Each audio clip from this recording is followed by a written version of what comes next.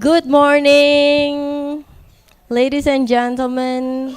We kindly proceed with the first agenda for the DHIS2 Asia Pacific Conference. We would like to kindly ask all the participants to take your seats because we want to have the welcoming dance from Bali. So please, everyone take your seats.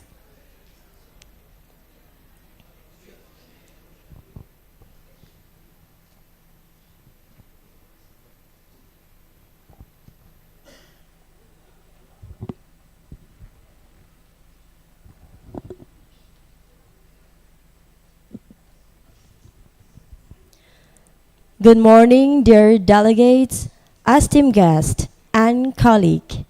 A very warm welcome to the beautiful island of Bali, Indonesia, for the DHIS2 Asia Pacific Conference 2025. We kindly ask all participants to be ready and take your seat. We are about to commence our official opening ceremony. It is with immense joy and profound gratitude that we welcome you to this gathering of minds dedicated to health information systems in the Asia Pacific region. May the spirit of collaboration and innovation guide our discussion over the next 3 days.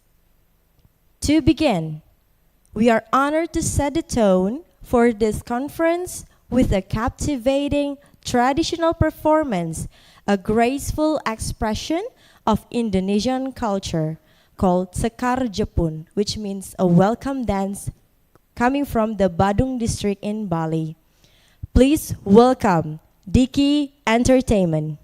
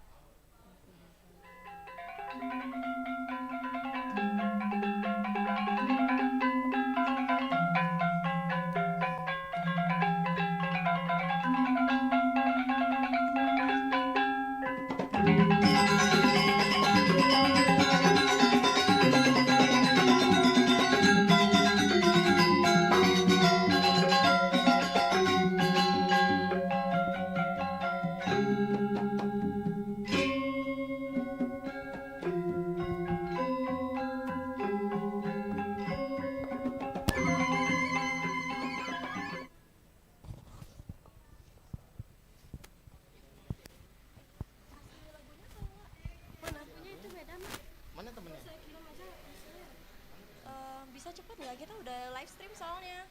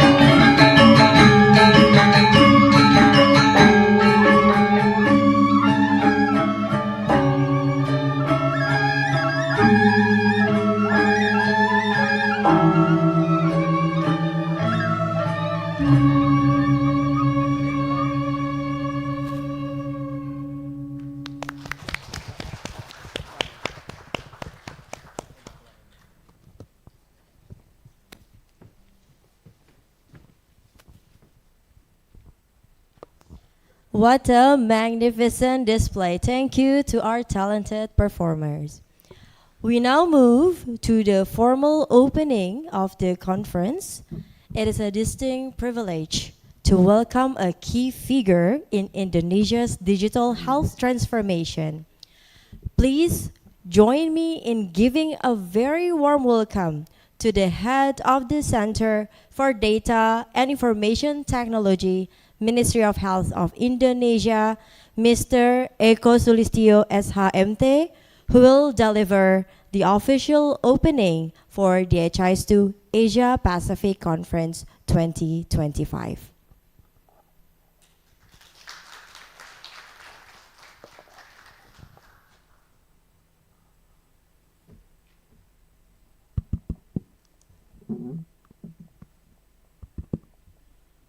Yes. Ladies and gentlemen, distinguished guests, colleagues, and friends, good morning, selamat pagi, and a very warm Welcome to the DHIS2 Asia Pacific Conference 2025 here in beautiful city Denpasar, Bali, Indonesia. It is a great pleasure and honor to see such a diverse gathering of digital health, digital leaders, policymakers, implementers, innovators, and researchers, each of you playing a vital role in transforming the landscape of health information system across our region. This year's theme, Connecting Communities, Advancing Innovation from Local to Global Impact, captures the spirit of what brings us together here. Over the next 3 days, we will celebrate collaboration, share, listen, learn, and explore new possibilities for using DHIS2 to strengthen data-driven decision-making in health, education, nutrition, and beyond. The Asia Pacific DHIS2 conference is more than just an event. It is a vibrant community of practice.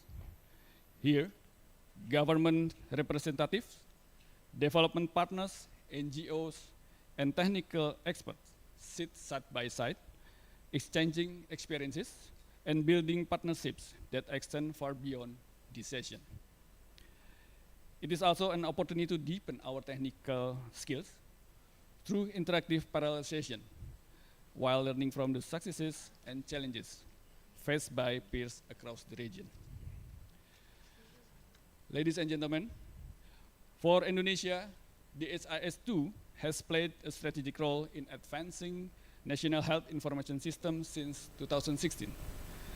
The Ministry of Health has long recognized the DHIS2 as a foundational platform for many program systems, including integration, data processing, and data analytic, as well as monitoring programs, enabling evidence-based decision-making from the district to the national level.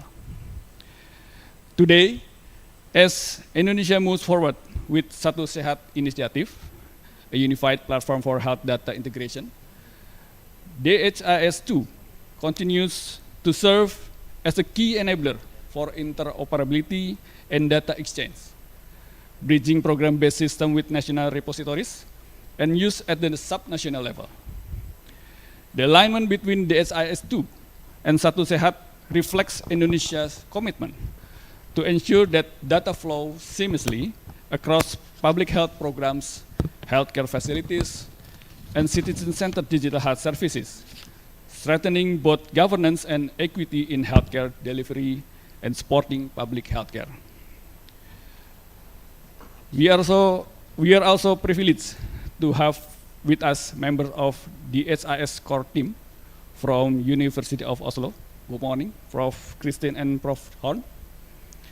Along with regional support hubs, its ISB Asia Hub, academia, and innovators who continue to push the boundaries of what's possible with the DHIS2. Their dedication and creativity remind us that the strength of this platform lies not only in its technology, but in the global community that sustains it. As we begin this conference, let us take this opportunity to connect, to share, and to innovate together.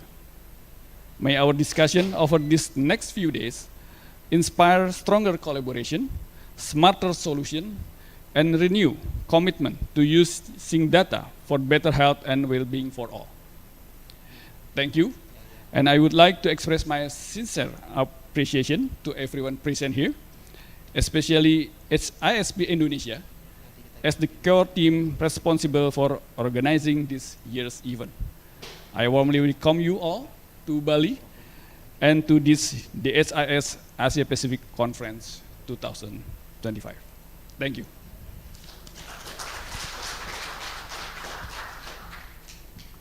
Thank you, Bapak Eko, for those inspiring words and for officially launching the DHIS2 Asia Pacific 2025 conference in Bali.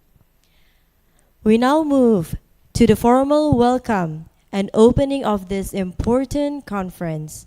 We are privileged to hear from the pioneers whose vision and dedication have made DHIS2 a global force in health informatics. Please join me in extending a warm welcome to Professor Kristin Bra and Professor Jon Bra from the HIP Center, University of Oslo, who will now deliver their welcome address.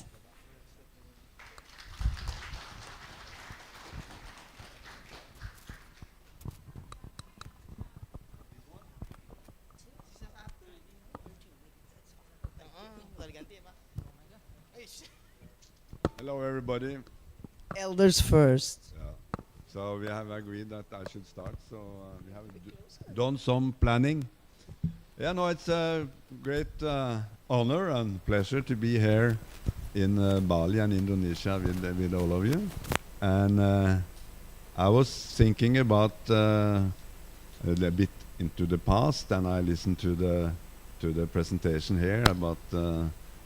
I think the 2016 was a year that was mentioned, and that was actually a meeting we had. I think it was that meeting here in Bali during the AHIN conference, where Hustatin and then director Oscar, we had a meeting and we agreed to start to use DHIS2 in Indonesia. That's then 9 years ago, if I'm not wrong. Maybe it was 2017, I'm not sure, but that was here in Bali, and that was something I was thinking about this morning. And it's a great to be here then, both in Bali and Indonesia again. And actually, I was also thinking about what we were discussing and planning at that time, and that was the start of what we call the dashboard project in Indonesia. It was a big project, and Farida was part of that, and we worked many places in Indonesia and worked on integrating data and creating dashboards and data use. And I want to use that opportunity to advocate for the data use project we now have with the WHO and HCC. And we have already done some work in Laos together with Dr. Chansley down there, and in Sri Lanka. And we would like to use the opportunity being here to extend that project to, of course, Indonesia, but also to other countries in Asia. And the aim of that project is to start again to focus on the use of data.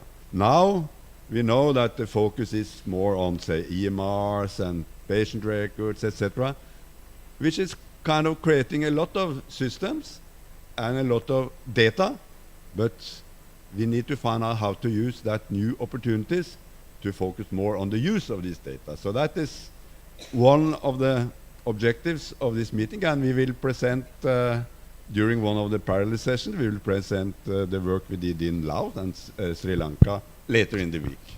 So that was my focus, to focus on data use in this meeting. So yeah, let me hand over to next speaker. Thank you very much. Thank you, Jørn. I'm very pleased to, actually my first time attending the HISP Asia Pacific conference. We are all very envying, all meaning all the other HISP hubs. We have 25 HISP groups all together now, including the HISP Center at the University of Oslo. And HISP Asia has been so clever in arranging these conferences. They are so clever that we also have a delegation from HISP Africa observing this one, so maybe they can learn how to make a similar one for the Pan-Africa HISP groups as well, and the continent of Africa. So we are very happy, and it's my second time in Bali, maybe fourth time in Indonesia. I was also part of the conferences and discussions back in the days. I'm very happy to be here and see that the HISP Indonesia has arranged this wonderful site, but also this conference for the first time being in Indonesia. And from the HISP Center point of view, we are very interested to see how we can, as Jørn said, I mean, in these difficult times where we all face problems with the lack of money in the global health space, with the Ukraine war, meaning that global health security are becoming national health security, aid money going to the war instead of for development in the global health space. We see the tendency that that global organization and UN organization getting less money, and then in the end we have the situation in the US coming since January with the stop orders from Trump. So all these make it more important for us to work together. So I think it's very timely to have a conference where we can utilize the opportunity to sit and discuss how can we make use of the resources we have. And very good that we are not the HISP approach is to build capacity, to build ownership, and we don't do secondment that are then disappearing like the USA do. So when the money is gone, people are gone, systems are gone, capacity is gone, but we build capacity in the ministries, in the countries, so everything is there still. So what with less resources, how can we mobilize and how can we work together in a better way, more smart way, not having parallel initiatives, but work together in collaboration in every country. Tomorrow morning we will talk about, we will have a climate health session, and we see that for Asia, as well as the rest of the world, climate sensitivity of diseases is becoming more and more important, and we will then the latest work in the DHIS2 space and the platform is to develop climate health tools on top of the DHIS2 platform for everyone to use. So we are developing that one, financed by the Wellcome Trust, but it's available for everyone. As everything else we do, it's a global public good. So what we are doing is working with 10 countries, but we will be able to utilize and present and make this available for all the Asian countries, and we will hear case studies that you hopefully will be inspired by, and then we can discuss more collaboration on that part. So that's my last word. So my last I think initiatives around climate health could be a way of also engaging more investors for our work on making use of all the data is there to better decisions, better analysis. That's the most important thing that what we are doing. So thank you so much. I mean, from the HISP Center point of view, thank you so much everyone, and I'm very great to be here in the opening, and I hope this will be a very good conference with a lot of discussions and a lot of good presentations. So over to Rati. Thank you.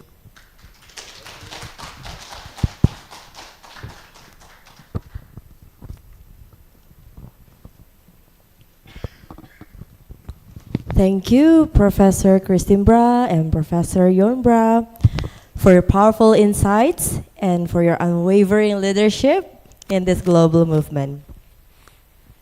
Ladies and gentlemen, we now transition into a critical session designed to ensure that we all move forward to a cohesive and a well-informed community. This session is the participant introduction as well as the conference review. I have the distinct honor of not only serving as the master of the ceremony, but also co-facilitating this segment. I am Rati from HIPS Indonesia, and I will be joined shortly for my esteemed colleague, Richard.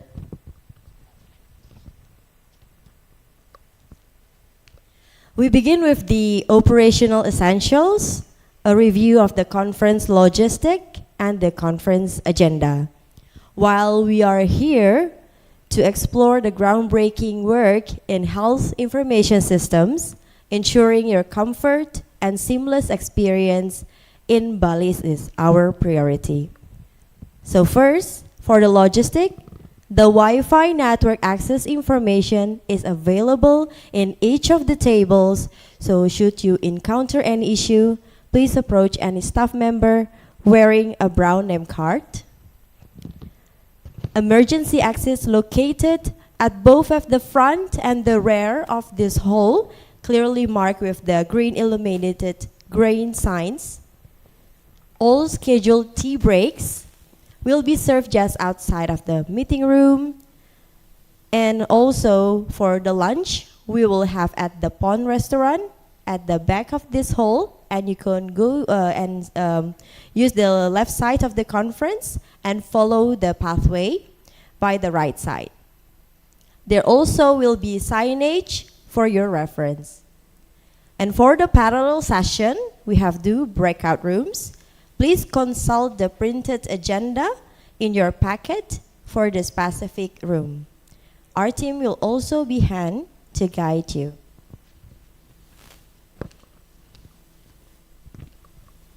So to manage the time effectively and ensure maximum engagement, we will conduct our participant introductions through a quick regional call. This will help us all appreciate the sheer scope and breadth of expertise gathered in this room. We are truly a powerful community indeed. I now invite my co-facilitator, Richard, to the stage to help me manage this segment. Please welcome Richard. Thank you so much, Rati, and a very warm welcome to everyone in this room. We can really feel that the energy in this room is so palpable. As Rati mentioned before, we will conduct a quick introduction. Please, when I call your country and your organization, please stand up briefly and give us a wave, maybe say hello or something, so we can acknowledge your presence here in the room. So let's begin.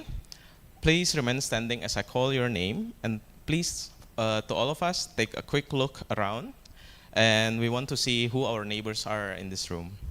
So to all our colleagues representing from the HIP Center UIO. Yes, please. Please.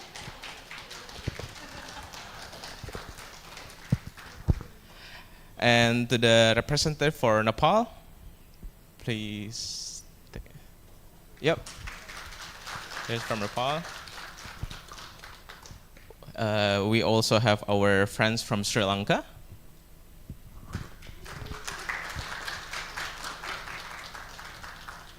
And next from Bhutan. Yeah. Next, we have the representative from Maldives.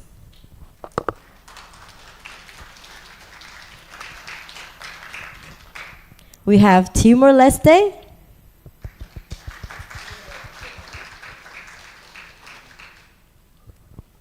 Lao PDR.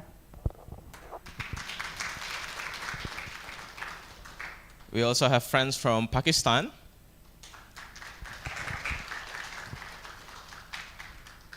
And next from Bangladesh. Bangladesh.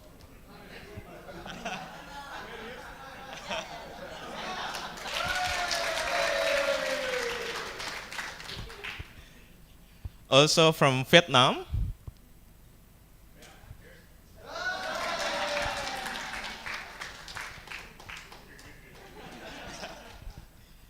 And from World Diabetes Foundation.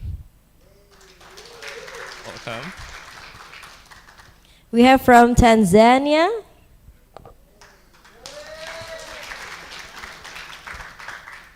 From Uganda.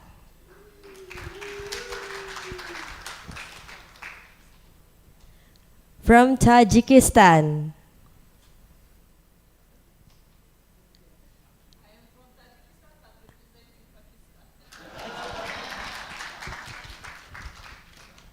And finally, from the host Indonesia team. Everyone from Indonesia, please stand up.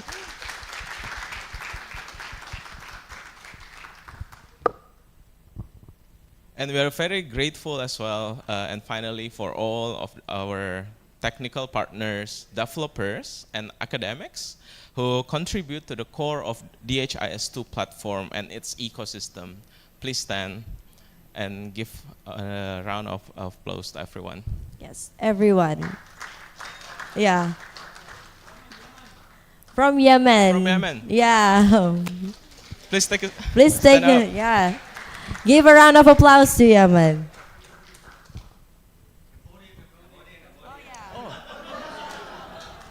Cambodia, everyone.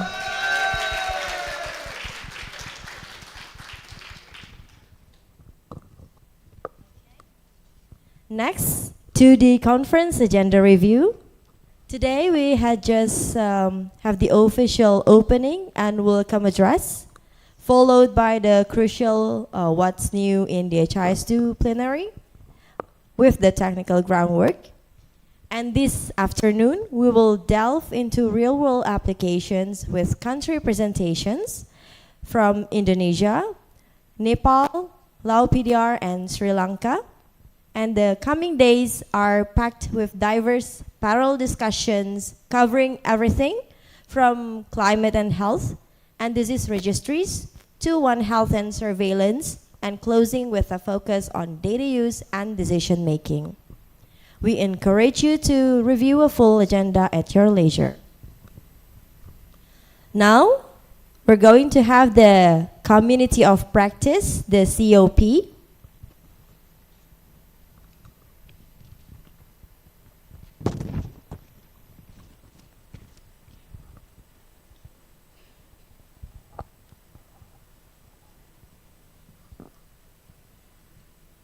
As what have done from the last year and backwards, we have the DHIS2 Community of Practice, a global and living DHIS2 discussion forum that is open to all users.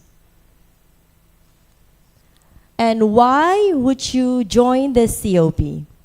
It's relevant resources, information online, so you can access everywhere, anytime, as long as you have the connectivity.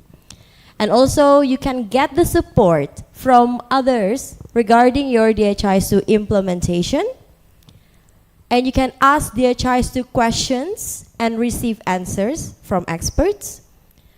You can share your experiences, lessons learned, and best practices from others to benefit from. And you can discuss about the new features in DHIS2. It is a place for comments and feedback from the community. You can have the community engagement, make the connections with users, more than 170 countries. And also, you can have the integrated new version of DHIS2. So please, everyone, you have your mobile phones, you can scan the QR code and engage with our Community of Practice platform to make sure everyone's are engaged and up to date to the latest version or having a crucial discussion with the global experts across the world. So you can scan, join the COP, redeem your badge, complete your profile, and reply the academic topic. Or if you are unable to scan the barcode, there's link community.dhis2.org. Or for this specific conference, we also have updated our agendas in the COP with the following link with /Asia 2025. So I'm giving you a minute for typing or even scan the barcode.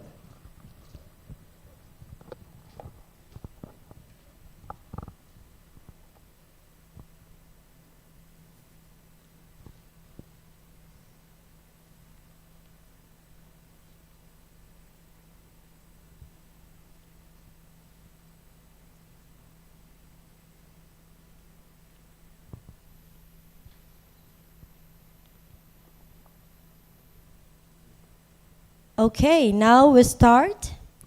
Next, we turn our attention to the driving force behind this regional network, the DHIS Asia Hub. So this session, Welcome from DHIS Asia Hub, is an opportunity for the hub to connect with you directly and most importantly, gather participants' expectation using the interactive tool Mentimeter.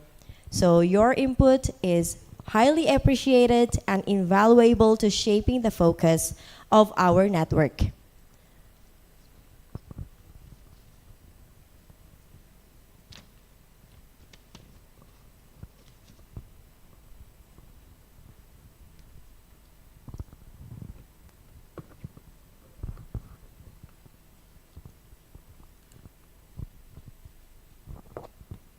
So please, ladies and gentlemen, you can scan or input the code for Menti with the link menti.com and enter the code 72076792.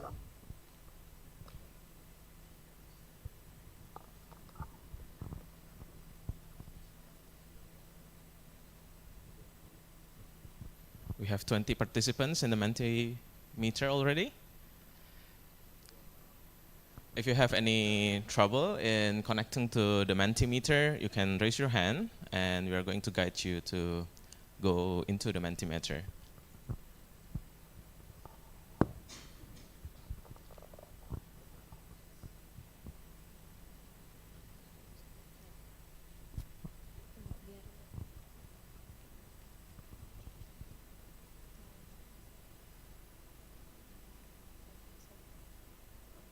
Okay, so everyone has connected successfully to the Menti? Yes? Okay. Then we're going. Yeah, we have 30 38. participants have joined the Mentimeter.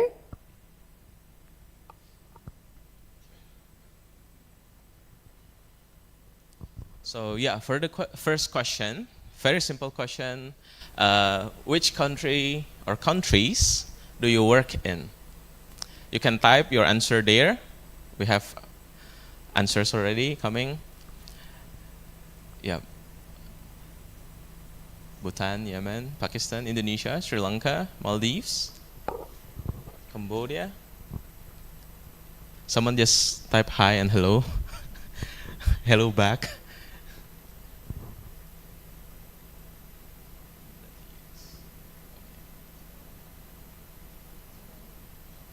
Oh, Somalia. We have Somalia, Vietnam, South Sudan, Tanzania, Nepal, Laos. Okay, so we're gathering informations. As you can see, it is a huge community we're having from Eswatini, Tanzania, Pacific, Somalia, Indonesia, Pakistan, Laos.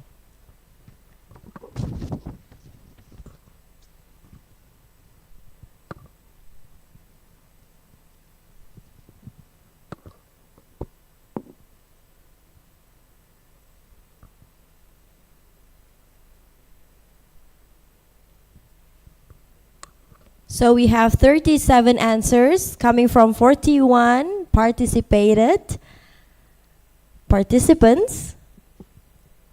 Yeah, we're still waiting 3 answers here.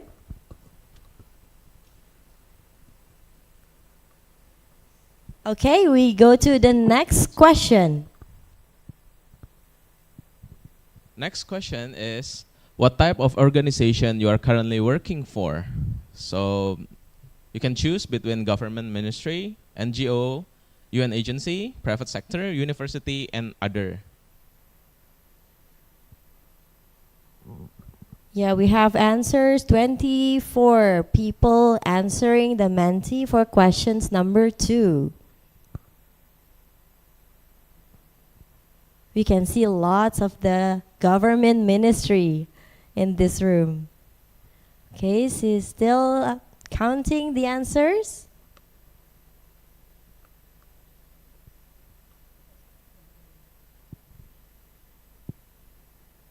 So anyone here choose other in this room?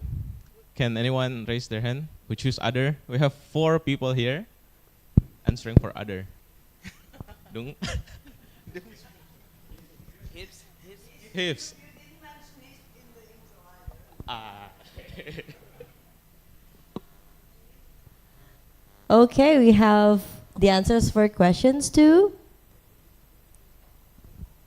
We have next question.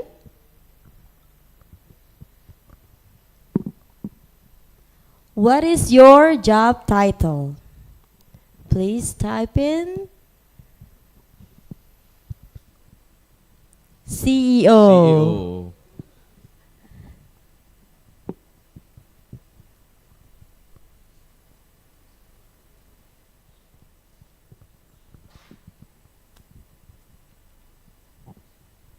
Again, we have a very diverse answer here. CEO, officer, founder, officer for his, coordinator, consultant, health MIS expert, statistician, ICT, implementer, vice chief.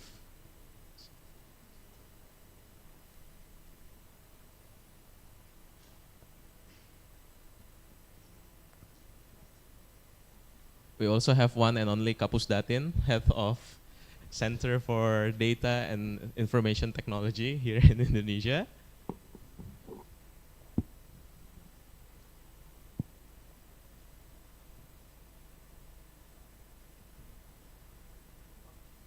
Yeah, we see the answers keep coming.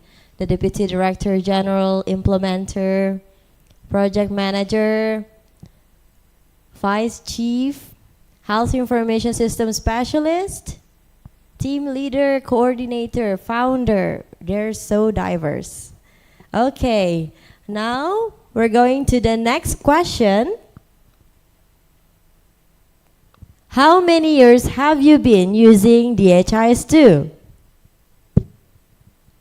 1 to 2 years, 3 to 4 years, and 5 years plus.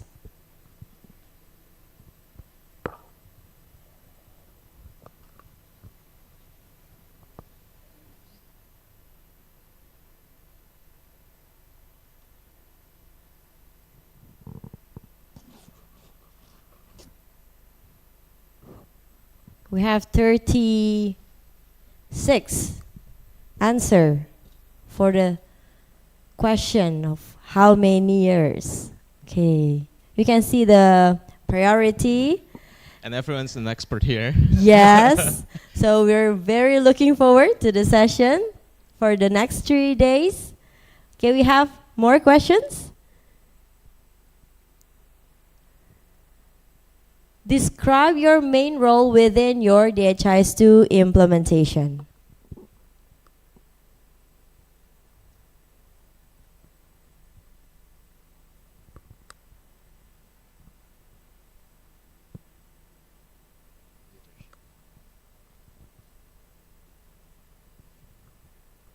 We have leadership, facilitation, research, team leader, coordinator, resource mobilization, project implementation and coordination, funder, coordinate, support government, system administration, data manager.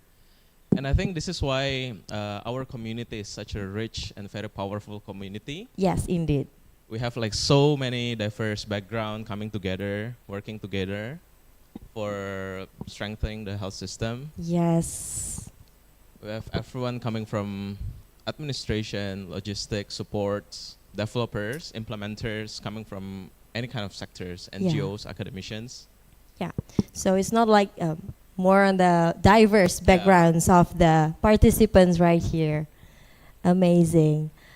Okay, we have also the DHIS2 implementer, support users, and implementer. Okay, next question. Can you describe the use cases you are working on?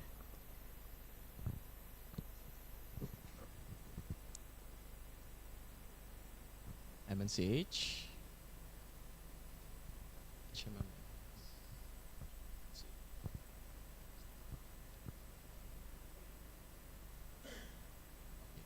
We have answers for MNCH, maternal, neonatal, and child health, HMIS, NCDs, non-communicable diseases, again, MHIS, so many things here. DMI, HMIS, HIV/AIDS, climate health everywhere, data quality, HIV, AIDS, and STIs, vector-borne diseases and climate health. So everyone is so experienced and so diverse. We really hope within these 3 days you knows who you are, you knows who your friends are. So we can discuss, and coming from a lot of different perspective, we are expecting you to ask different questions, because as people see, the more you ask questions, the closer you are to the answer. Indeed, yeah. So early warning systems, DHIS, TB. I also see the DMI, DMI, yeah. yeah, which Digital Maturity Index, surveillance. Okay, there's so many. So many. Yeah. Next question. What are your expectations for this conference? So you may fill in and type in Everything. what are your expectations during these 3 days in Bali. Networking, Okay. Balinese food, sambal bata. Networking, learning, sightseeing, okay? Legit. It's okay. To learn from the other beaches. Holiday, learning, knowledge about interoperability, networking and learning again, engage with collaborator, learning. Yeah, so we can see people here are for networking, learning, and also for Bali. Yeah, for the Bali itself. Okay. Learn more experiences from other countries. New ideas about implementation. DHIS2 updates. Hear challenges and opportunities from different countries.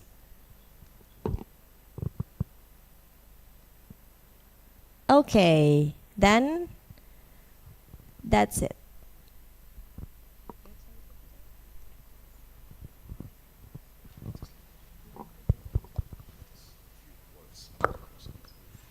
Yep. Hello. Good morning, all.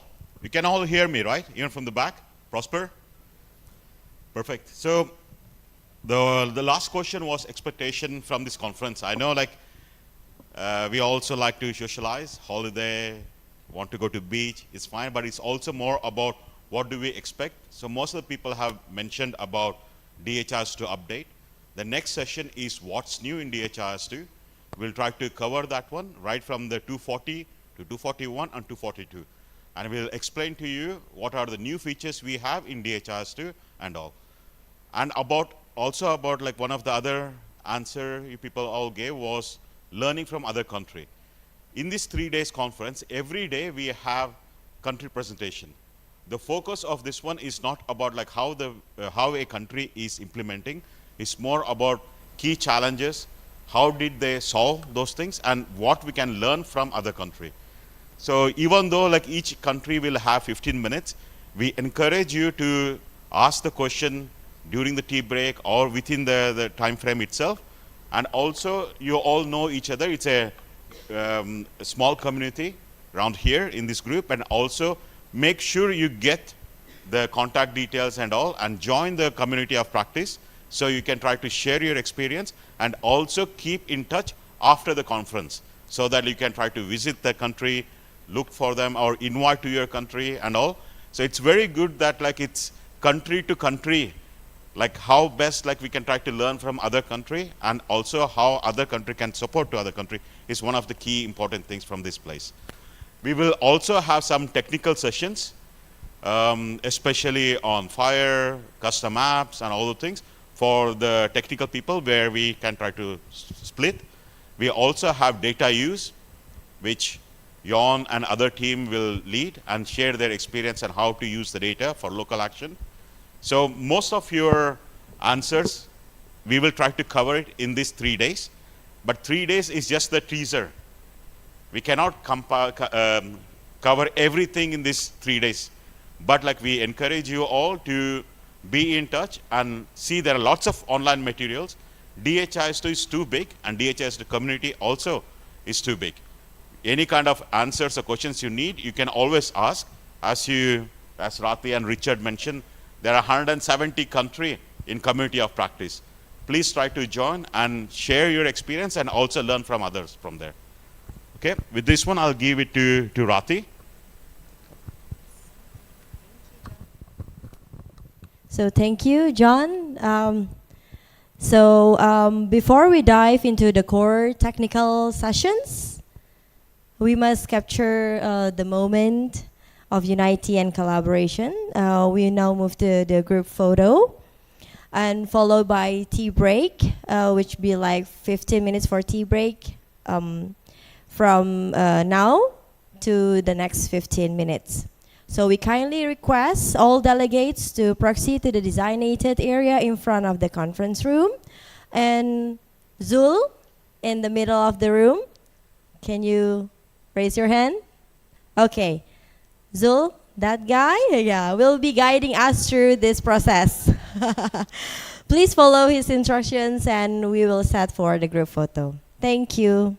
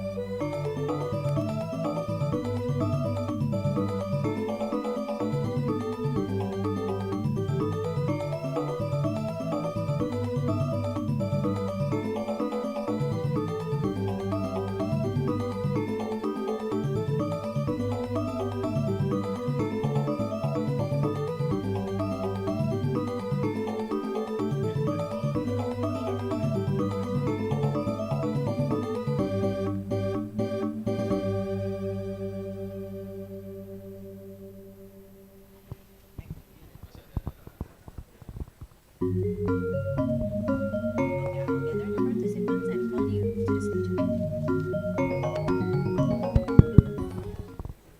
right, everyone, ladies and gentlemen, we will start the next session very soon. So we kindly request to all the participants to take your seat.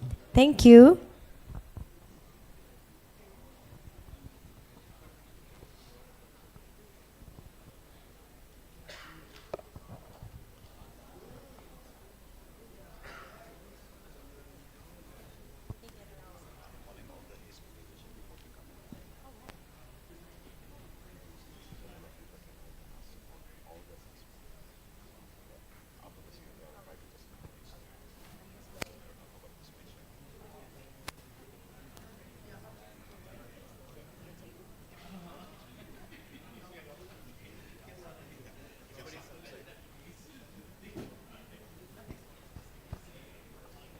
Now, welcome back, ladies and gentlemen.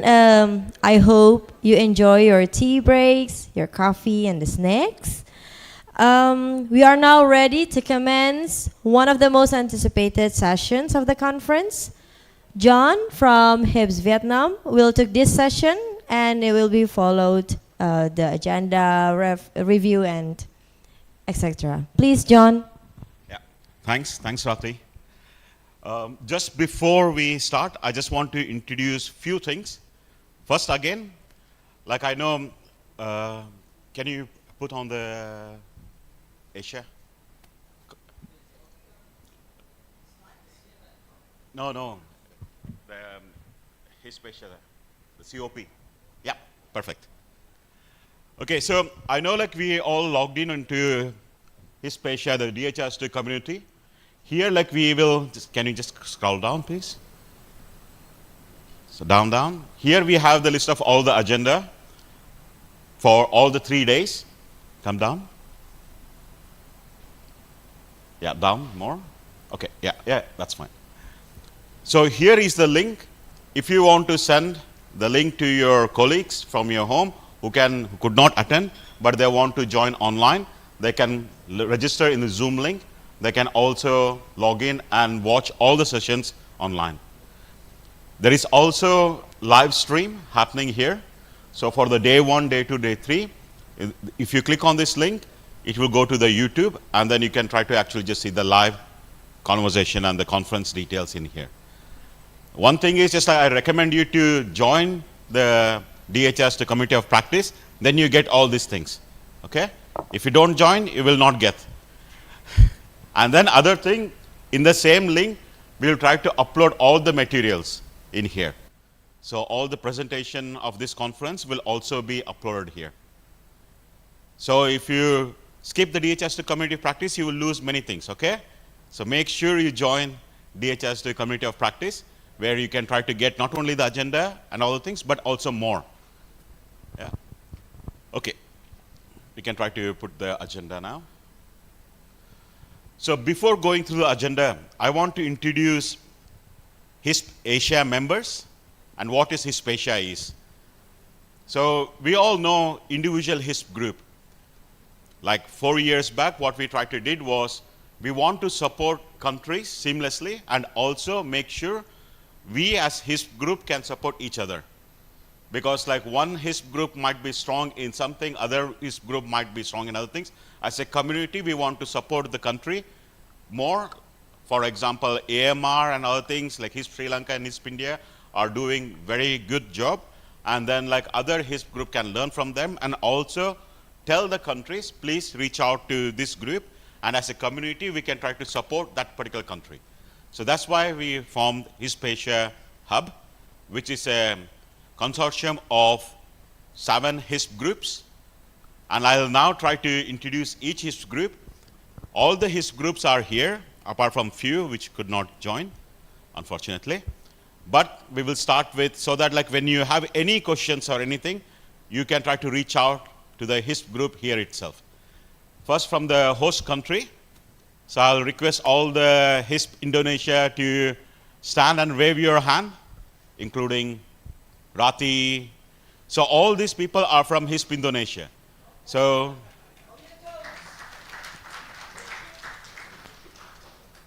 So they are good implementers. They know about Indonesia, how it works. They have done many projects around here. If you have any questions, please ask these people. Okay? So next, we'll start with HISP Bangladesh. So we have two people from HISP Bangladesh, Dr. Hanan and Naeem. So Naeem is technical person.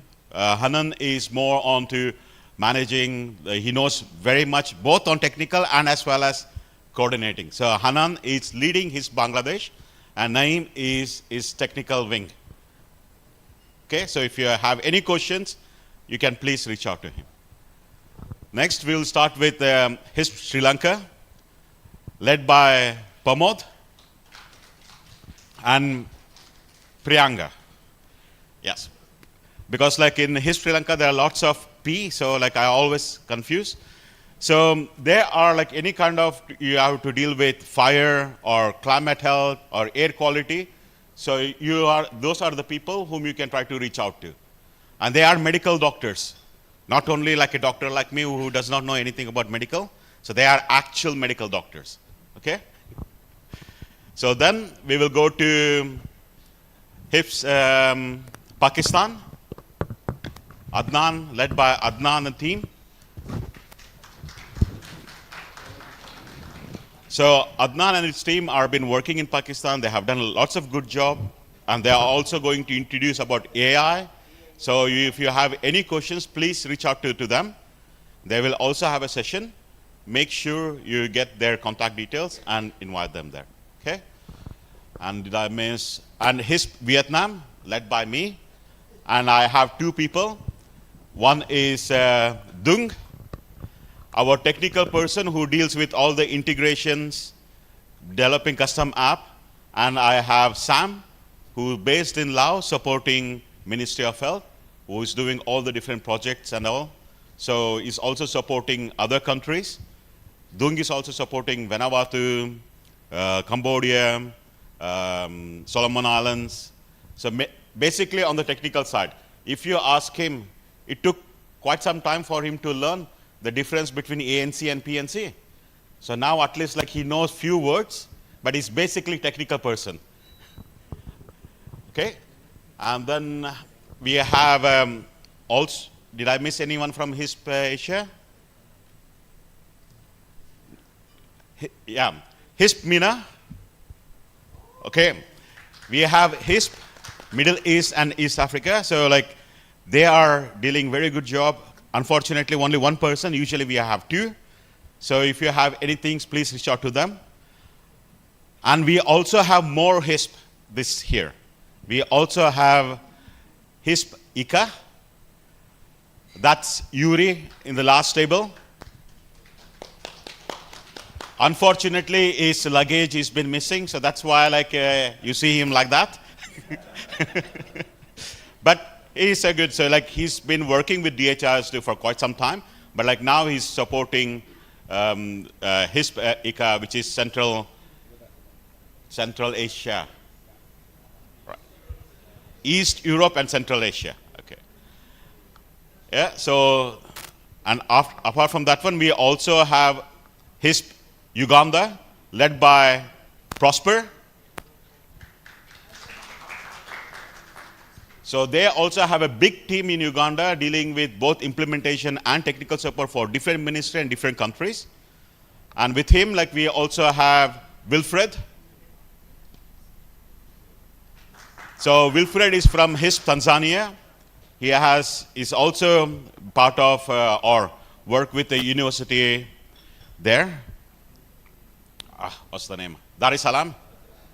University of Dar es Salaam, and then like he has good developers. They are also, his team has also won lots of app competitions. They have made lots of app, everything with integrated system, integrated dashboards and all. So you can also talk to them to learn what they are doing from their things and also support them on also like learn their experience and like the apps and all the things, so they can also be useful for your contacts. There are many projects what they are doing in their area. Okay, so I guess like we have introduced all the HISP. So now we will quickly go through the agenda first, and then we will jump into what's new. Is that okay? Good, so we finished the first two part, all these things, it's fine. Can you come down? Scroll down. We will start with what's new. Pramod and we will take the session. We will introduce what's new, right from DHIS2 version 40 to version 42. And like if any countries are using below like 38, 37, 39, we encourage you to upgrade because these are very key features, what we're going to focus on and how things are. Then like we'll have lunch. After lunch, we will have country presentation, starting with from the host country, Ministry of Indonesia, then Nepal, Laos, and Sri Lanka. So they will focus on what they've been trying to do using DHIS2 in their country so that we can all learn. And after lunch, after the country presentation, after the tea break, we will have parallel session. This hall will be broken into two. So this is called Shanti, and that one is called Rama. So all the live stream, wherever you see live stream, it will be in here, in LCD. And then the custom app and other things will be in that side. Okay, so please make sure. So when you have, can you come down a bit? Yeah. So all the custom app and everything will be in that side, which is Rama, which will be different entrance. And the first one, which was about, can you scroll up a bit? About data quality and metadata assessment, that will be in this session. Okay? So next. And today during the Today during the What's New, we will give a 1-minute teaser about climate health. But on day 2, we will have lots about climate health and DHIS2 and country experience. And this is something which we urge everyone come on time. Okay, we start at 9. So make sure you are there for this place. And this will be for the entire hall. Yeah, come down. And after the climate, after the tea break, we again will do the parallel session. The disease registry will be in that place, which focus on regional TB, migrant project, cancer registry, and oral health. In here, in this place, in the LED screen, we will have assessment, like how to do the DHIS2 assessment will be taken online by a few of the people, and then like we'll just see how this one goes. This is the basically how do you do the assessment of your own country for your DHIS2 readiness and things. Then like we'll have the surveillance part, which is again the parallel. So One Health and surveillance will be here, and then tracker to aggregate and ClickHouse, there are two different things, will be that side. Those are technical session. Most of the technical session we'll try to put there. And most of the data use, One Health and other things are here. Okay, and then after the tea break, we'll all come back. We will have a country presentation from Pakistan, Bhutan, Bangladesh, and Hismina. That's on day 2. Okay. There might be a slight changes in the conference because like we also need to tell some things. After the day 2, we will have a gala dinner, which Rati will explain more on day 2. Yep, come down. On day 3, we'll start with personal and case registry with NCD, Indonesia stunting, primary healthcare registry from Maldives. And then like we will have a integration on fire implementation, that's also will be around here. Day 3 is only one room, so one big room. So there is no parallel session in day 3. Okay. Then like we'll make sure we get into the data use and decision making. And then like we will have, after lunch, we will have country presentation from Yemen, Maldives, Pakistan, and Timor. And then like we'll get some feedback and we'll close a bit early, depending on how we are, okay? So those are the basic agenda. Based on your, the Mentimeter, I guess like we have covered most of your requirements or what your expectations are. So without any further ado, like now we'll start with what's new in DHIS2 from 40 and up, okay? So now I invite Dr. Pramod to come around and start what's new.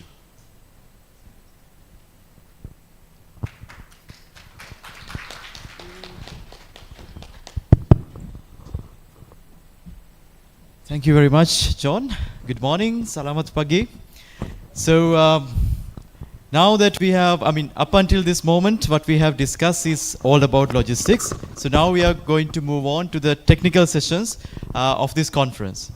So as usual, just like following the tradition of last few years, the first session in our technical component is going to be on what's new in DHIS2. So we are also trying to align and give you the same experience of what's happening in our DHIS2 annual conference in Oslo, where first thing that we discuss under technical is also going to be what's new in DHIS2. So here, what we are trying to do is to give you an idea around like what to expect between the versions of 40 and 42. Okay, if you are kind of confused as to like what is DHIS2 version 40, is it not version 2.40? We are now moving on, given that we have like, we started off with 2 point so many and now we are 2.42, it's going to be 4.3. So we kind of drop the 2, we go with now 4.0, 4.2 likewise, okay? Right, we try to focus a bit more on the latest content, but we will try to also relate back to what you were experiencing in 40, because I know like most of the countries here are using version 40. Am I correct? Can we see like how many of you are using version 40 in your countries?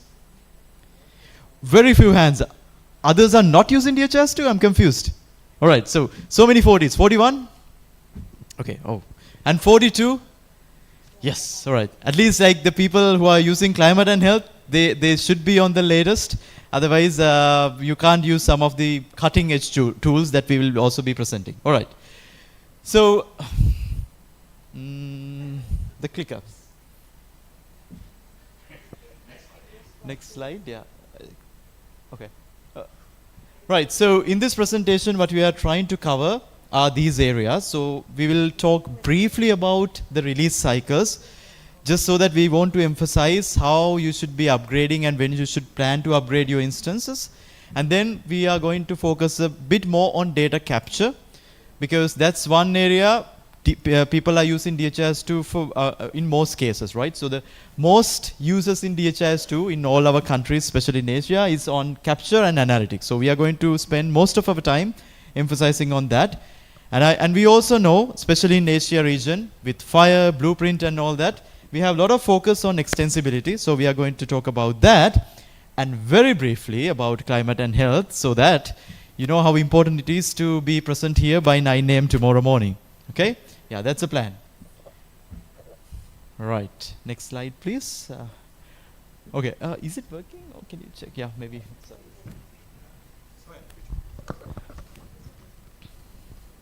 Right. So the latest version of DHIS2. Okay. Yeah. Is version which one? 42. Right. So now, since last few years, we are releasing major versions of DHIS2 once a year, right? Not like what it was before, like twice a year, and even I think like so many years back, it was much more we were at a higher frequency, but now we are focusing on one major release per year. Okay, but in the next slide, I will mention you don't have to be disappointed, and how, like, in case if you have more frequent requirements, how we are going to cover that, I will come back to later. But the most important thing is that because now we have once a year release, right? If you are in the habit of waiting for 1 year to upgrade your instance, because I know like good old days, upgrading DHIS2 like 2-3 times a year was a major task, right? That's why you tend to do it once a year. But now if you are kind of waiting, you are missing out on one major release if you wait for too long. And also make sure we have something called patch releases, right? This is to support with bug fixing, security fixing and all that, which is very important, especially in modern era where we always discuss about the security issues, cyber attacks and all these things. So that's why you have to make sure that you also are in a release which is supported by the patch releases. So as of now, we are providing patch releases for current version and 2 versions before. Okay? So meaning, if you are on version 42, right now, that's the current version now, patch releases will be supported for 41 and 40, right? So that is why if you have any DHIS2 instances which is say 38, 39, it is high time that you upgrade your DHIS2 instance so that you receive all the very important patch releases which will cover security as well as few other additional functionality. Okay? All right. Right, and the other important thing I want to mention, if you were feeling a bit disappointed, now we have to wait one whole year for the next release of DHIS2, we have this concept called continuous releases. So what that means, I know like most of you, at least when you are implementing DHIS2, you know like we have a back end and a front end. Front end is all the apps, the user interfaces that you see, okay? So these front end applications are now under something called continuous release, meaning like even though you are using a major version, if you download and install a major version, which is released once a year, you still can use this continuous release front-end applications, which will be having so many releases throughout the year. So it is not once a year release when it comes to, which one? The front-end apps, okay? The back-end, the main core will be once a year, but the front-end apps, you will be having continuous releases throughout the year. So that's how we bring in and we cover most of the requests coming from you all, in including features and even fixing some of the bugs which may have been there in previous versions. Right? Okay. About the login app. I think, how many of you have been using DHIS2 for 5 years? 10 years? All right, now I'm not looking at the University of Oslo and the HISP. Yeah, all right. So the thing is, one thing which has been quite static over the years, even more than a decade, has been the DHIS2's logging page, okay? So in recent releases, we have kind of bring in some functionalities to customize the login page. So much so now it is, this is the traditional DHIS2 instance landing page that you may have seen wherever you go, because most of the people don't even change the color, right, the background color, but now we have functionality in changing, customizing it a little bit so that it looks slightly different, right? So this is how it looks like in newer releases, and this is something that is introduced in last few versions, okay? So you no longer have to stick with the traditional login page that you have been used to. So for years, we have a few modifications that you can do. Okay, right. So with that, we are now going into the two main components. One is on capturing data, the other one is on analyzing data. So let's see what is new in data collection. And first of all, let's look at what kind of new functionalities are there in aggregate data. What are the two types of data that we collect in DHIS2? Aggregate and individual. Yeah, it could be tracker or event, whatever it is, but individual level data as well as aggregate. So first we are going to look at aggregate data. Right. Can we see the countries who had this issue? Right. If you can remember, when you configured the data sets in collecting data, you had, for data quality purposes, we wanted to see the timeliness. Okay? So we had this configuration days after period to qualify for timely submission. Previously, it was only accepting integers, full numbers, right? So it has to be 1, 2, if it is days, it's going to be 1 day, 2 day, like that. But we had some programs, for example, surveillance programs, which required, no, we can't wait for one whole day. We want in half a day, right? So now we are having this a number function, meaning you can even type in decimals, right? So with that, now, because this is also highly requested, especially from the surveillance program, so it is supported now. So in capture interface, you can configure the timeliness, including the decimals, right? So this is especially to support the surveillance use case.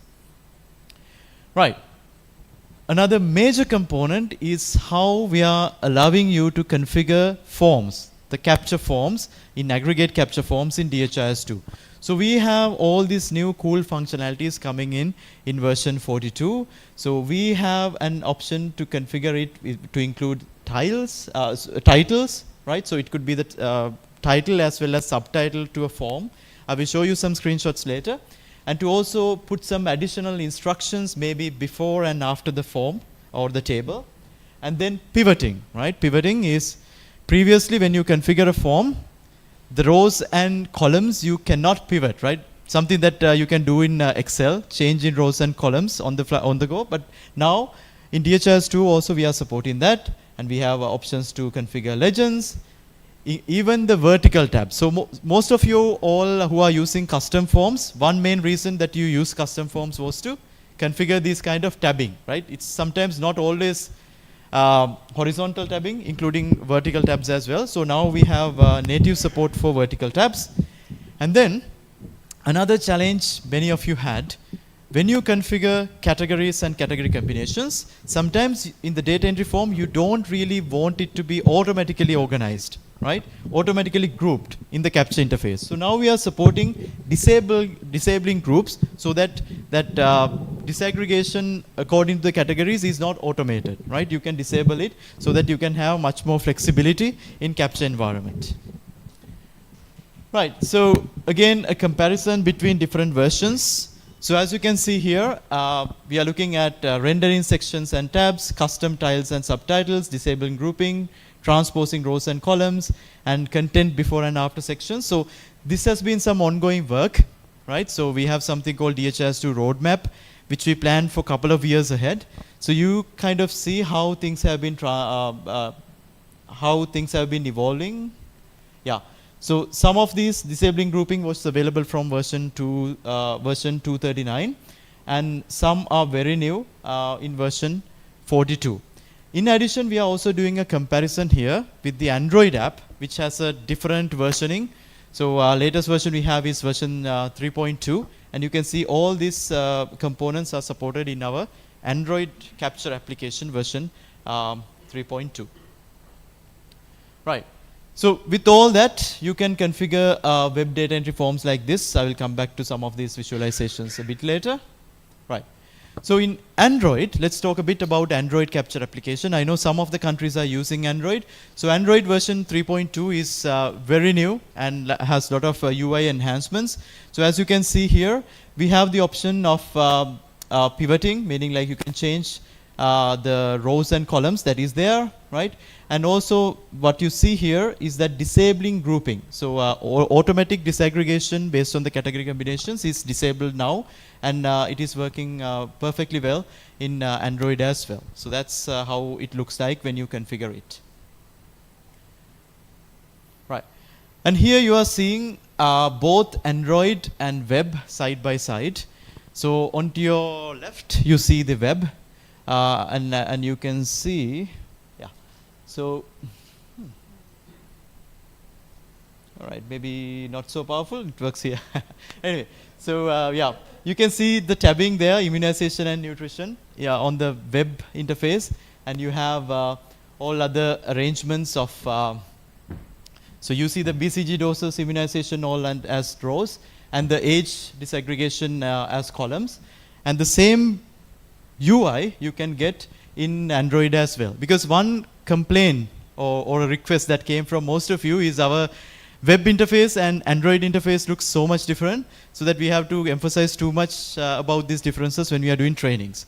So we are now trying to make sure they look, I mean, you know the challenge, right? Because the interface is very small when it comes to mobile, so we can't do everything that you do on web in mobile, but we try to get as close as possible, and this is supported now. And here you see the title and subtitle appearing more or less same way in Android and web. And in addition, we have some additional text that we can put below or above the main table that is collecting data. And then we have the option of disabling disaggregation as well as shifting between columns and rows, and the tabbing functionality. So all these are supported both in web and Android. As you can see here, we are having a landscape view of the Android device, so probably this is a tab. You can do the same on mobile as well. Yeah. Right, so those are the major enhancements that we have in version 42 related to aggregate data capture. Let's see now what are the enhancements we have for individual level data collection. Right, so first of all, I mean, the main challenge with a platform like DHIS2, and we are all receptive to feedback coming from you, is sometimes you say, but the Android application could be a bit too overwhelming. right? That's a challenge we have because our use cases are so diverse. We have to serve nutrition use cases, immunization use cases. I mean, we can't even, and that's only inside the health domain. But sometimes we have DHIS2 being used for education, agriculture, so many different fields. So given that, we have to make it so generic. So due to that, we have to include more and more functionalities. And sometimes some of the very important requirements, like for example, following up, which is very common in field practice, and transferring, completing enrollment, closing, things like that, they want it right at the top. And also have a configurability so that you don't put all that buttons in every implementation, but only in some of them. So now we have something called quick actions, and this is how it is supported. So in Android configuration app, it's a web app. You can make sure what are the different icons that will be appearing in the quick actions bar. So you can change it from program to program. It's not for the entire implementation. For different programs, you can have different quick action buttons. So when you do that, when you open that program, it will be mentioning right at the top only the selected quick action buttons. So that is supported now.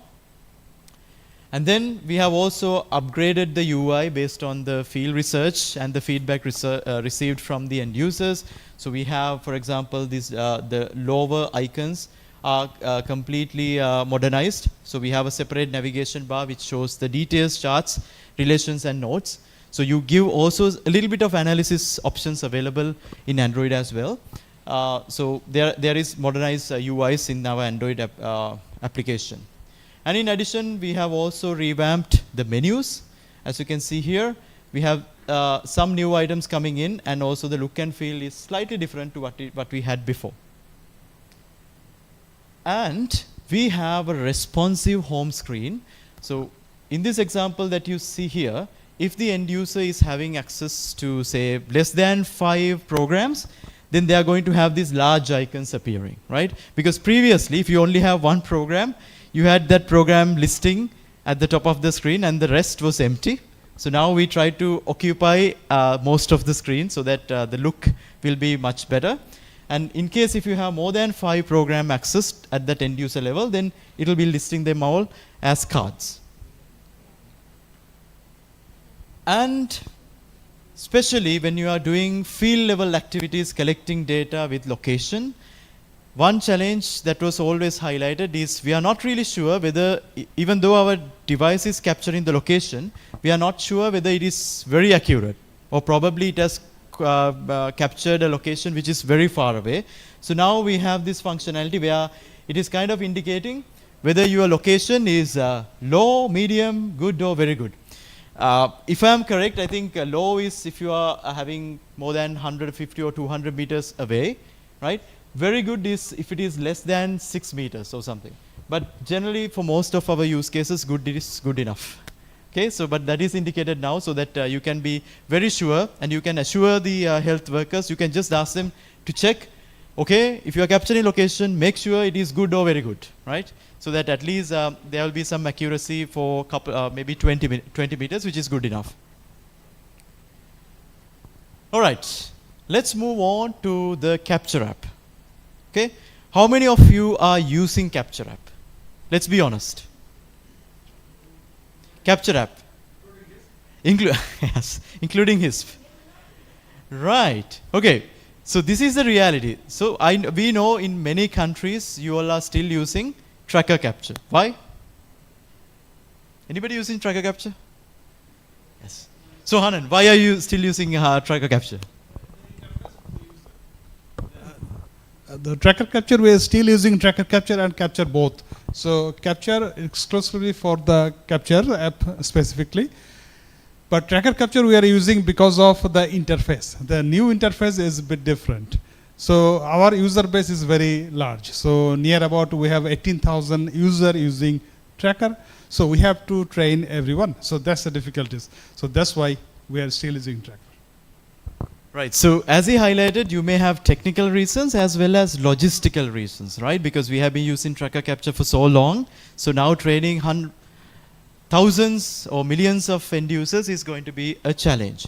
But what we are trying to, one challenge we had with tracker capture is that it is sometimes not scalable and the UI and the technology behind that was not modern enough to incorporate some of the cutting edge functionalities that is coming in for individual data collection in DHIS2. It is not just data collection, by the way, when it comes to capture. Now we have functionalities. I know some countries are already using it, like, for example, growth app inside the capture interface. So it's all there. Okay, so let's look at some of the new features that we bring in for the capture app. Okay, so what you see here is bulk operation. Have any one of you had any requirement related to bulk operations? Yes, which country? None of you? Really? Are you sure? What do we mean by bulk operations? Okay, so one main domain, of course, outside of health that has been always requesting this bulk operations was education. Why? Because always, like, if you look at a class, right? So you do bulk, you mark attendance in bulk, right? Within 5 minutes, you have to complete marking attendance for 30, 40 kids.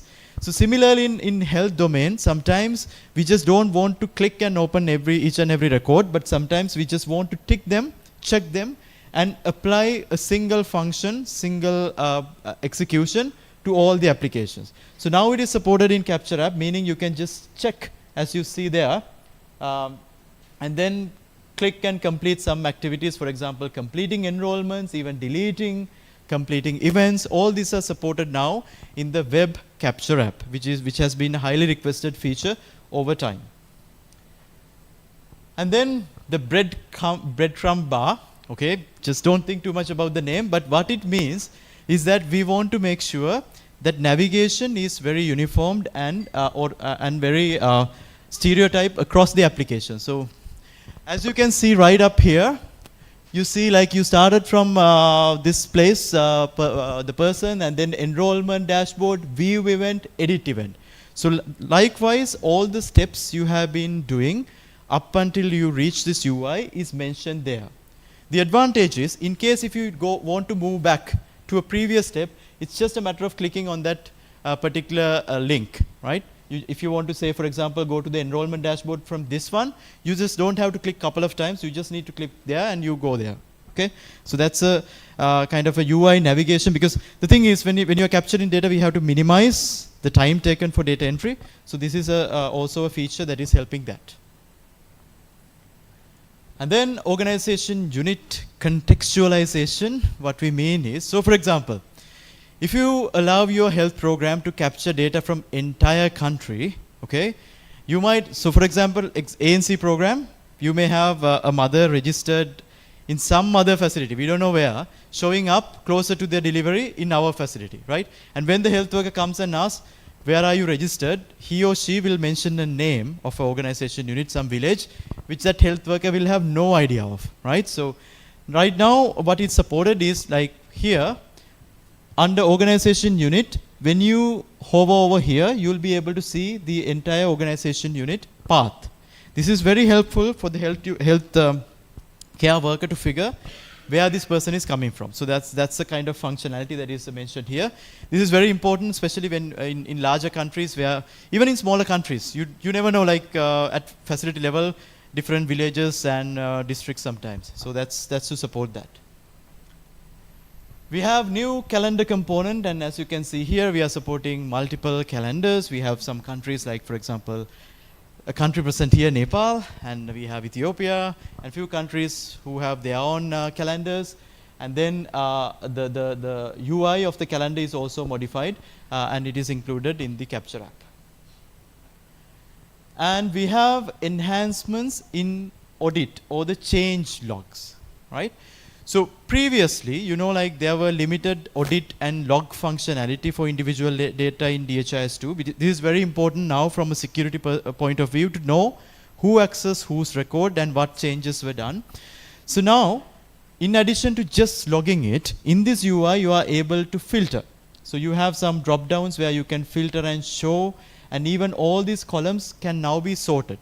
Right? So previously it was just a text appearing, and now you have more functionality in filtering and sorting, so that, because, you know, like, at individual level, these change logs can be very long. So it is very important for you to have this filtering and sorting functionality, and it is included. So these things will be enhancing in time to come, but this is a start. And the launch page. So rather than having a blank page where you are landing, I know like for most of the DHIS2 users, you don't see this. Same for me, right? I have never realized that you have something like this. Right? Because the thing is, we are so used to the DHIS2 UIs that this becomes a blind area for us because we don't even focus. Unfortunately, for most of our countries, even the dashboard is like that for many users, right? Dashboard is just a landing page. You see like something very nice, but you don't really look at the visualizations for data use. So that's one finding we have from data use.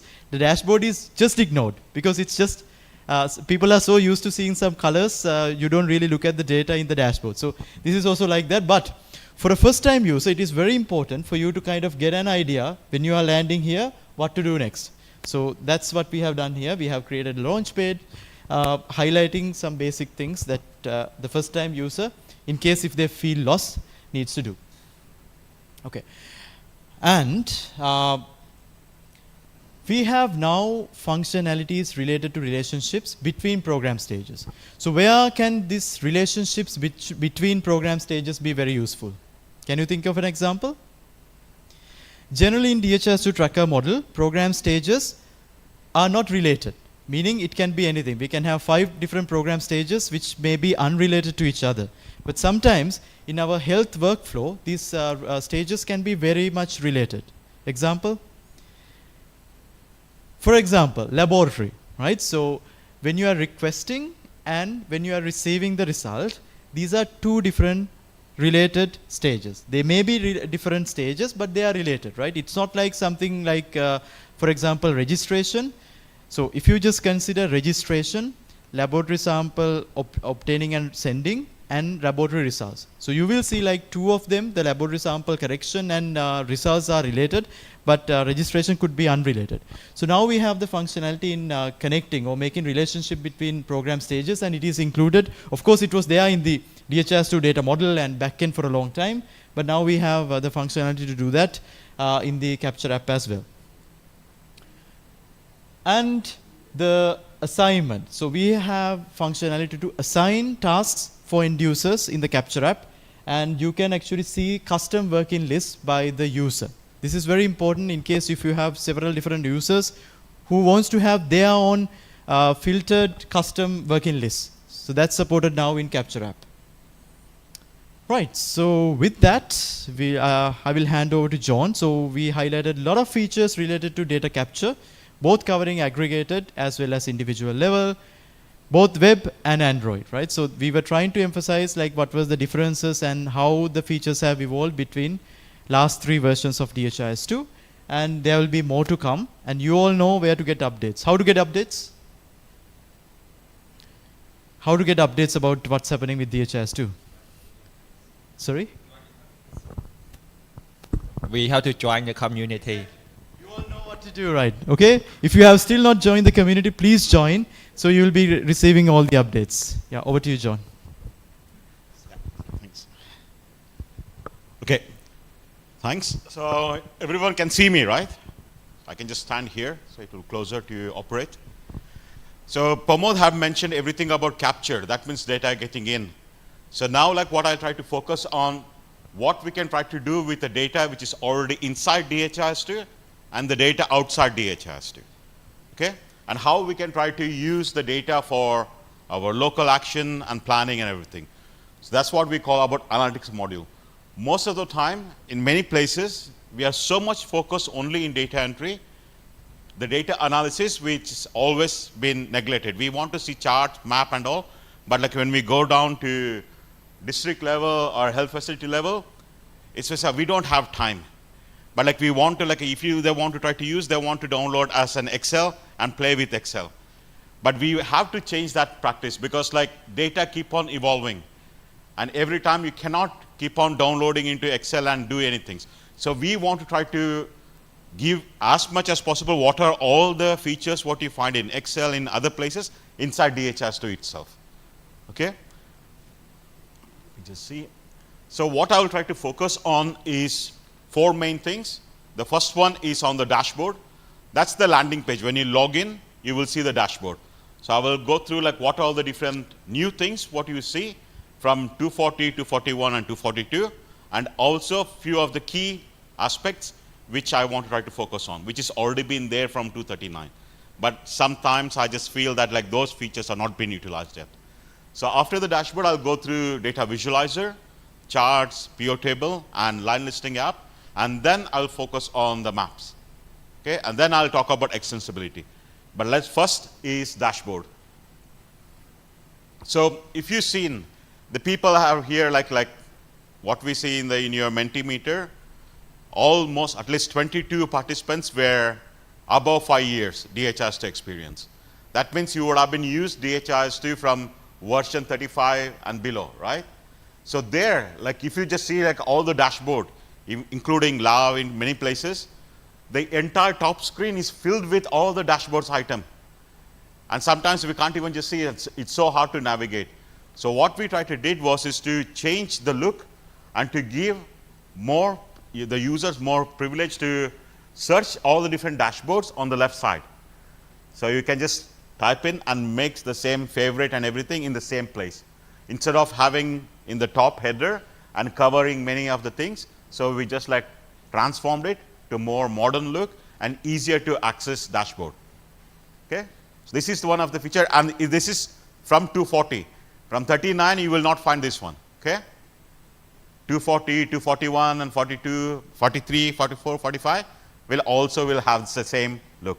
If you, that's why like we just say please upgrade, because the older time like where we had all the dashboard on the top, we found it, and also with the users, it's very hard to navigate and select favorite.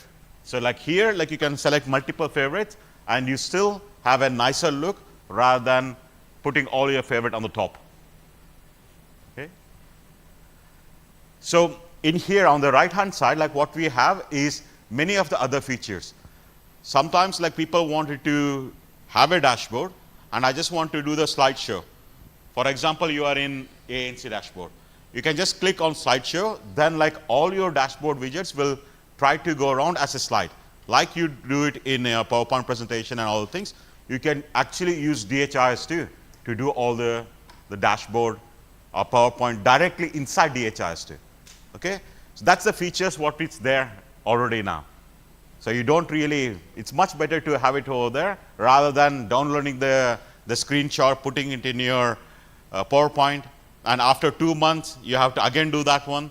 So it's much easier and try to do all the things inside DHIS2 itself. Okay. One other features what we have is to include external dashboard inside DHIS2. Why do we need this one? For 2 reasons. One, most of the data which is inside DHIS2 you can try to process and show it around here. But sometimes you don't have that particular like bubble chart and all the things which is not available inside DHIS2, it's available in Superset and other things you want to include. But for the end user, they don't have to go to other place at all. Within the dashboard itself, within the DHIS2 dashboard, you can use the external data to show it inside here. The first one is new chart type. The second one is about data. For example, most of the country want to compare with other country. Like, okay, in my Asian country, like where Vietnam stands compared to Bangladesh, compared to Myanmar, compared to Thailand, where does we stand? That data is available on the web. But like if you want to put it into DHIS2, you have to import the data. And then like you have to manage and maintain it there. So which is very hard. Instead of that one, you can actually directly call those data, which is sitting outside of DHIS2. But when any user logs in, they can still see the data. And then they say, oh, we have other country data inside DHIS2. But it's not, data is not sitting inside DHIS2. Data is actually outside. So you can use the external source and still present within your own DHIS2 as a dashboard. Especially for when we are making the PowerPoint presentation or like a presentation for health minister and things, and to show how we are doing with compared to other countries or neighboring countries. So then you can try to use this kind of charts directly inside. So it will be one of the most useful things is that one. First one is to get different type of chart type. Second thing is getting different type of data. And currently now what we have made is something called DHIS2 connector. which works with superset. So how many people know about superset? Apache superset, only HISP, only HISP team. Come on. So Apache superset is also like most of the people use Power BI. Have you heard about Power BI? Right? So similar kind of things. You can use Power BI or other places. We can try to include all the data around inside DHIS2 now. Okay, so the other thing is this feature is been there inside DHIS2 for a long time. But I have seen this one, even including Cambodia and all. People try to create a dashboard, one dashboard for one province. The same dashboard, they copy all the content and put it into other province. And if they want to add one more chart, they have to do for all the provinces. And we had introduced this feature where you can try to filter. Okay, this dashboard you can filter by organite, filter by months. So you don't have to create multiple dashboards for individual province at all. So you can create one dashboard, and based on your user roles or based on things, this will change. And also you can try to filter by last year, last month, last days, all the things for the entire dashboard, for all the widgets inside the dashboard. You can try to do that one down here. Okay. So other main features what we've been asking was on the print. So like most of the time, like we have the dashboard, but we want to try to print. So what we try to do, like we already have print with entire dashboard, or print one page for one widget. So that also you can try to do it directly from here. So you can print all the things, especially if you are handing out for the pamphlet or the things, you can just like use this one and use these places to do all the prints at all. The other one is sharing. Like for example, like you have a dashboard and you want to share with your fellow member or fellow program, but in the dashboard you have 10 widgets. 10 widgets means 3 charts, 2 maps, 2 PO table and all the things, but you want to share all the things to your neighbor or your friend or your colleague. Then 3 are assigned the permission, but not the Maps app or not the other things. So here you can try to just say, I'm sharing this dashboard, but make sure all the other widgets are also shared. I have the same permission. Before, like long time back, what happened? Like if you share the dashboard, 2 widgets can be seen. Other one which will just say no permission, no permission, no permission. So for doing that one, we try to include one more thing. So apply the sharing settings for all the widgets inside the dashboard itself. So that when you are sharing a dashboard which contains multiple widgets, has the same permission when you are sharing to one particular user group. Okay. I guess like I missed one. Let me go back. Or it was hidden maybe. Okay. So there is also one other features about the filtering. I guess like that slide has been hidden. When you design a dashboard, you can also say this dashboard will only have this kind of filtering. Sometimes you want this dashboard not to have any kind of, let's say, period filtering. You want only the filter up to organite only. So you can also specify that one. So when you design a dashboard, when you go for the edit, you can specify which filter to allow for one particular dashboard. This wasn't there before. Okay. So now from the dashboard, I'll just directly jump into the data visualizer, which is our main analytical tool, which we use for charts, PO table, and everything. All things are combined together. Long time back, we used PO table. And then like now, please don't use, I guess like we don't even have PO table in 240 onwards. It is merged inside data visualizer. Okay. So one of the things, new things in 240 is the count of option set. So people who have already used DHIS2, if you want to get the count, let's just say you are, sorry, like you have one of the things like ICD code, for example, in here, and you want to count how many ICD codes for these particular things. Then what you have to try to do before, you have to create program indicator for each options in that particular option set to get the count. And that increased a lot of program indicator in our system. So now in 242, what happened? You can just select your data element which has option set, and DHIS2 will give you the count automatically. So you don't have to do any kind of program indicator anymore for the option sets. Option set, where we store the value, it's all the options what we have. How many people know about option sets? Everyone know about option set, right? Option set is the answer what we want, but like we don't want people to enter text. We want to select them, what are the different answers they have. For example, if the data element is, say, sex, then it's male and female. So then like we want to know how many males, how many female. Before, if you want to try to do any kind of count, we have to create a program indicator. Please give me how many male, please give me how many female. Now we don't have to do that one. Okay? This one is a video. I put it in the slide, but I'm not going through. It will actually just show you how you can try to use this feature inside DHIS2 itself. It's there in the material, okay? Then other main thing what we also did in 242 is to click on the information button. Before we used to have list of all the data items. Like now, when we click on information button, we can get what data element it is, which data set, and other things. This one is very useful because many countries which has been using DHIS2 for ages, we have, like for example, I can take example from Laos. Laos had MCH form in 2000, MCH 2.1, MCH 2.2, but the data elements are changed. So when the people show around here, they will have BCG, they have 3, 4, 5 different BCG. BCG version 1, BCG version 2, BCG version 3. So and like people didn't know which one to analyze. So now what they can try to do, they can click on the BCG, and then you can get which data it is, and what kind of value type, what is their aggregation, what kind of disaggregation it has. So you can see all the things inside here itself.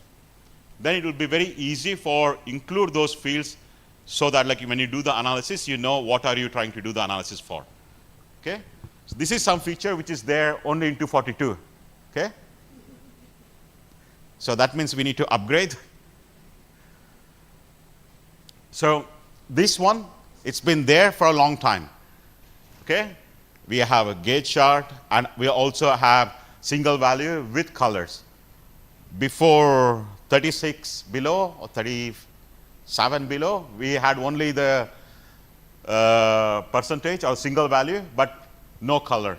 Now with the legend sets and all the things, you can apply the color for your both single value and for a gauge chart. Okay? Same thing with bar and column chart. You can apply your own legend colors to put it around here. Okay? I know you all know all these features, but I'm just like going through just in case. Okay? This one is also different, the chart set where you can try to do, and you can also do different kind of styling now inside data visualizer. Okay? Before, a long time back, we have the chart, so no more. It's all in data visualizer.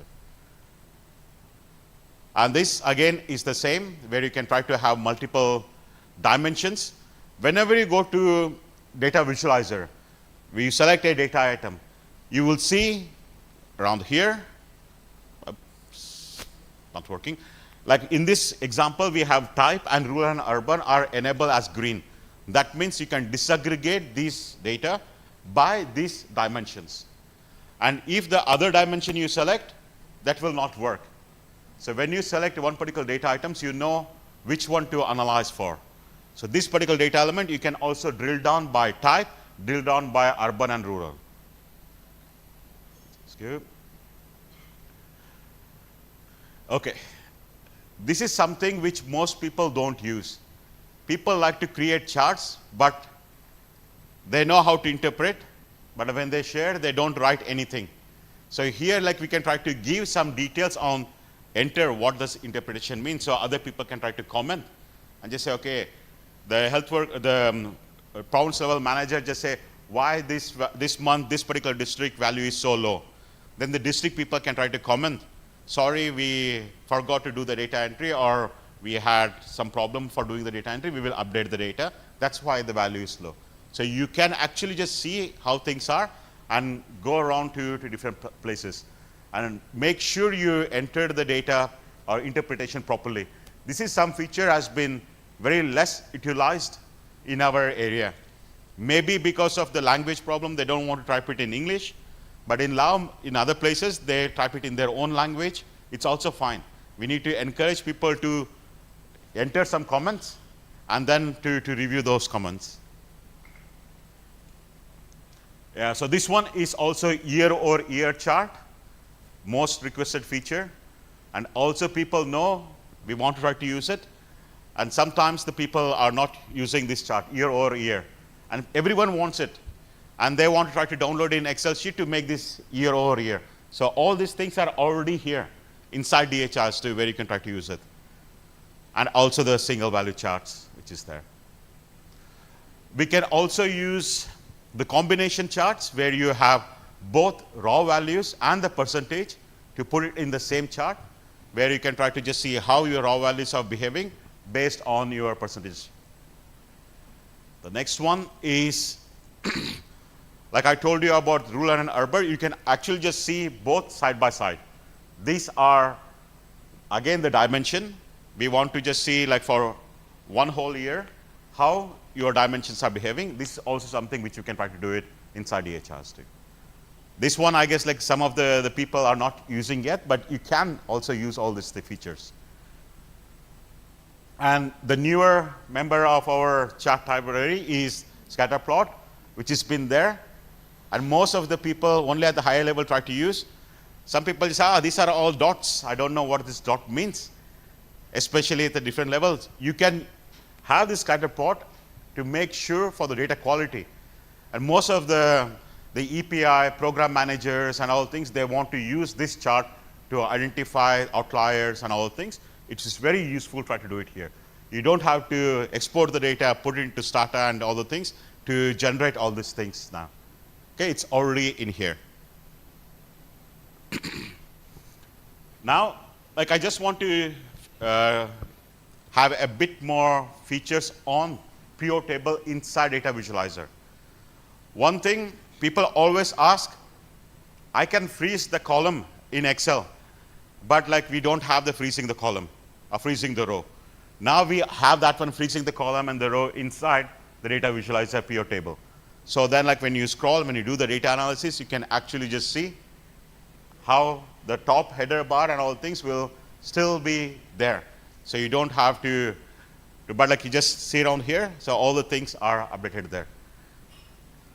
Next feature. Okay. Now what I'll try to do is to go to Maps app. I know most of the people want to try to use map and they like to visualize the data in the map, but like we added few more additional things.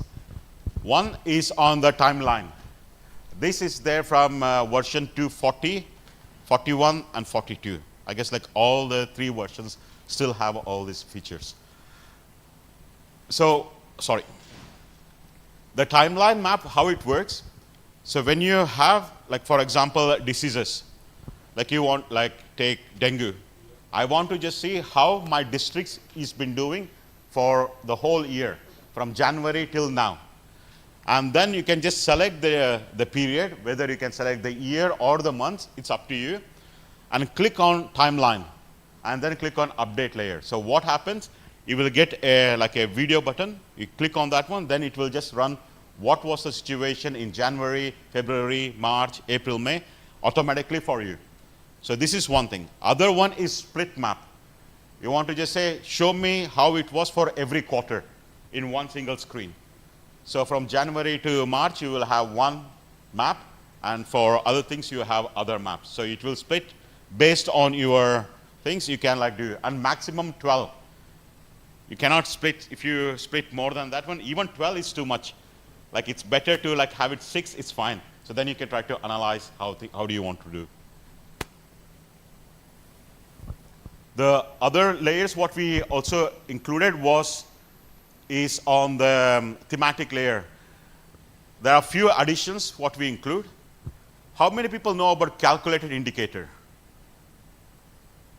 You know, like in DHIS2, yes, it's HISP. I'm not saying non-HISP people.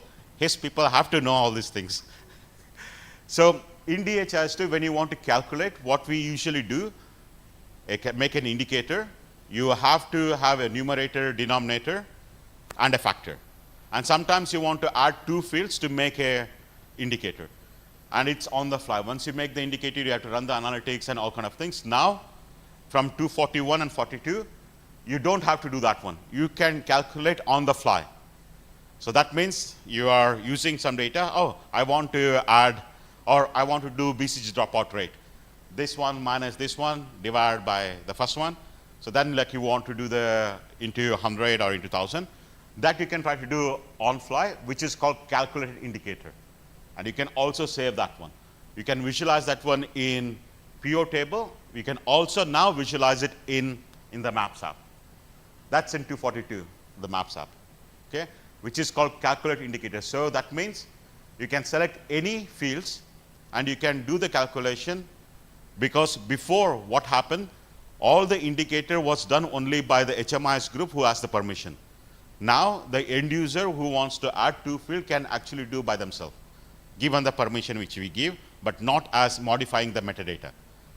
Okay, so and these calculated fields can be used for all the things. For example, in here, we want to add ANC first, second, and third, and we want to get the ANC total. So then like you can just like use ANC first and second and visualize it in different ways. Okay, this is a feature which has been introduced where, because most of the time people download it in Excel sheet because to add two fields. So then we just say, please don't do that one. Now it's available inside DHIS2 itself. Okay. Yeah.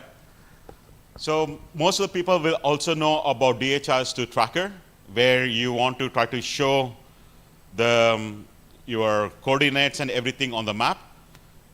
Now in the Maps app, you can also show not only the events, but also the enrollment coordinate.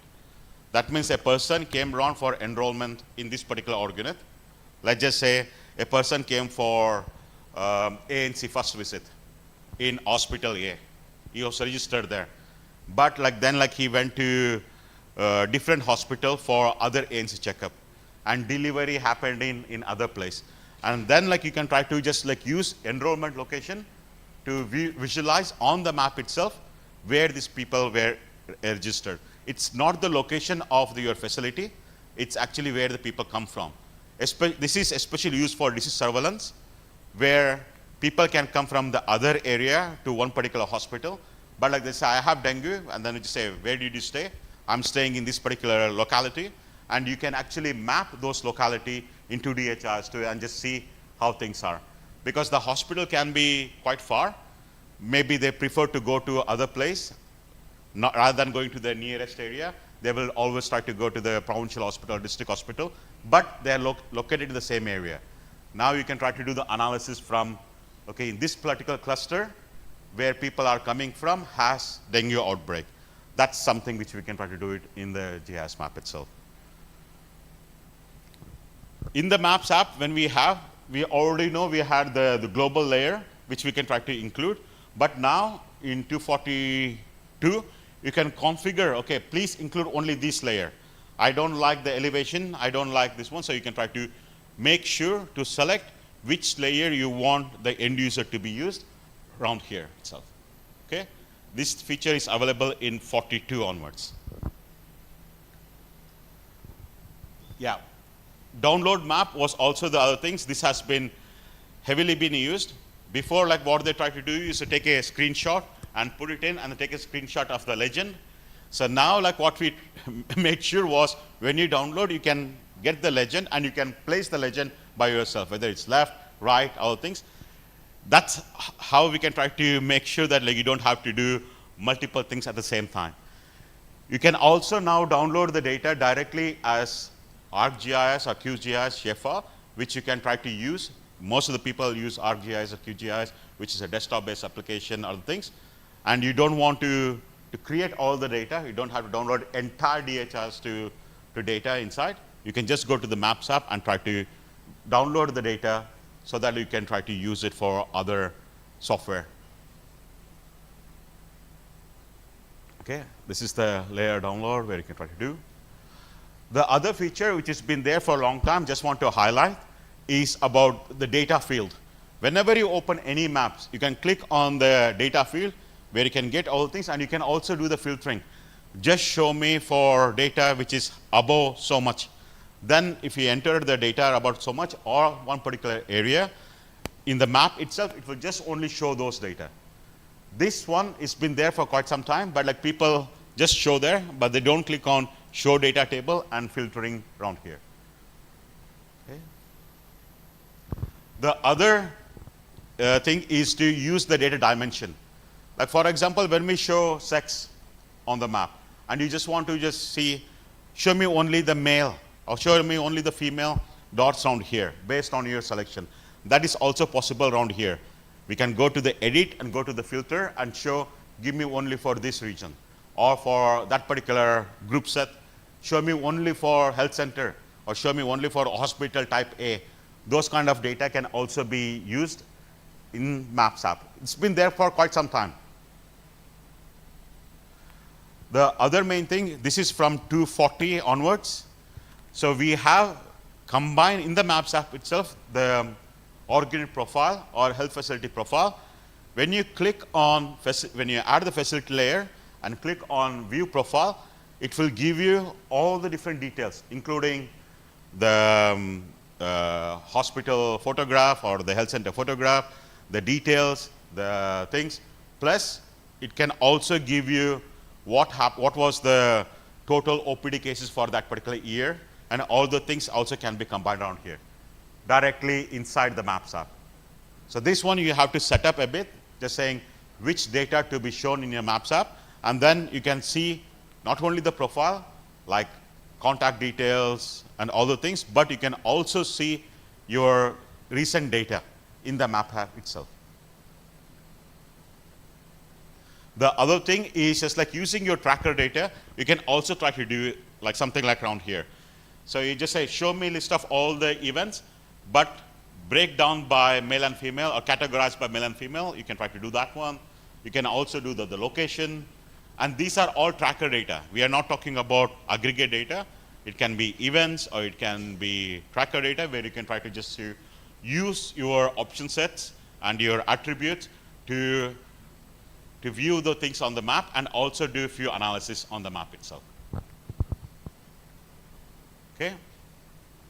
One other things we are also, I guess this is from 241, where you can try to also download, or even 240 I guess, where you can try to download the world's population data directly into your place. Sometimes what happens, people always complain, I don't have the population data for analyzing. I have imported only this much data. And then like I just want to compare how things are. So this is the world pop data. You can try to configure it. And then you can try to get the population data directly inside your DHIS2 itself. Or you can try to use under the map. Okay. Yeah, the other app is on the line listing. So line listing app is used for analyzing your tracker data, which is case-based, and your event-based data. Even in the case-based data where you're tracking one particular person for a different layer, you have multiple different program stage. That means, for example, if I have a program called immunization, so you have birth details, then you have immunization details of all the things, and you want to just say like the birth details and the immunization details together, you use line listing app to see how things are. This has been there from 238, and it's been like heavily been used. You can like also click on the bar where you can like opens up. You can load lots of data in here, and you can also combine the data from multiple different program stage. Like for example, around here you can see diagnosis and as well as lab result, which are in 2 different stages directly around here in the line listing app. Not in data visualizer. Data visualizer is for the aggregate. Line listing app is it will give you a list of all the line list of your tracker program. You can also do repeatable event, for example, visits, OPD visit or IPD visit for the things. I just want to give list of all the visits for one particular person, what happens. It will repeat all the data around here. Okay. So is that fine? I'm just like going very quick. So these are all the features. We know like you already have experienced all the things. Just going to give a bit of what's coming in 242 and then like what has been the key features in this area. Now I'll talk about a bit about extensibility. Some of the slides might be a bit technical, but like don't worry. Like from 240 onwards, what we can try to do, we can put the plugins, especially in 241 and 242, it's even more enhanced. You can directly put different plugin within the dashboard widget itself, where the data can be from DHIS2 or from other side. And this, the technical people can try to easily use. Instead of creating, they want one small thing to be included. Instead of creating your own separate system, what we try to do now is to enable the developers to configure the DHIS2 using the plugins.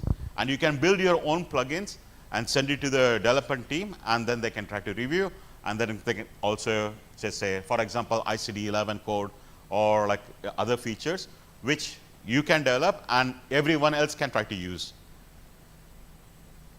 The other one which Pramod already mentioned was on the calendar. This is also a component which can be enabled and used for your different places. So you want like, okay, I have my custom form, I have the things, I want to include this calendar, so you can specify all your calendar and your time zone within the app itself. Sorry? Yeah, but that was just the time zone. I don't know why it was just that, but anyway. So API route, it's been there from 240 onwards. So what is API route? So one of the things what we used to do, so how many people know about COVID? Is there anyone here don't know about COVID? We all know, right? So we already know, like we had the COVID certificate.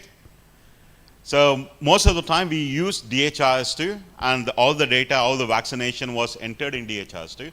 And then like we used to get the COVID certificate.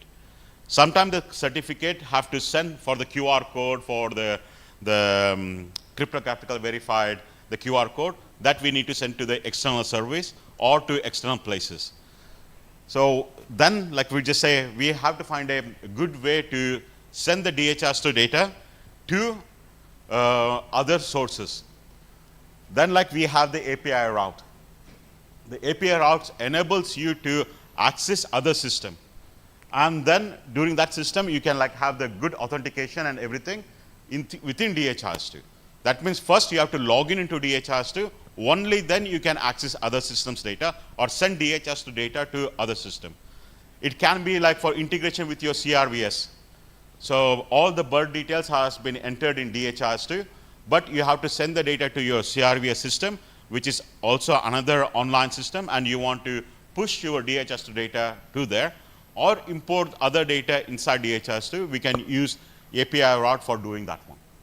Okay, so this is, most of the people will know it, the technical people. So, but don't worry. If you want to integrate, just say in DHIS2 we have API route, which makes developers' life easier to authenticate, and also the security is already taken care from here. Okay, and we also, there is an router manager app, which is in DHIS2 App Hub, which you can try to be download in any of your DHIS2 instance, where you can define which other online system you want to try to connect. You can give the authentication, and then you can test the connection, and then you can try to build any kind of data which you want to try to push or pull from this area. This is app is already there in DHIS2 App Hub, so you can please ask the people to use that one up. The other thing, it's also for, like sometimes when people develop an app, they want to store some information about that app inside DHIS2. You are building an app, so that's what we use data store, where you want few other details which are not there, which is specific for your app. You can use data store to store all your app specific data inside around here. So you go to data store, you have 10 different apps, you can have all different kind of things, and you can have your own data store for your own app. This allows other people to develop more app which is suitable for your own country needs or own specific requirement. You don't have to fork DHIS2 or anything, so please use data store so that like when DHIS2 is upgraded, your app and other things is still working. Okay, if you fork it, it's very hard to upgrade the DHIS2 instance. Okay, we will have a session on the Fire integration, and this is something which is already there. This is also an app called Fire IG Generator. You have configured all your tracker program inside DHIS2. Now you want to convert that one as a fire profile and all things. This IG generator, you can just specify all the things, and it will generate you all your fire components and all the things automatically for you. Most of the documents are already there, which you can try to use it. So we wanted people who knows about DHIS2 want to like try to export or like make the things, and this is the app which you can try to download in your DHIS2 to do the connectivity, okay, or linking with the fire. This is my last slide, and then I'll quickly give it to Pramod. So in DHIS2, like what we call a global app shell, that means when you are inside any app, Pramod talk about continuous release. So any app, when we just see, so in DHIS2 App Store, you will just, or DHIS2 instance, from 41 onwards, this is not in 40, it's in 41 and 42. So in the top, you can just like see DHIS2 version, and below you can see the app version. So this is a dashboard app. So when you go for data visualizer, in the top you will just see DHIS2 main version 41 or 42, and below you can just see what is the data visualizer version. And same thing, like if you are developing any app, it will also show what is your local app version also. So this is something very useful to see which version of your small app, a continuous release app, is being used. Okay, so this is a new improved menu in from 42 onwards. This is in not 41, where you can type data and you can try to get list of all different kind of things inside. You can create shortcuts, you can do many things out there. Custom plugin I already talked about. And this is also Growth to Health Chart is a plugin which you can try to include in your tracker program. So you don't really have to develop externally, because Growth to Health Chart is something which many countries wanted for their growth monitoring system. So like you can use this one directly into your DHIS2 in your tracker program. Okay, so now I'll give it to Pramod.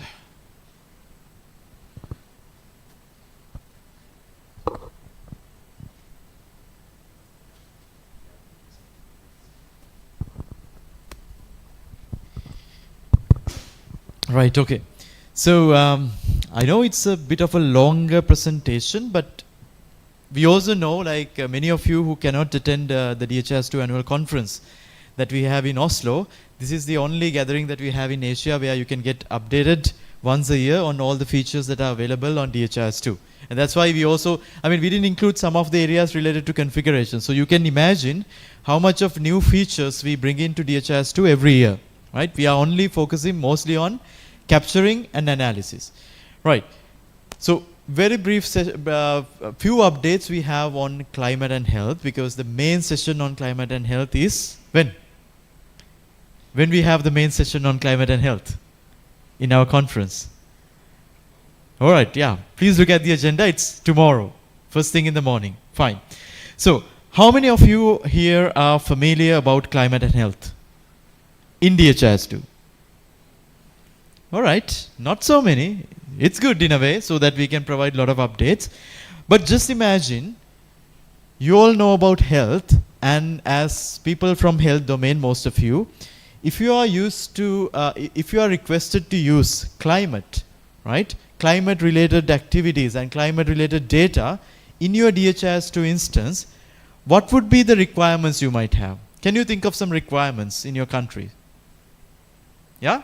Can? Okay, let me just go around to maybe randomly ask few people. Anybody who wants to answer? What do you envision, or what would you require to use DHIS2 for climate and health?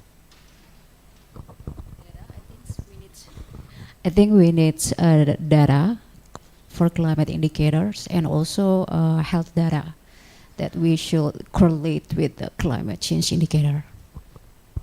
Very important points you highlighted. You need health data as well as climate data, right? And any of your countries' ministries having requirements related to climate and health? Anybody else? I'm looking at Nepal, but we will have some updates from Nepal. Yes, of course.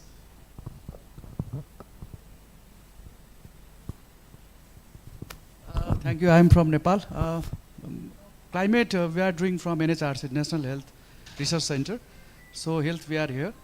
So in collaboration with NHRC and Ministry of Health and Population, we are planning for the climate and health resilience system in Nepal. Thank you.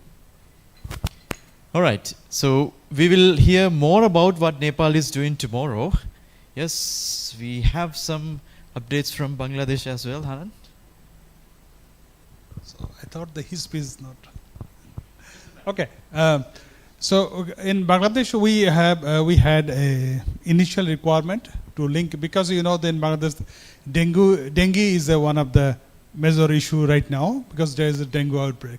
So there's a predictive analytics that wants some dengue prediction with the weather, because we have some peculiar situation last year, because during in the winter we have the dengue, which is unusual because there is not supposed to be mosquito and the vector-borne disease in winter.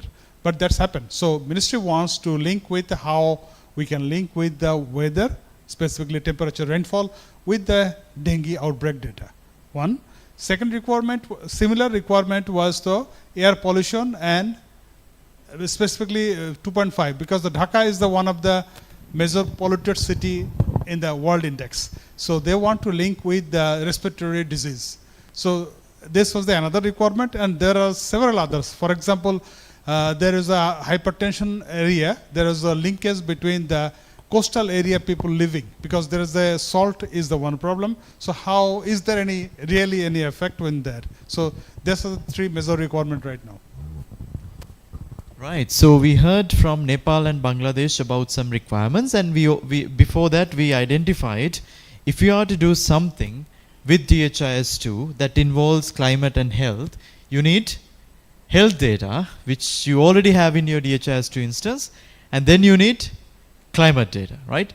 And in DHIS2, we already have some functionality to do some visualizations and analysis, right? So that's our starting point. And this climate and health work that we have been doing is very new.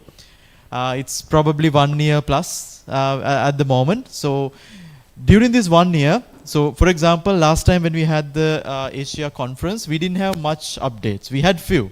But now, during this last 1 year, we have a lot to update and share with you all, which is not directly related to climate and health, right? Some of the tools that have been developed for climate and health project is expanding the boundaries of what DHIS2 can do in other programs as well, right? Okay, so let's briefly, very briefly look at some of the features that are available. All right, so the thing is, you all know DHIS2 is implemented in so many countries, and that's our starting point, and all of you present here are using DHIS2 in different health programs in your countries, and some of your countries DHIS2 is being used outside of the health ministry as well, okay? And what John highlighted before are all the different analysis and visualizations that we can do using DHIS2, okay? So in your DHIS2 systems, you already have which data? Out of the two types of data, climate and health, you already have health data, right? So when you have health data in the DHIS2 platform, we can always use the built-in analytic tools, such as, what are the analytic tools? Charts, tables, maps to analyze and visualize data, okay? So that's our starting point. So when we have that, what else do we need for us to move ahead with climate and health?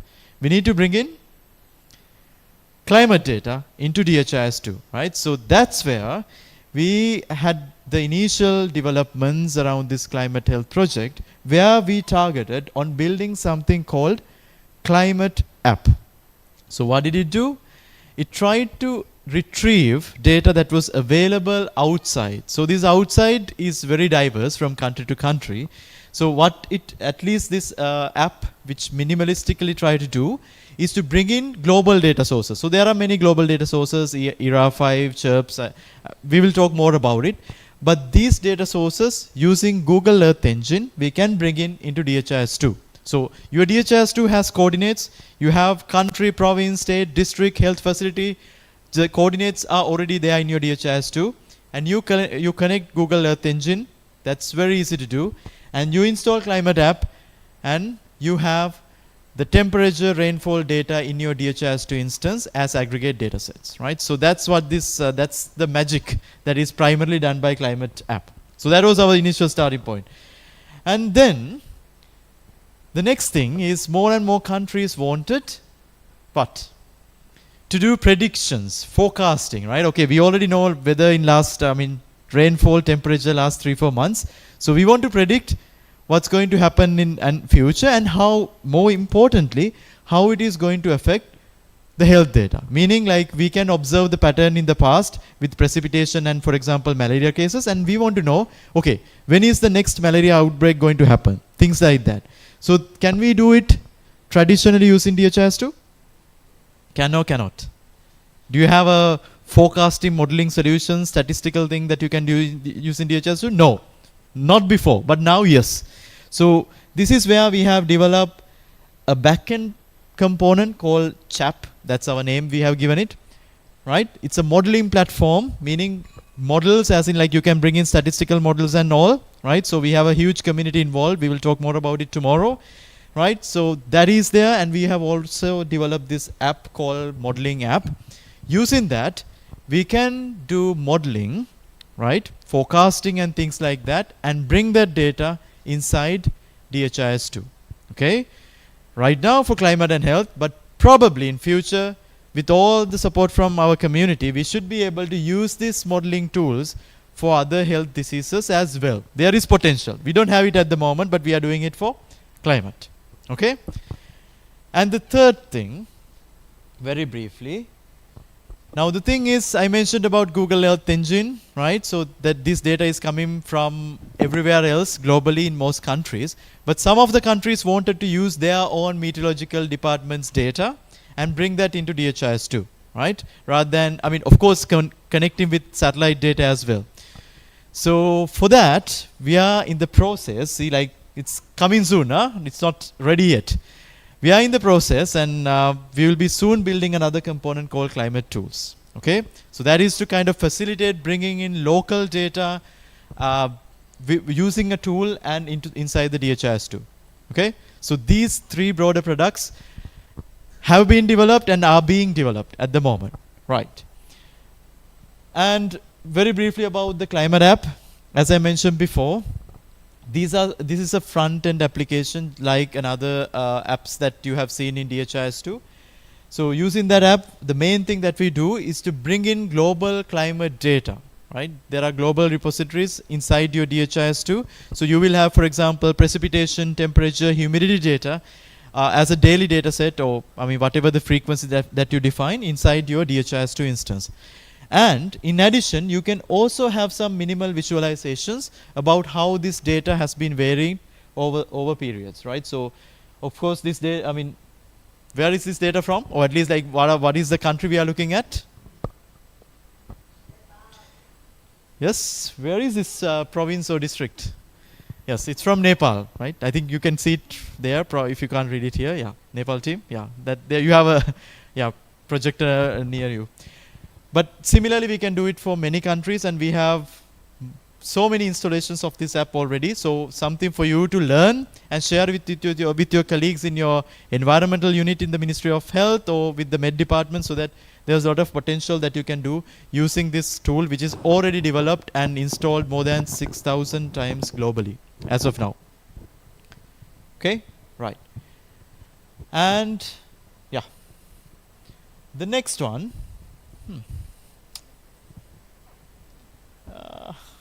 Can you please shift the slide? There's one more slide. Okay, right. So this is that other very interesting, fascinating thing that we mentioned. Have you seen this kind of visualizations in DHIS2 before? No, right? What are we looking at? So this is actually past data, right? So you see here, let's look at the legends. So the orange line is the cases, okay? The cases, and the blue lines are predicted cases. I mean, so basically the orange line is about the actual number of cases observed in the country in some point in the past. And this blue line, what does it show? In case if we predicted, now see, forecasting is about past or future. It's about the future, right? But how are we going to validate whether the model or the method that we use correct? Is to make sure we apply that method or the model to some data in the past. And we see like whether our scenario, our methodology worked and how accurate it was if we applied it to a past context, right? So this is what we see here. So using this CHAP, which is a backend, we have a backend component and a front-end application. You are seeing the front-end application here, right? We use climate-related statistical modeling, and then to test that model, we have this kind of tools available, right? So it's a lot of work. We'll talk about it and how you can join our community, because it's too much to highlight in this few minutes that we have. But these tools are now available to do more and more modeling work right now for climate and health, but you can think of the possibilities, right? So this is at least a teaser for what to expect for tomorrow. Can I just comment one funny part that I see when I'm looking at the slide? This is actually investigating which of the global data set are more accurate for Laos. So here they are comparing the ERA 5 land, which is have 10-kilometer solution, towards, which is difficult to say, SHRIPS, which is 5. And here you see, you can then, by your eyes, see which of them is actually hitting better. Which of the data sources should we use for exactly this country? And that we have done for many countries, to looking, actually assessing. So this CHAP model can be used for many things. Also actually assessing, because this is assessment, which of the global data set are better for this context. This was just a minor point. Yes. So you see the potential, right? So during extensibility session, John highlighted a lot of new things that were not previously there in DHIS2 coming in. And with climate and health, we are really expanding the boundaries for which DHIS2 was used in the past, right? So basically, like what we highlighted in this session, we mentioned about our release cycles in DHIS2, because this is the final slide, right? So a summary. We talked about how frequent we are releasing DHIS2 and the importance of you being very close to the latest version available, okay? Because now it's annual release, so you can take few more months for testing, and then ideally by mid-year you have to be in the latest version possible, so that you are receiving all the patch updates that we are timely releasing, okay? And then we talked about what? The capture tools, both related to Android and web, whatever the updates available in the last 3 versions. We compared and we saw like how much of generic work that is already available in DHIS2 for you to capture data. Then we discussed about the data analysis. We discussed like what are the enhancements which are there for charts, maps, and capturing data using line listing app, all that. And finally, actually before that, we talked about the different extensibility tools which are available. So you can do a lot of things that were not previously possible, and building custom map, build your own data in addition to the database that we have, and so many other things. And finally, a little bit of a teaser for what to expect on climate and health session tomorrow, and to briefly highlight the potential of different tools that we have developed with this initiative on climate and health. So that's about what's new on DHIS2. And I'm handing over to Rati to take some questions and take it forward. Okay, thank you, Pamod. Give a round of applause to our wonderful panelists, Pamod and John. So whoever wants to ask, please, you can standing mic in the middle of the conference room. Also mention your name, your organization, please.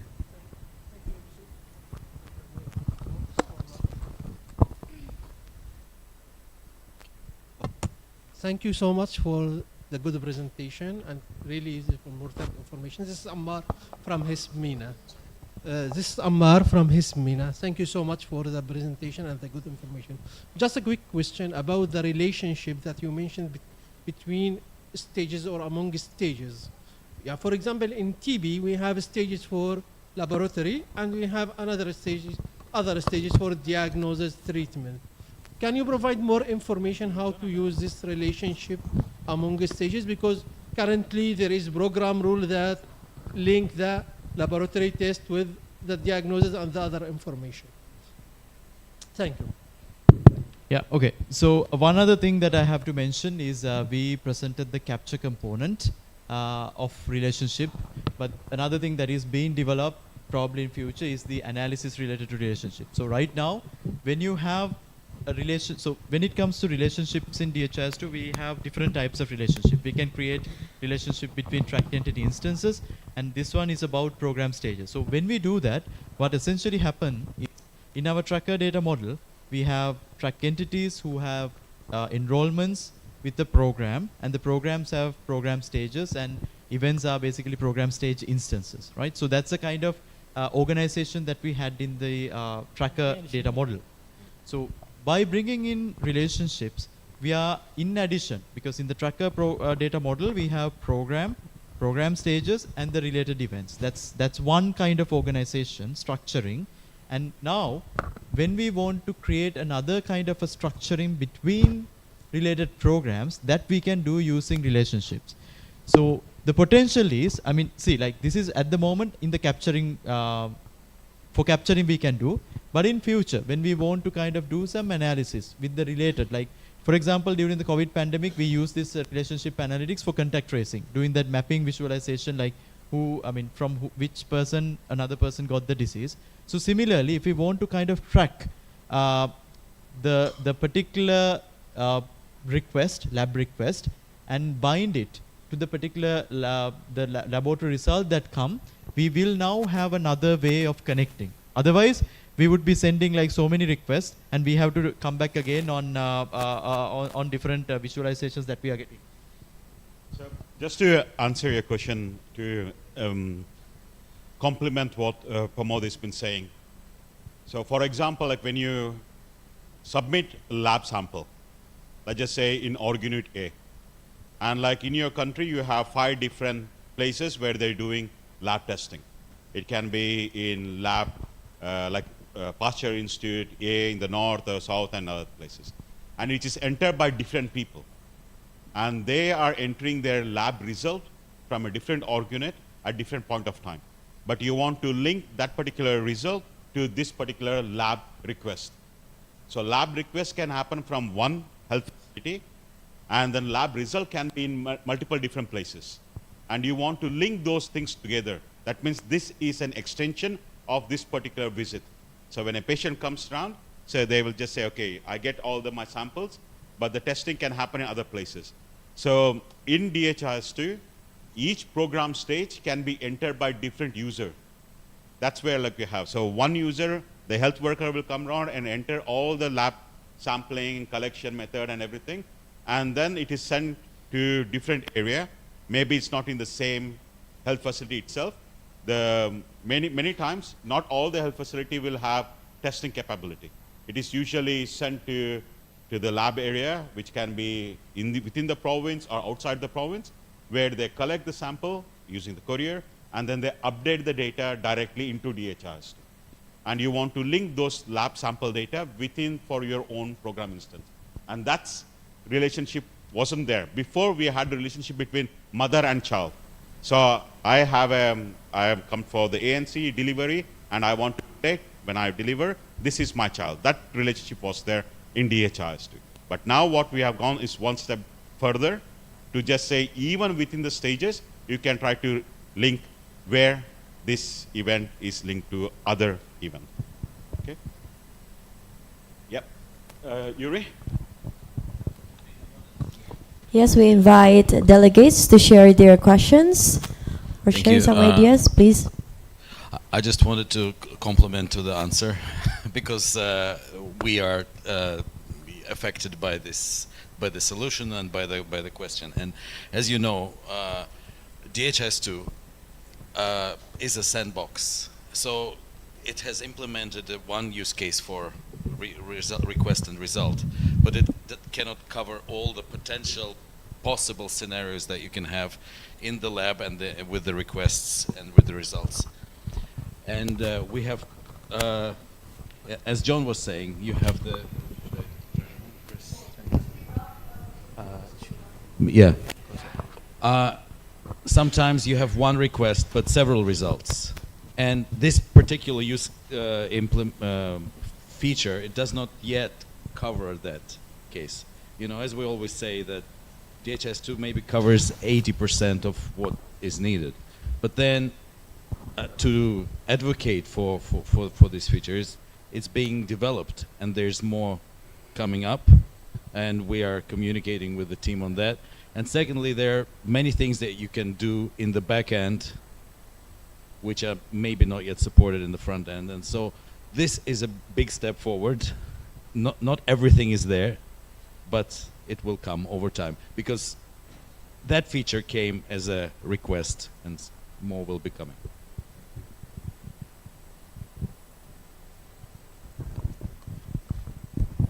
Yeah. This is the first time I saw the framework or the flow of the climate and health apps. So I want to ask about the apps. What kind of data what kind of climate data that is included in this app, and who is enter the data, or just take it from the Google, or how? Yeah. So we will go in detail tomorrow morning at 9, but this is ERA 5 data. So what we are actually doing is satellite data that's going into this climate app. And satellite data, that is going through the ERA 5 land, and then that is a gridding tool. They provide gridded data from every global data sets, and they are then precipitation, temperature. So they are satellite, and what they do is actually doing a harmonization of what data is there and what is not there, and then they kind of modeling what's the black spots. So very often the satellite data is better when we are testing it in the chat, as you saw, than local data, because maybe a country has very few weather stations.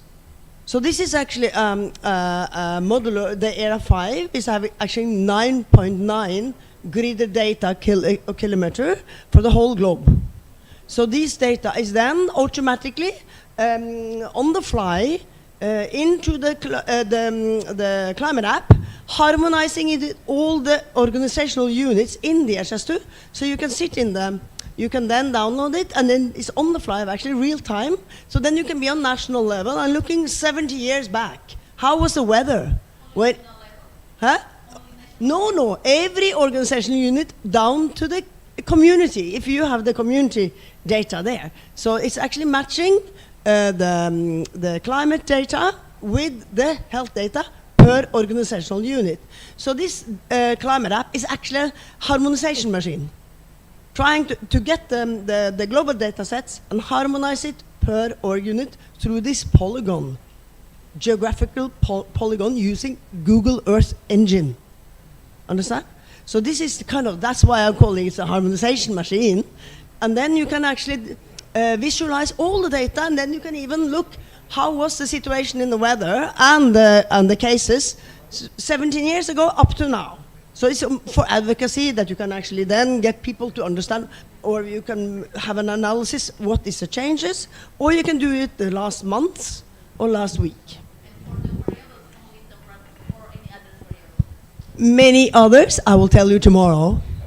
Land cover, vegetation index, heat stress index, universal heat experience. No, every global data set, and we are adding more and more. And NASA came to us, and they wanted to be part of it. So it's becoming a pretty amazing, very popular tool, also for the people with global data set to connect to. So yeah. But more tomorrow. I have one question. Yeah, I have a questions for Pamut. Just one questions. What do you think? Maybe you have a suggestions about how many years that we need in the past if we want to make a good predictions. Okay, especially through the DHIS2, because sometimes we have an issue. We just can't provide 2 years in the past and just per month or per quarter months and so on. So what's your best recommendations to make a good prediction through the DHIS2? The more, the merrier.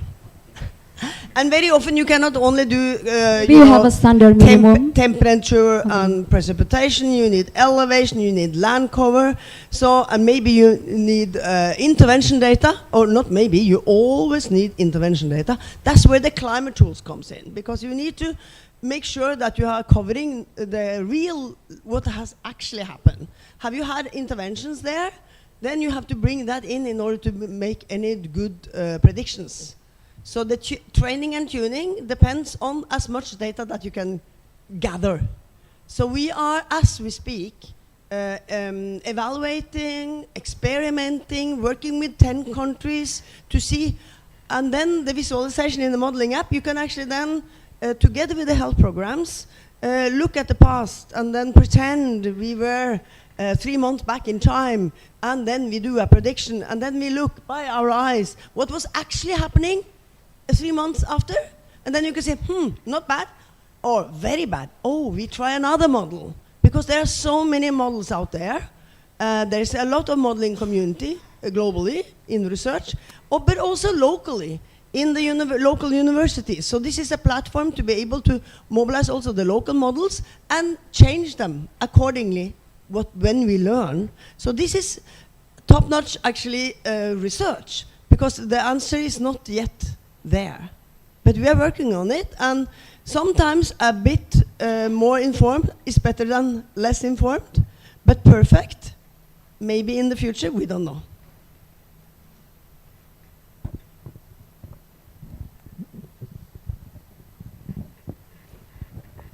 Yes, thank you so much. I'm Mr. Gasol from Cambodia. Interesting for the climate and health data in DHIS2, but Cambodia also start the dashboard, but we are trying to use all program, the dengue data with climate data for prediction. I would like to have 3 questions. One is I want to know about the accuracy. Yeah, I want to know about the accuracy of the health data from, the climate data from satellite and the ground station. What is the difference? And one more thing, the breakdown. We extract data from the satellite. What is the level that we can break down? Example, like we can classify by the commune or by the village, things like that. Yeah, it is easy to predict. Yeah. Right, and okay. one more question. Yes, please, yeah. If possible, we want to know about the algorithm that how to climate data from the satellite, if possible. Thank you. No, okay. And I guess there's so many people that can help you. Mm-hmm. Yeah. Right, okay. So I will try to answer part of the question, so Christine and John may complement. So the thing is this, now in any country, so as Christine mentioned, what happens is in most of the countries that we operate, the meteorological department submit data to these global data sources. So essentially this ERA 5 and all these global data sources that we are pulling data using that Google Earth engine has your own data in most cases from the data submitted by your local meteorological department. But one challenge that we have seen in most of the local meteorological department is that, like say for example, in a country X, you may have like say 100 weather stations which are collecting this data, okay? But these may be located in say 80 districts, okay? So that may be the situation in a country X.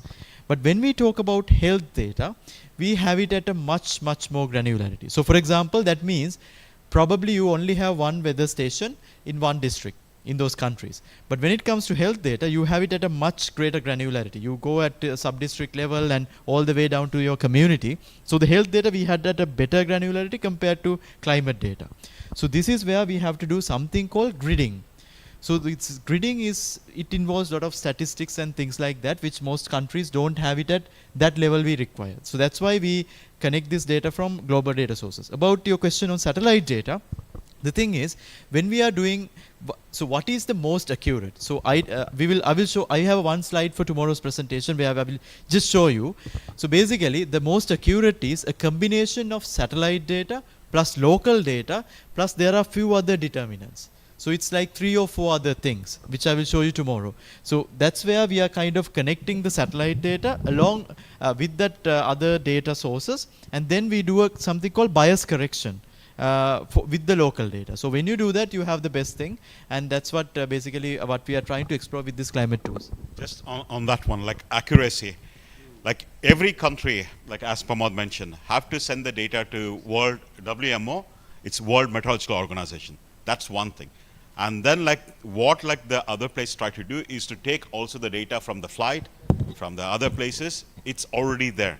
So in Cambodia, like you have operational district, or the most of the places we have at the district level, the weather stations, and we have the data from health center and all the hospitals which are at different level. So with this grid data, like what Christine mentioned, was ERA 5 and CHIPS. ERA 5 is 9 kilometer. And then CHIPS is even below, even more accurate, and 5 kilometer per radius. So then you can try to actually just say in this particular hospital which model to try to use, and you can also compare your local weather station data to the globally included. But one thing what you need to try to do is the variable, because different places will collect different type of data. For example, if it is a manual recording, then your recording temperature will be morning 7 or evening 7. It is not 24 hours, it will be 12 hours. Then the data will be a bit discrepancy. So we need to know what is actual things, what you need to try to include on this data. So which you can try to include directly inside DHIS. And a lot are there for tomorrow morning 9 o'clock. To be continued, times is up. We see in all the signs all over. Look there. Time's up, it's lunch, but tomorrow we will go much more into depth, and write down and remember your questions, and we take it then, even though it will be very busy, so maybe we do it in the coffee break. Okay. Yes. Okay, thank you everyone. So I see lots of questions unanswered, but we still do have lunch break now, and you can, reach out to the HIS member group right here to ask everything about the new features of DHIS2, especially for climate, which is the interesting topic that we had just now. So it is now time for lunch break. You can see on the left of the conference hall, there will be a dedicated staff that will navigate you to the restaurant, and there will be signage for you for your reference. After the lunch break, we will promptly start the country presentations at 1:30 p.m. in this room. So please enjoy your lunch, and we'll see you later. Thank you, everyone.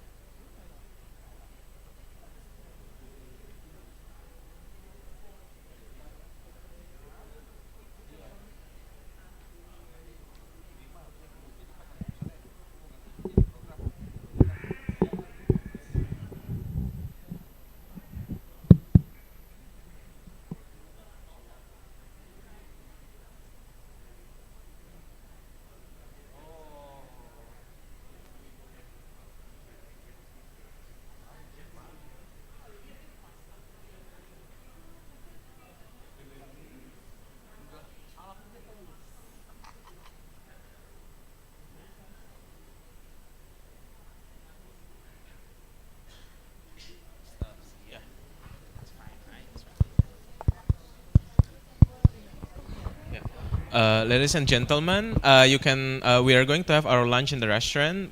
For your stuff, you can leave it in this space. Yeah, you can leave your computers here. Yeah.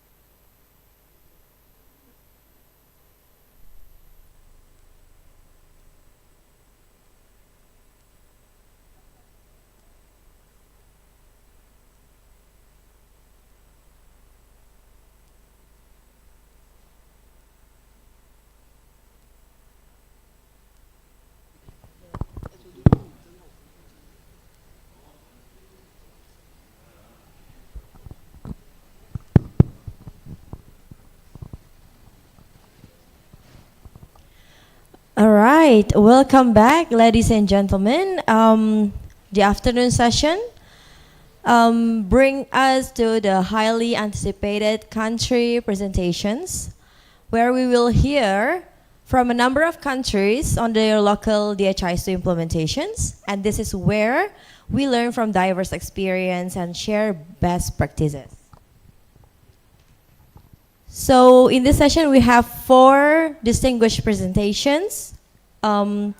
We begin with Indonesia first, and then with Nepal, followed by Lao PDR and Sri Lanka. To begin with, presenting the overview of the HMIS in Indonesia by the Ministry of Health, Ibu Farida Sibuaya from the Indonesian Ministry of Health. We are pleased to welcome you. Yes, thank you, Rati. Good afternoon, everyone. I want to present the role of the DHIS2 in Indonesia digital health transformation. Yeah, first as a background, Indonesia has 280 million total population and more than 17,000 islands with 5 big islands. And we have more than 60,000 health facilities across the archipelago. We also have 1.6 million healthcare workers spread throughout Indonesia. But we still have more than 400 health system information in health services. But we still have 1,420 community health centers that have poor internet or don't have internet. So continue with that, the digital transformation of healthcare continues beyond COVID-19 in Indonesia, but with such staggering numbers of health-related and demographic of Indonesia, so we MOH have carefully formulated the strategy for our focus on digital transformation. So in Indonesia now, we have the last 5 years, we have Satu Sehat integration with healthcare facilities across Indonesia. We also develop electronic medical record that accessibility through Satu Sehat mobile. And we also made module for optimizing primary health service. So what's the urgency of health data digitalization or data transformation? So the urgency is there is an inefficiency data retrieval from manual medical records leading to substantial annual costs. And also there is ineffectiveness and inefficiency in health service due to time spent on paper document retrieval. But also the absence of health information, there will be suboptimal health service governance that lead to that decision making hindered by lack of real-time data. So to address this, Indonesia with the new minister made Indonesia Health Transformation Framework. So in line with the President vision that our goal is to create a healthy, productive, independent and just society. So to achieve this vision, we have 5 programs. And to support the 5 programs, we have 6 pillar of transformation. And the important ones is health technology transformation. Technology pillar as a crucial aspect supporting the transformation of healthcare service in Indonesia. So now we have Satu Sehat as the health technology ecosystem that provides integrated and high quality health service. So now we have Satu Sehat platform, and in Satu Sehat platform we have Satu Sehat mobile, Satu Sehat rekam medis or electronic medical record. We have a Satu Sehat resep atau or prescription. We have a Satu Sehat logistik. We have Satu Sehat SDMK or health workforce. And we have Satu Sehat Indonesiaku and Satu Sehat data. So what we are doing now is that we have a lot of health information management system that already exists in the hospital. in puskesmas or primary healthcare, in clinics, in private doctors and pharmacies, and also data reporting from health workers and cadres. We retrieve this data, we integrate to Satu Sehat platform, and then from Satu Sehat platform, we will have public can see their data through Satu Sehat mobile, and also from Satu Sehat platform, we produce Satu Sehat data portal, so people can see what the data inside, and also medical record portal.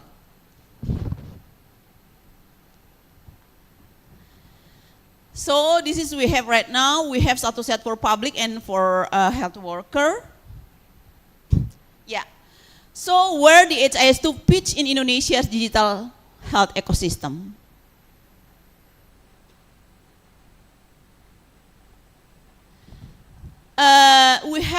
We call it Aplikasi Satu Data Kesehatan or ASDK.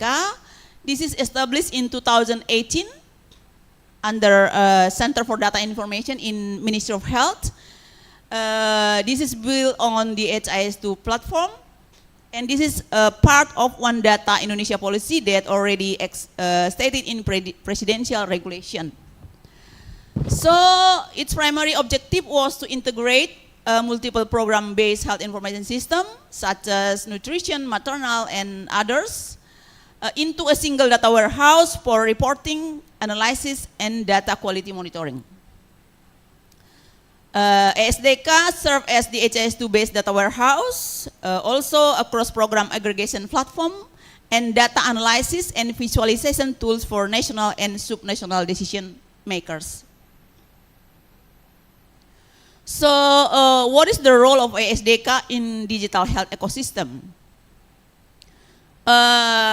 We launched Satu Sehat in 2022 to 23. That Indonesia National Data Architecture evolved, where Satu Sehat manage individual level data through an interoperability platform based on FHIR standard, and ASDK or the DHIS2 platform operates in the data use layer, focusing on aggregate data, validation, and cross-program analytics. So this is our ASDK. Mainly, we use it in routine data quality assessment, or RDQA.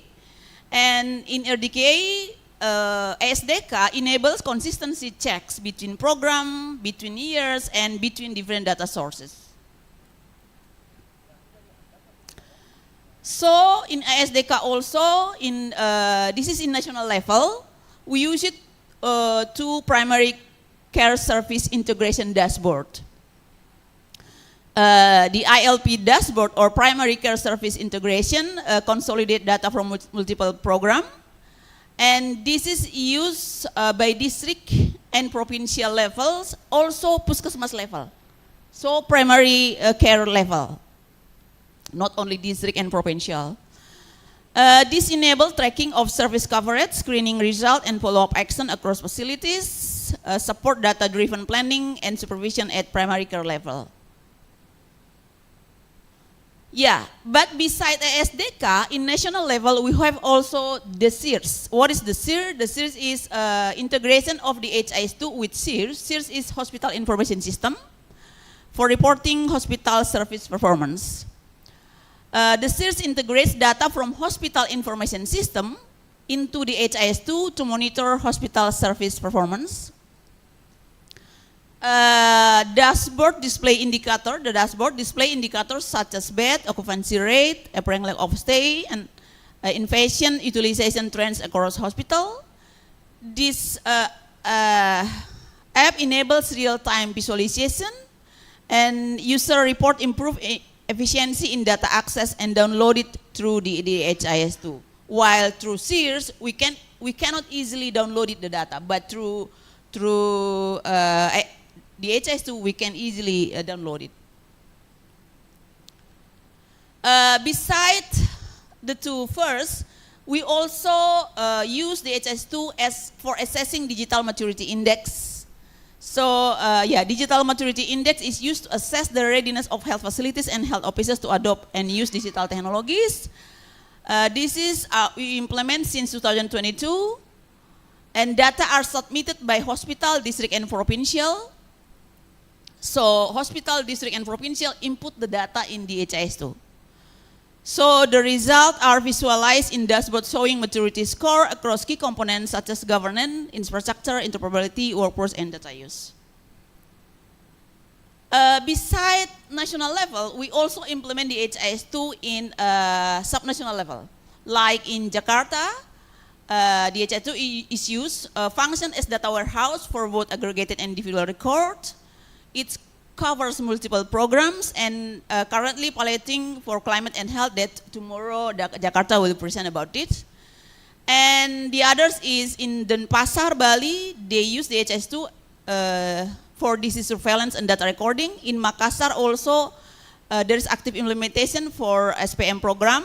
And in South Sulawesi, in Maros, also for minimum standard service or SPM for reporting. And in Malang, Isjapa, initiate local data management hub to support district level data warehouse development. So what is the challenges and the way forward for the DHIS2 Indonesia?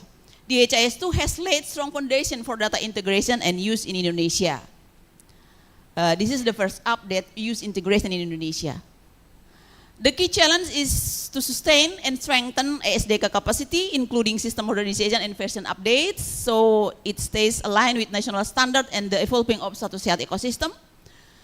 We need also ongoing training, metadata management, governance. Governance are vital to maintain quality, data quality and interoperability. And what is the goal is to a unified digital ecosystem where Satu Sehat and ASDK or DHIS2 work together to turn data into action. That's from Indonesia. Thank you.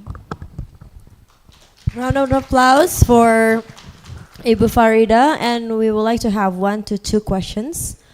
Adnan, can you to the standing mic and announce your name, your institutions? Okay, my name is Adnan Bashir. I am from DHIS Pakistan, and my question would be, what steps have you taken to integrate private hospitals and private clinics into this system? And the second question, I guess I can ask on behalf of Dr. Safina, is what about the targets that, I mean, there must be some targets that you set for ANC coverage or API coverage. So how do you manage those? Do you have population data into the system, or there's something else that you are doing?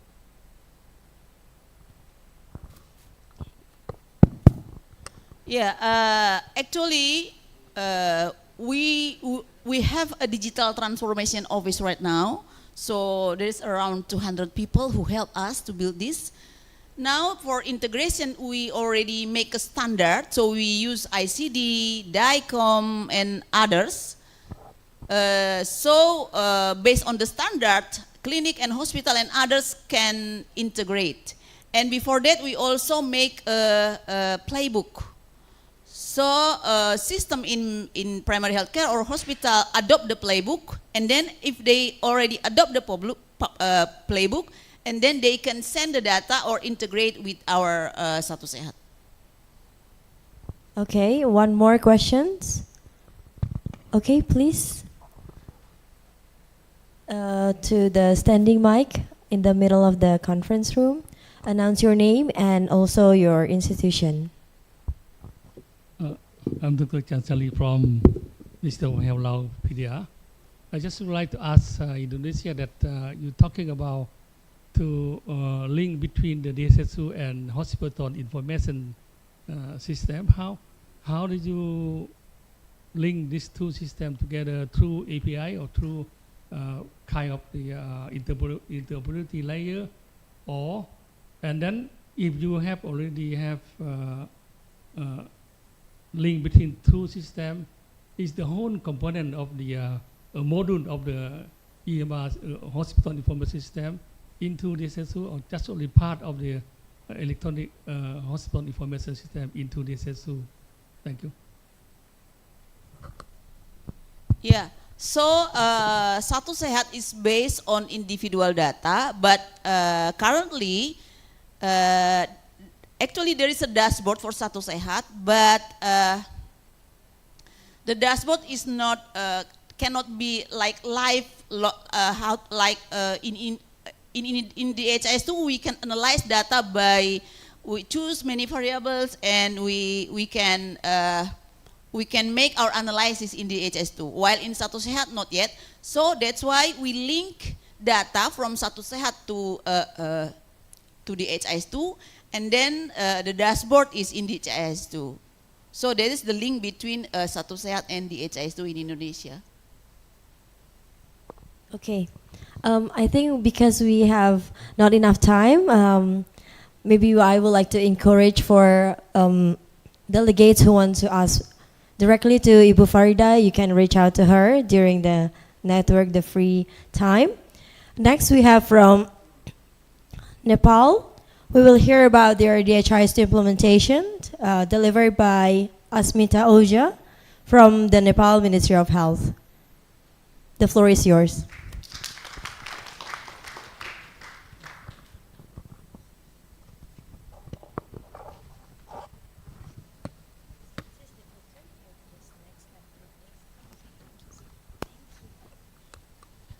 Thank you so much for the invitation. Good afternoon, everyone, and namaste from Nepal.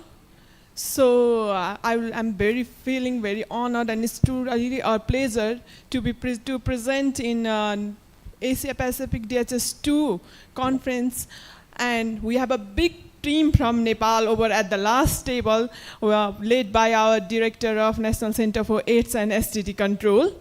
And I'm Asmita Oza, and today I'll be presenting about our journey of DHIS2 implementation in National HIV program, which helped to enhance our DHIS2 tracker system, HIV system, data quality, and overall sustainability, and one national information system in HIV. So today I will cover this much of topics in my presentations. So in Nepal, the first case of HIV was detected in 1988. Afterwards, in 1993, National Center for AIDS and STD Control in Nepal was established to overall for the planning, implementation, and monitoring of the national HIV programs. And our national HIV response program is guided by the National Policy on HIV and STI and National HIV Strategic Plan, which the main mandate is to end the AIDS epidemic as public health threat by 2030, as it is mentioned in SDG.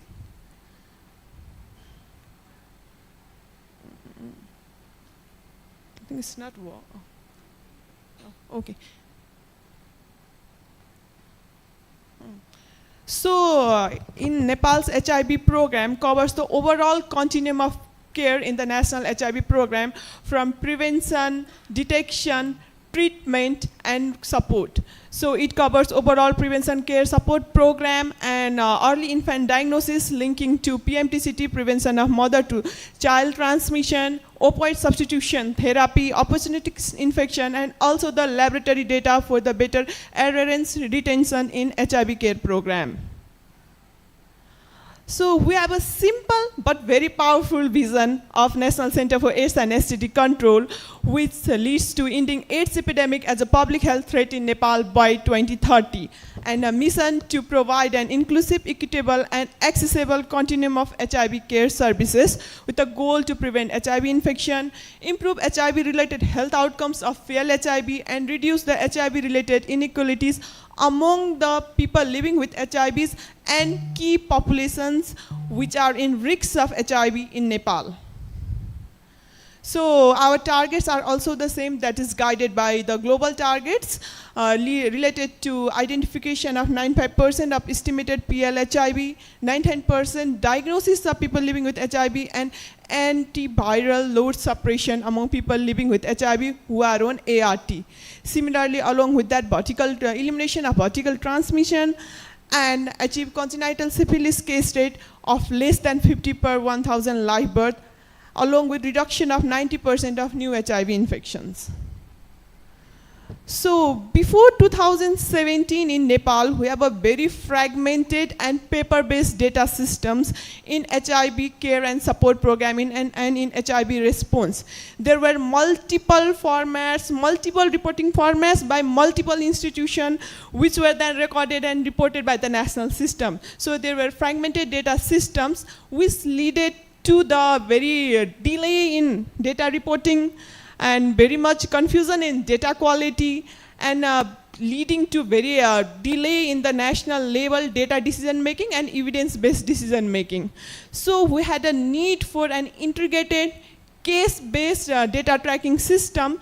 So the DHIS2 tracking system was established as an integrated, timely, and high-quality HIV data, which integrates the tracker system, biometric, mHealth system, which sends SMS and daily reminder messages to the PLHIB clients. So interoperability between the individual and aggregated information system is embedded in the DHIS2 tracker system, which both correlates the HMS, that is the aggregated population level data system, and DHIS2 tracker system, which tracks the individual client PLHIB cases, so that the PLHIB patient have also not to record their information while accessing services in any part of the country. So it helped us to reduce the duplications as well in the national HIV system. So the journey of DHIS2 tracking system in Nepal was first initiated in 2017 after the official launch of National HIV Care and ART tracking system by NCSC, which was then supported by Global Fund, after which piloting was done in two of the districts of Nepal, Kathmandu and Pokhara. And after that, integration of biometric system and mHealth system was embedded in the DHIS2 tracking system. So after 2017, between 2017 and 2020, there were many manuals well developed, many trainings were conducted to the health worker, which facilitate us to make the system more reliable and user-friendly as well. And from 2019 to 2020, one of the major milestones was that all of the ART sites in Nepal, that's the antiretroviral treatment sites in Nepal, which provides the HIV care services throughout Nepal, DHIS2 tracker system was expanded nationwide with linkage to the Health Management Information System, that is the national reporting requirements of Government of Nepal under Ministry of Health and Population. And integration of biometric and mHealth components were also scaled up, along with scaling of viral load and CD4 data from the lab information system.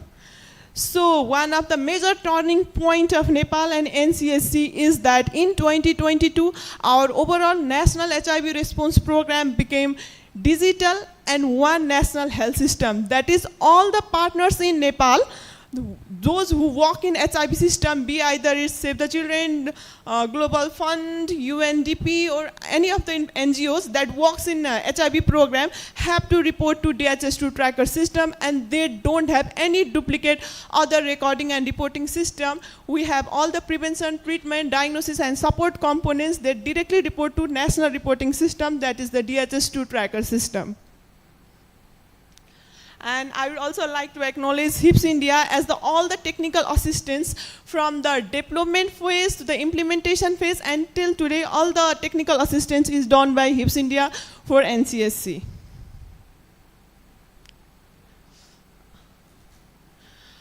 These are the different modules and scopes which are embedded in our DHIS2 tracker system, which involves overall continuum of care for the PLHIB clients from prevention, treatment, diagnosis, treatment, and support programs.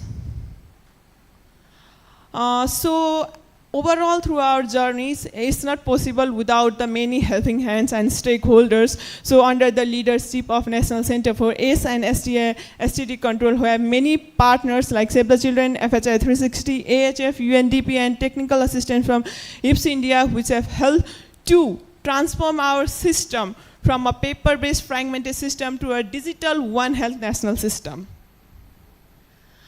So one of the major remarkable journey and one of our achievement that I would like to share here is that after the DHIS2 tracker implementation, our ART coverage, that is antiretroviral treatment coverage, have improved from 65% in 2017 to 89% in 2025. Similarly, now overall ART sites all over Nepal have DHIS2 tracker functional in their sites. Along with that, we have fully integrated all of our HIV care continuum of care from prevention to support programs. Along with that, we have 92% PL-HIV that are enrolled on biometric systems. So there is very less likelihood of duplication of the clients, and we have good estimates of HIV data as well. And 88% of PL-HIV are retained on ART by the end of 2024 through the use of mHealth system by sending SMS and reminder messages, adherence messages as well. We have now 88% of PL-HIV retention on ART. Similarly, it has also helped Government of Nepal and CSC for enhanced monitoring and effective real-time decision and evidence decision making for the country. So now our major focus lies in sustainability of DHIS2 tracker system, which is, I think, is the major challenge globally and nationally for Nepal as well. So for that, DHIS2 system is under the custody of National Center for AIDS and STD Control, and it is embedded within the data system and workflow, and the server is under the Integrated Data Management Center and Disaster Recovery Center of Nepal.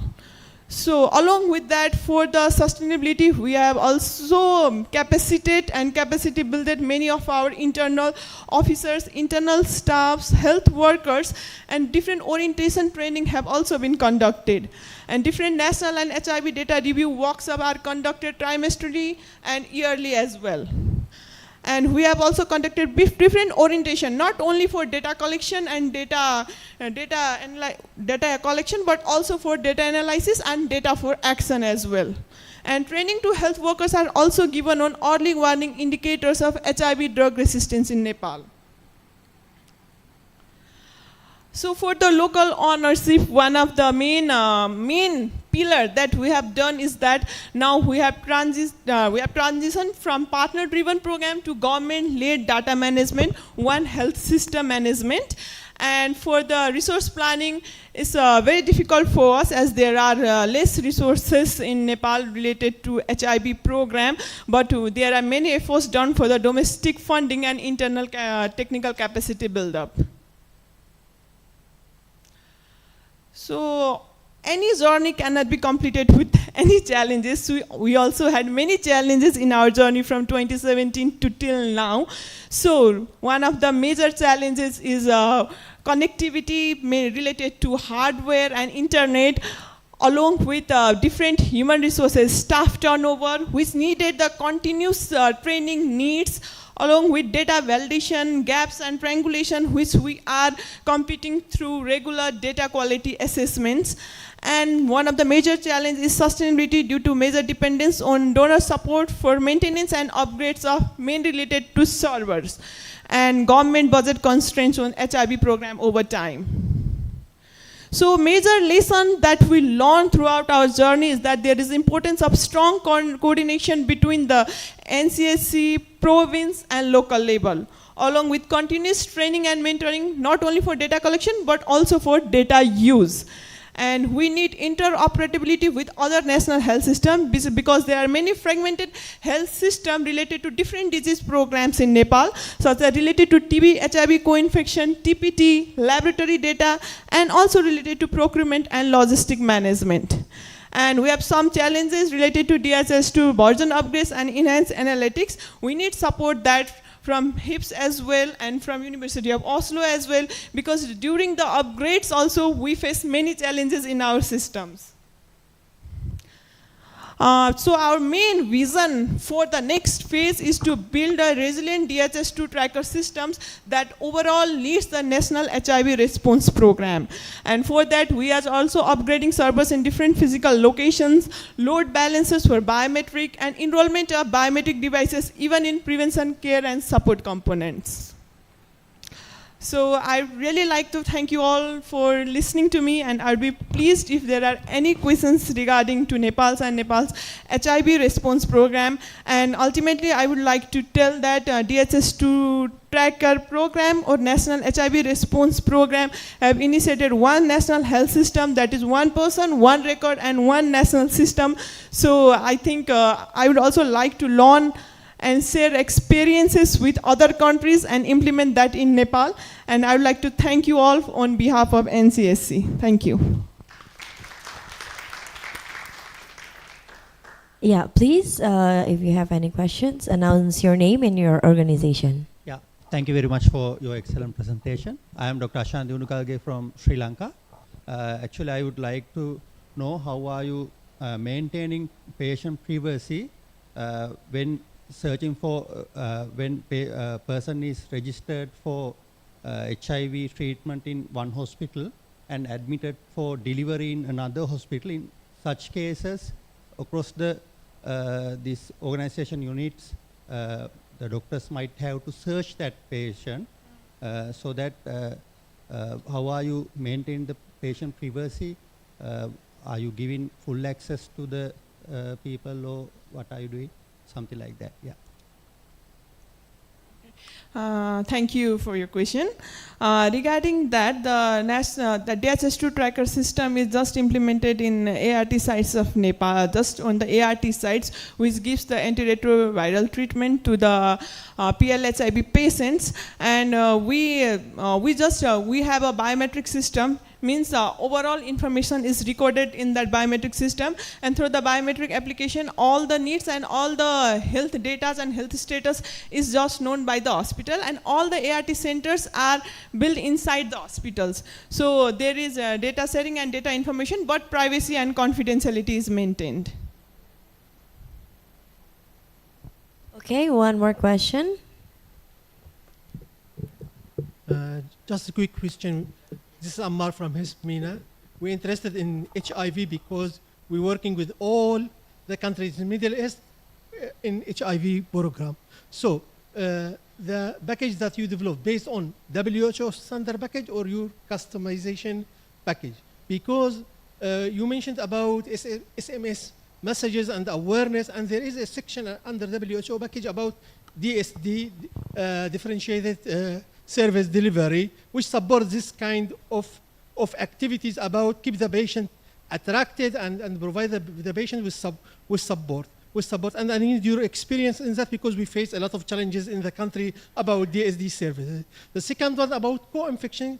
There is another section about the co-infection not only with TB, with STI, with vertical transmission and other viral infection, and just we need to explore about this. Thank you so much. Thank you so much. Regarding that, we are using the WHO defined package as well, but we have customized that in national context, so both for the opportunistic infections and for the SMS reminders as well.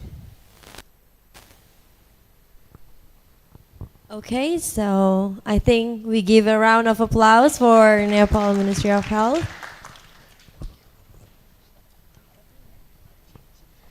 Okay, now we would like to invite the Lao PDR with a presentation by Dr. Kansali Pomafong. The floor is yours.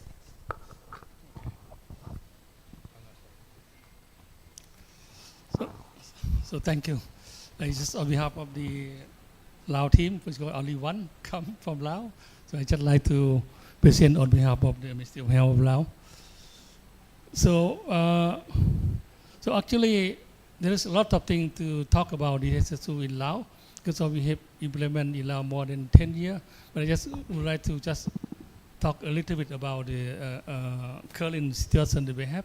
So we are now, because we implement so many years, we're starting from aggregate, now we're moving to the tracker and even eye capture, because now we also more programs are moving from individual program to we call the program centric to people centric, meaning that one people can have only one ID, health ID, so that they can go to different services. So also we'd like to highlight that recently we have already done the maturity assessment of DHIS2 conducted by the WHO, and we also now already have been implement the we call EAR. EAR, many people understand EAR is totally different system, but actually it's DHIS2 system built in, under the immunization program. And also we just starting about climate data. So this is the program that already inside this DHIS2 system for many years, since the 2000, before that was 2014, 15, but now they already start moving to the from aggregate, monthly aggregate to the tracker, meaning the individual data, so all the global fund, global fund disease like TB, malaria, HIV already there. We also now starting talking about the, as I mentioned, the electronic medical, electronic immunization registry, because of the vaccination is tracking by the government, how the coverage.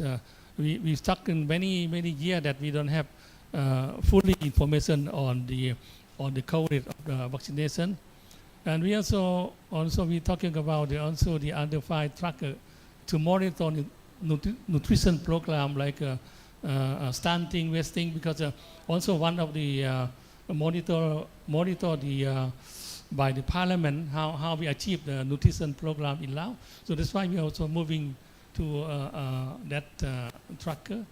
For MCS, before that it's individual program, ANC, PNC, different program, vaccination. So meaning that we based on program. Even though one woman they can have different registry, now we are moving to one because of client health registry. I will talk later on. Then we also include on the OPD and also cost update. Also we are moving to the ICD-10 using tracker with support from WHO. We also starting thinking about how we can also include also surveillance for NCD into the system. Actually, we already have in the system OPD, IPD, but we are not really tracking and how we can use this for decision making. We also thinking about how we can in the future we can move also national cancer registry, trauma also. So this is what I am talking about. We are moving from program centric to people centric. Before that, different program delivery. We also have the same woman. They can enter into different program. Now we are moving to the person centric, meaning that one woman can have one ID for TB, for HIV, for delivery, ANC, PNC. Also only one ID. You can search in the cloud. You can add only services. We don't need to enter all the detail anymore. So this is the diagram for the how we can use client health registry linked to one ID. We also linking with the CRBS and also the electronic medical record, as I asking the Indonesia about how we can link these two systems together, DHIS2 and electronic medical record, because we are now working on this. There are many hospital in Laos now moving from paper system to the electronic medical record, but how we can link these two systems so that people at the hospital, they are not need to enter the data in different program. So they can enter in one, maybe in electronic medical record and push data into DHIS2, or enter into DHIS2 and put data into the EMR system. Maybe, I don't know. We're just starting now. So as I said that we have done the DHIS2 maturity assessment, so we can see that there are many things that we have progressed. 14 out of 26 maturity are adequate. You can see the green color, that means they're already in place. 6 out of 26 are in progress. We have full report on this. If someone interested, we can share on this report of the maturity assessment. So this is one of the successful they have implemented the EAR, meaning that we're moving the monthly aggregate of the EPI program into the tracker. Now we're moving to the eye capture for the DHIS2, and this we can disaggregate data into different way on the age, sex, and ethnicity, and also the occupation, everything. We also have very nice dashboard on this, and we launching this together with the government, Ministry of Health, and also other partner. So this is one of the examples that the newly integrated into the DHIS2 system, the climate. We're talking about this morning. Pramod talking about this, so we already include the climate data into the DHIS2 so that we can link, because we have very strong information on the surveillance. We have 19 surveillance. This is already running many years and already in the country. How we can link this health data into the climate?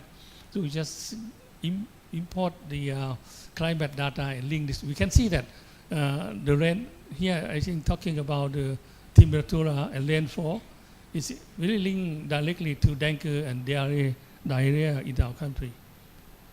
And also we are now already include the data from the how we can predict the dengue fever and also the flooding, because we also have we already discussed with the Ministry of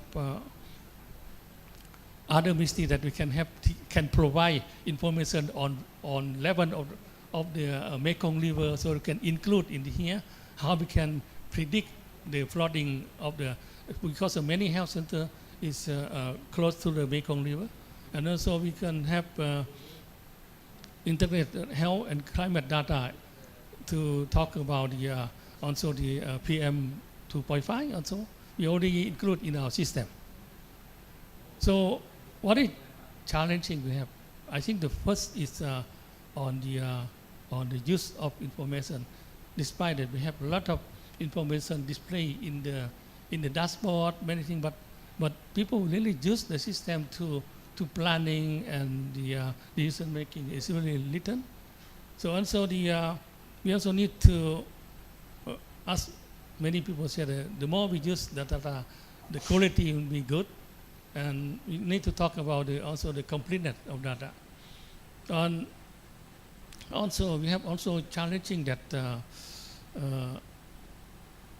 people, meaning that for example, when we implement the CSR, we need a lot of staff to be trained, because it's a new system, and also we need also some leadership, meaning that we have to turn this client health literacy into the policy so that people can follow.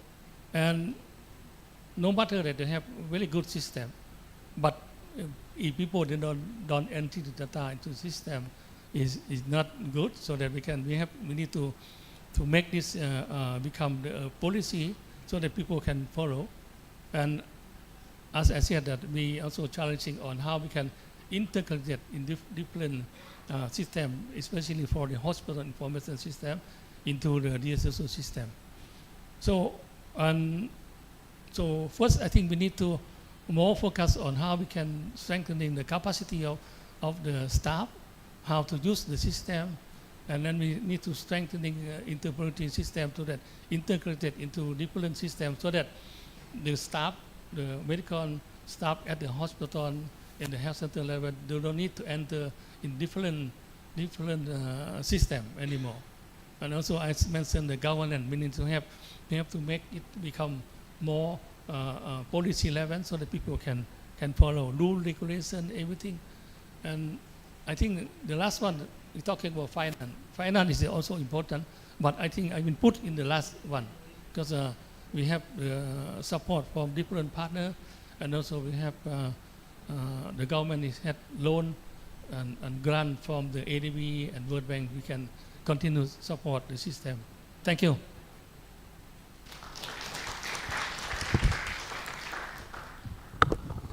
you have question, please go ahead. Yeah, we have slots for 1 to 2 people who want to ask or share their experience. Anyone? Okay. We're good? Okay, then. So for the last speaker in the session, we will finally invite the Sri Lanka Ministry of Health. We welcome Dr. Pramil Lianagi from Sri Lanka. The floor is yours. Give a round of applause for him, please.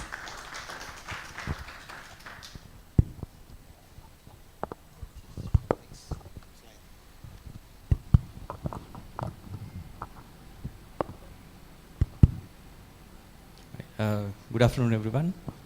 I'm Bowan from Sri Lanka.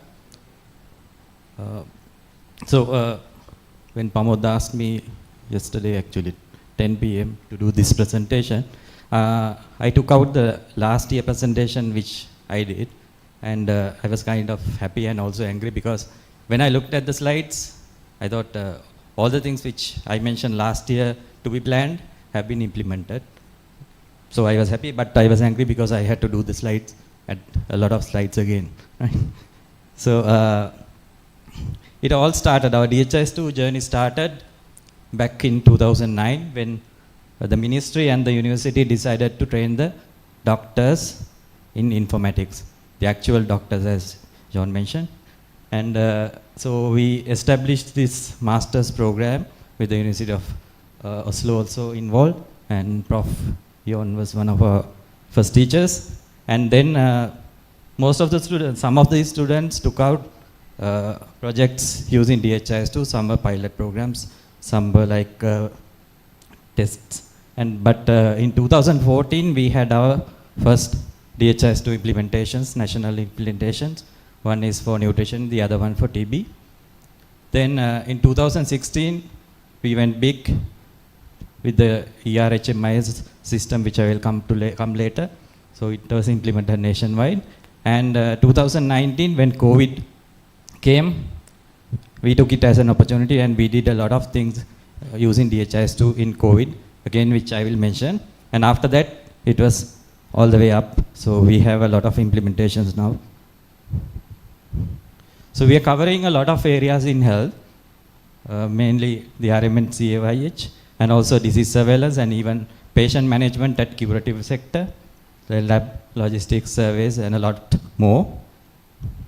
And also we are expanding beyond health also, and we are using it for education and also climate health integration. So this is the electronic reproductive health management information system, which is the largest DHIS2 implementation in Sri Lanka, which covers all RMN, CAYH, every part of the system, and it was implemented in 2017. I think it has more than 15 modules now. And then the second phase of the same system was implemented to capture individual level data, mainly about deliveries and child and maternal mortality from private and also government sector.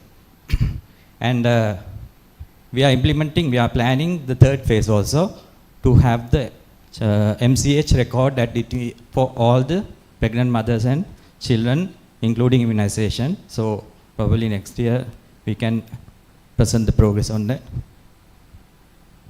Then the COVID system. So once the COVID came, so Sri Lanka was the first to develop a DHIS2 based comprehensive DHIS2 surveillance, COVID-19 surveillance system. So this had 13 modules, including case management, deaths, logistics, resources. All the areas were covered. We started with port of entry screening and developed all these. And then UIO took it up as a metadata package, and it was implemented in a lot of countries, and which was a huge success story of DHIS2 at that time. And following that, we implemented the DHIS2 based COVID-19 immunization tracker. So we captured all the COVID-19 vaccination details and generated a verifiable certificate through the system. Then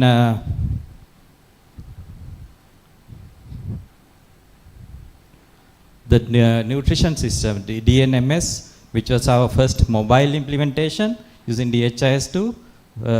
Again, this we included the growth charts at that time. This was about 10 years back, and I think our country was the first to include this growth charts in DHIS2 app, but now it's a standard. Right? Then we are using DHIS2 for surveillance in a lot of areas. So the epidemiology unit of Ministry of Health is the focal point of communicable disease surveillance in Sri Lanka. So recently we introduced this EpiNet for comprehensive epidemiology information management, and also other programs like malaria, leprosy, they also use DHIS2 for case-based management and other areas. So this is the structure of the EpiNet, the epidemiological information management system, where we collect all the communicable diseases and also the vaccination, so that we can monitor the vaccine preventable diseases with the immunization status. So this is the architecture. Some of these has been already developed. So we will get data from hospitals and also the field investigations, then labs, and also it will be integrated with other vertical programs, and we will be including climate data and also One Health data, and finally feeding data into the national dashboard. So these are the components already in place. So from the hospitals, the private and public hospitals, then general practitioners, they will send the notification. We have 29 notifiable diseases. All these notifications will come into the system, and the field officer will do an investigation on all these cases. And some of these diseases will have a special surveillance, which includes a lab component. So this is the architecture we are following. And already the immunization and AFI is in the same system, and the weekly returns, and the field investigation is also there. Then recently we had a measles outbreak in Sri Lanka, and we did a supplementary immunization campaign through DHIS2. So everything was done through DHIS2. Then we had a chikungunya outbreak also. The reporting was done from DHIS2.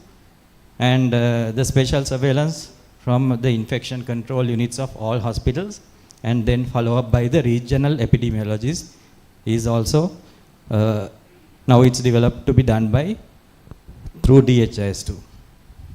So a lot of things planned for the next year and years coming after on this surveillance platform. So it will be a comprehensive platform integrated with the hospital systems, labs, and the climate data and One Health. So already we are having discussions with Department of Animal Health and other stakeholders. We are planning to do water quality surveillance. Then advanced analysis like forecasting, the event-based surveillance, EVOS, everything will be in one system.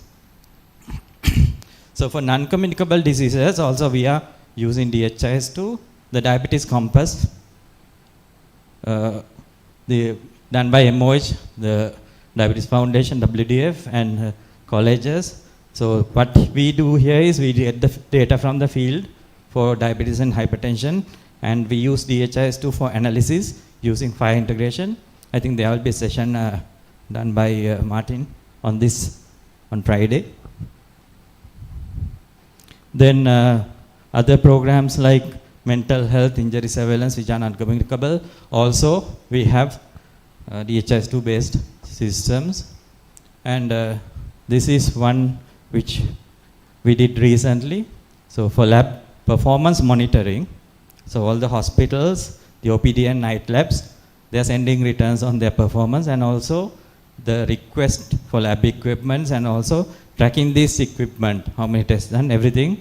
So has been configured in DHIS2, and it's been implemented by the lab directorate. Another thing which I mentioned last year as upcoming is the healthcare quality and safety management tool. So all the hospitals, we have identified certain indicators from hospitals for quality management, and we have developed the system in DHIS2. So this is one of the For instance, we have a system for hospitals using DHIS2, and this was launched last month in the World Patient Safety Day. And current plans, so one is the quarantine health. They are also requesting a system for DHIS2, so the initial discussions was held. Then the veterinary services, public health veterinary services. Then file area and other vector-borne diseases, we are planning to have an integrated analytic platform. And on digital identity and authentication, so integration with MOSIP, and I think we will have a separate session on this also. So this is part of the government mandate to have a digital ID, and we have successfully demonstrated its integration with the DHIS2 for our systems.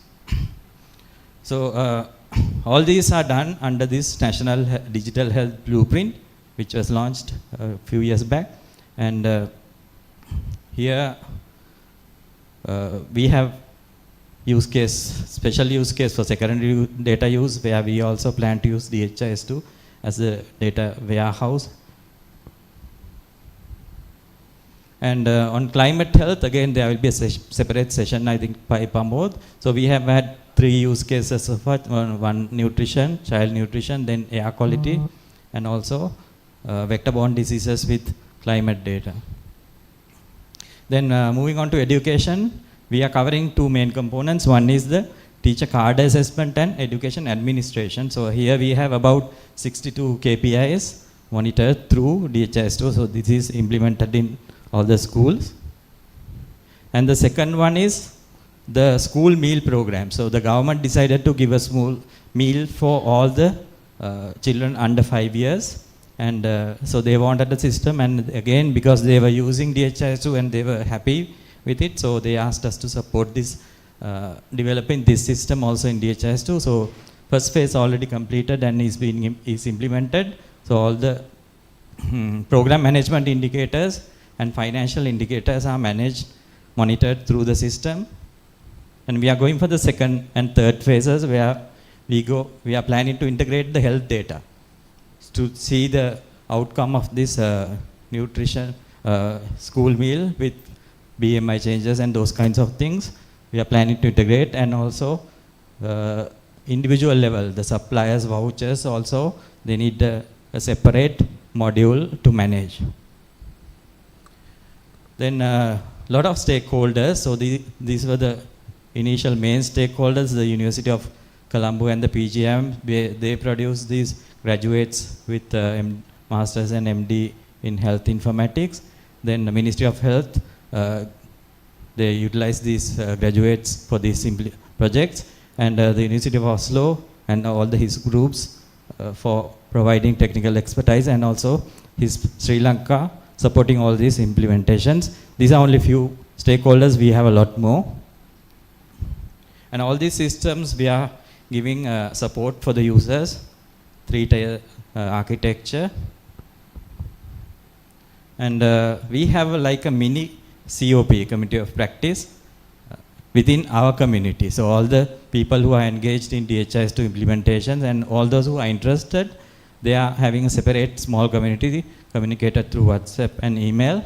So this is facilitated by the Ministry of Health and also HIS Sri Lanka. So any questions, any experience sharing is also done through this community, and this has enabled a lot of improvements in our capacity and collaborations within institutions, and finally resulting in a lot of stable implementations and a lot of interest in DHIS2 also.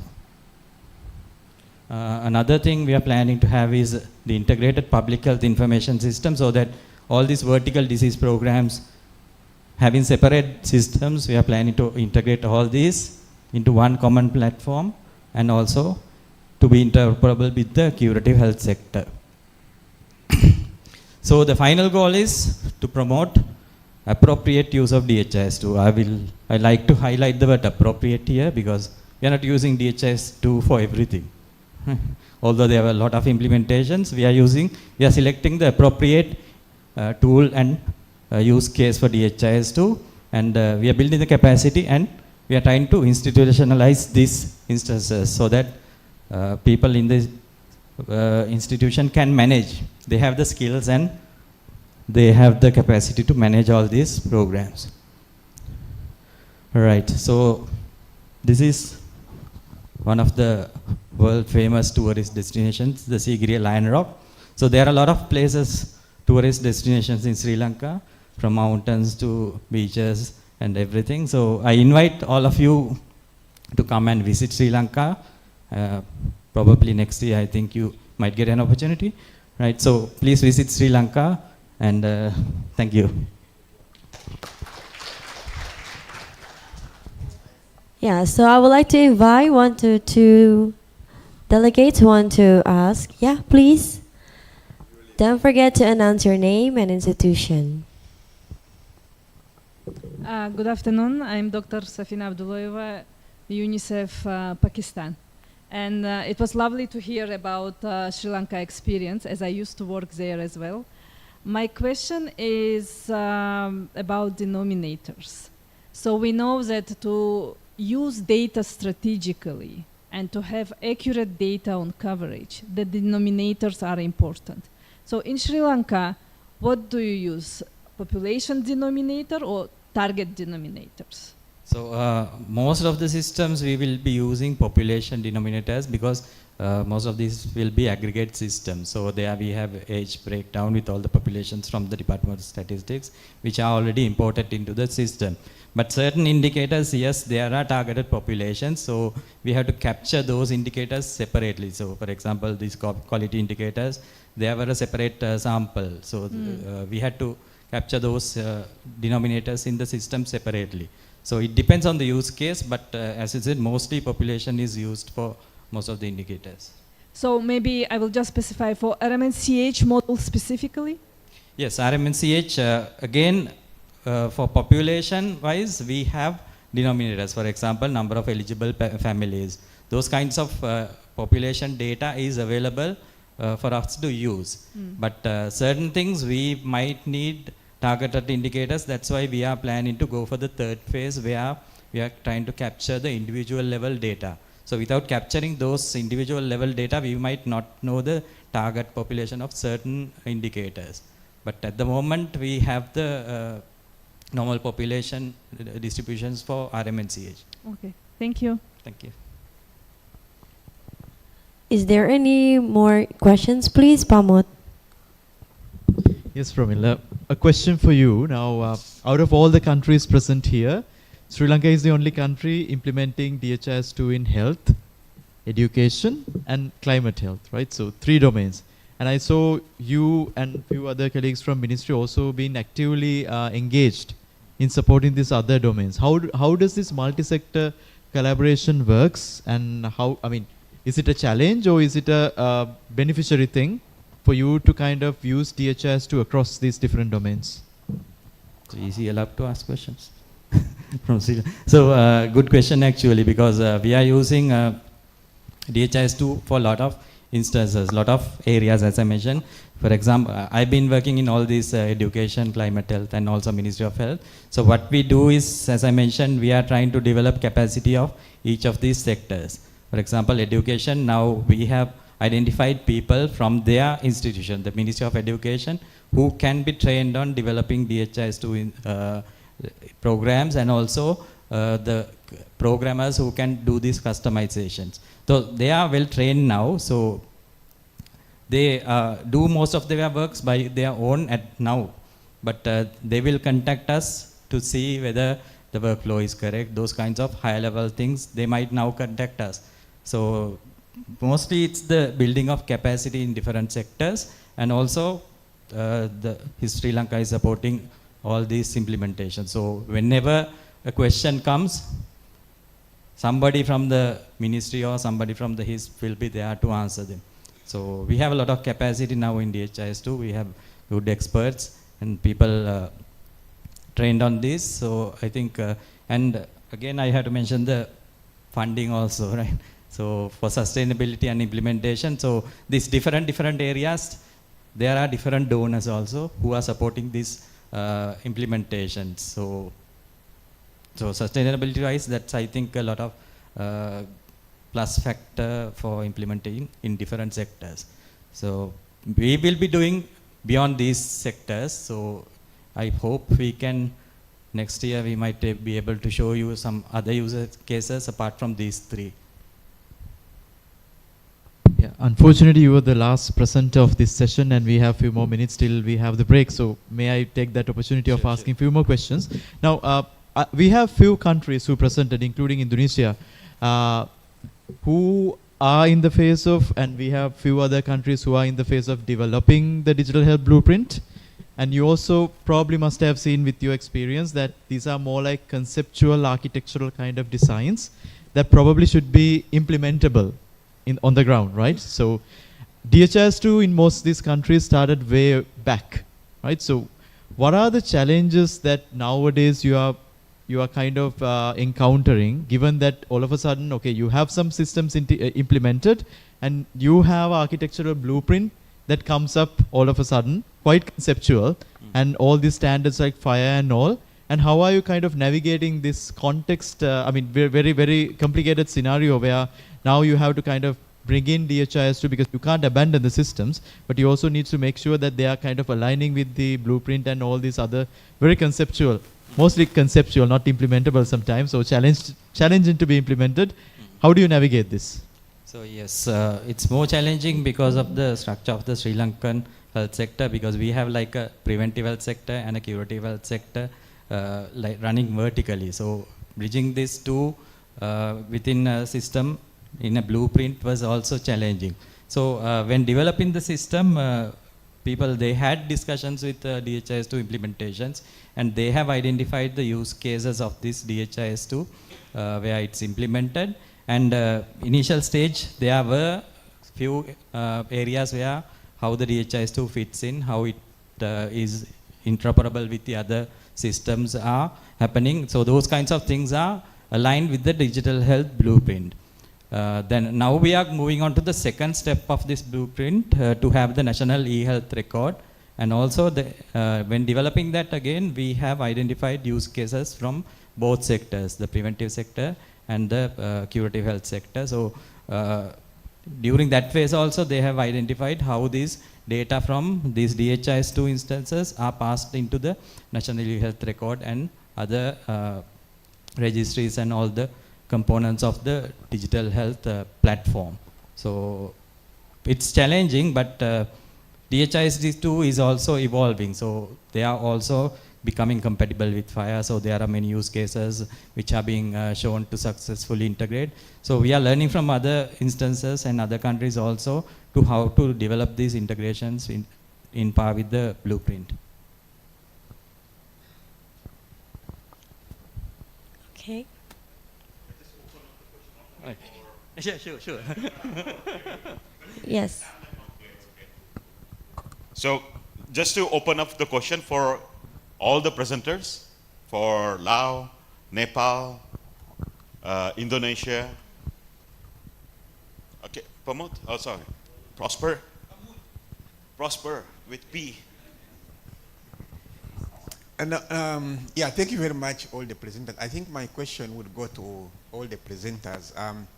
I think you didn't mention a little bit about how you are capturing the data, at the end, at the facilities, whether you're using Android or using the computers and internet, and what challenges you are having with that. And also, most importantly, in how much data you are able to store at the health facility, since most of these DHIS implementations are online. So how you are dealing with that. But also, when it comes to the data storage, Sri Lanka, you're talking about using this as a data warehouse in terms of the capacity of your servers and how much data you are expecting and being able to support in terms of the analytics, whether you have different servers for analytics, servers for production. Yeah, so mostly it's around data management, the volumes of data that we are collecting and how best we can be able to support the implementations, especially that our clients are moving from facility to facility and we need to access these records as they move across. Thank you.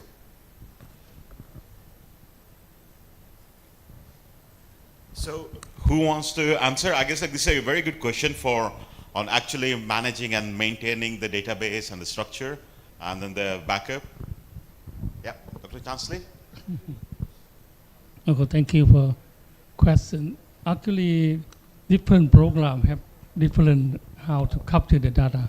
For example, under the EPI, we call EAR system, they have application.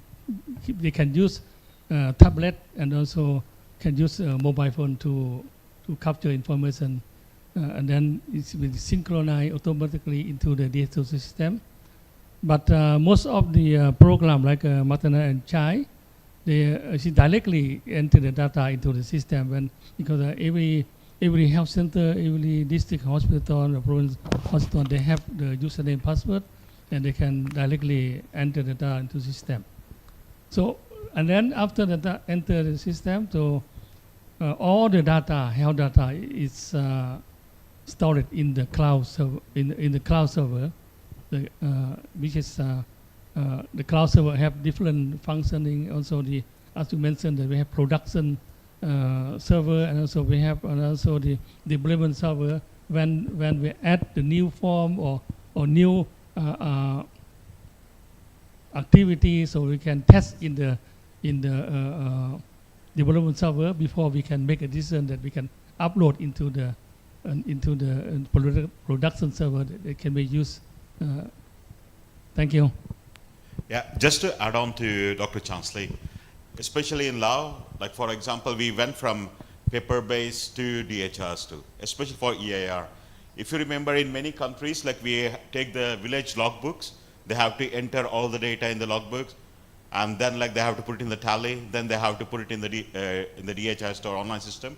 Now what happened in Laos is all the data is in DHIS2. From DHIS2 with HIS Vietnam, they created the logbook which they can try to download. So we are going on the other side. And we also want them to like not to use lots of money on printing. And lots of money is cost like to print this big logbook by each different villages. And it's very hard to search, very hard to maintain, very hard to update. So that was the one of the reason like how we can try to move forward to get all the things. So let's ask the same question for Indonesia, because Laos comparatively is a small country. It's 7 million population. When we compare to Indonesia, it's quite huge. Oh yeah. Actually, I don't really know how to answer the data, because my role is as a data user, only how to make the dashboard. So how to maintain the data, I don't know the answer. So from Nepal.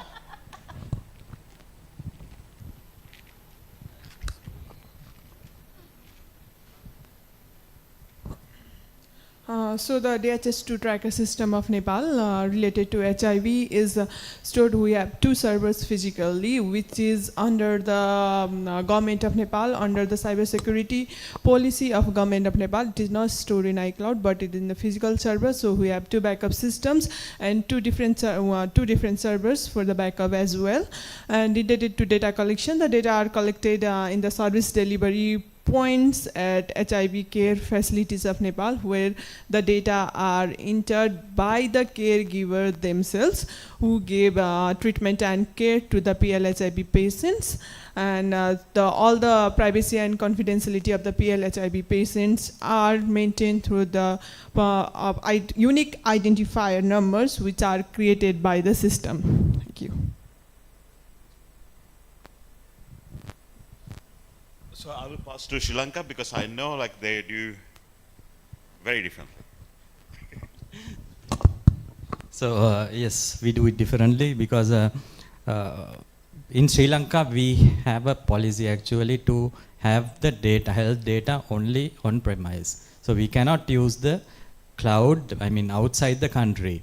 So most of these programs, they develop their own systems according to their expertise and according to their funding and availability and all these things. So what they did was they procured their own servers and they hosted their data within their programs. For example, even the TB program, malaria, HIV, all these programs had servers, even the FHB has servers. So they will have backup servers and everything will be maintained within their program. But the issue is we don't have the capacity of retaining people who are like server managers and IT experts within the government context. So now the shift is, now the new government, the recent government is like focusing more on digital, developing digital infrastructure. So this government cloud and the government network is coming up, but still we are using the local servers, and also there's health ministry server in the health information unit, which also provides access to other programs to host their data. So at the moment, within the ministry we also have, and the government level we have the Lanka government cloud and the Lanka government network, where the government ministries can host their solutions within their cloud. And that is being upgraded into the next level, so that all the ministries can use the privilege of having that. So on top of that, the health ministry is also upgrading their data centers, so that because of the digital blueprint, we have identified certain components of the digital health platform. For example, these registries, all these components of this digital health platform will be hosted in that Ministry of Health new data center, so that all the programs can fetch those data through the through their interoperable systems and work on their systems. So that is the architecture we are using now. So probably we will have a lot of facilities in future with the upgrading of these systems. Great, thanks. Yeah, Hanan, yeah, you can also explain. Because Bangladesh is also huge. Hi. In Bangladesh, so we are also maintaining server by ourselves. Ourselves means that actually in Bangladesh we are start implementing DHIS2 since 2010. So initially we bought server for our MIS department, though cloud is the preferable, but that type cloud is not available. But later on, what's the same for our ICT policy, we cannot host outside the country. So the DZ Health developed their own data center. So where they're using the VMware as a local cloud, and this is very comparatively sophisticated server center with the disaster recovery and backup systems.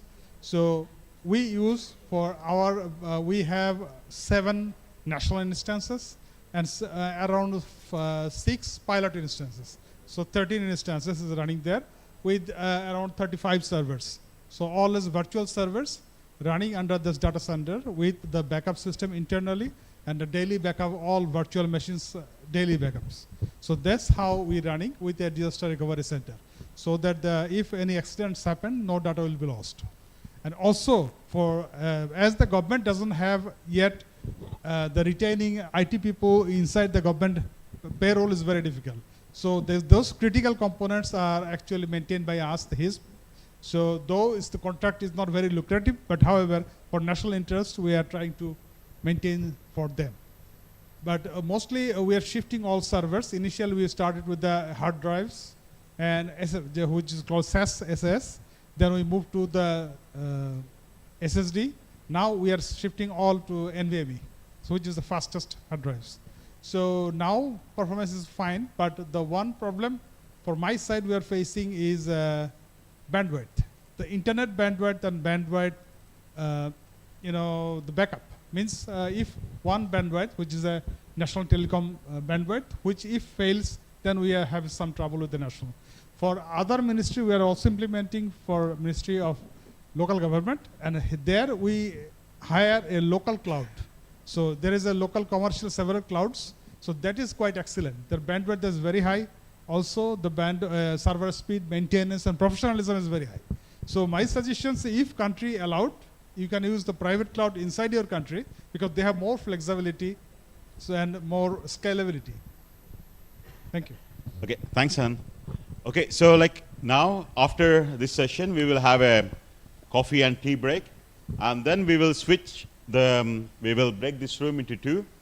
So here is in the front, it will be the session for metadata assessment, where the live stream will conduct it. And at the back side of the room, it will be the second panel for custom app. So in order to have a smoother transition, we kindly ask the participant to bring all of your belongings so that the hotel can set up the room accordingly. Have a nice tea break, everyone. Thank you.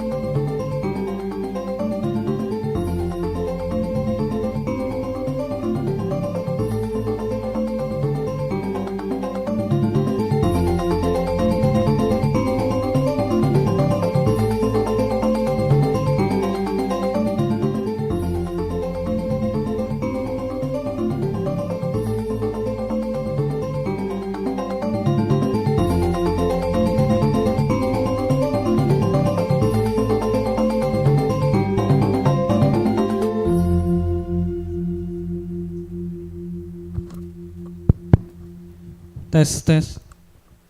Tes.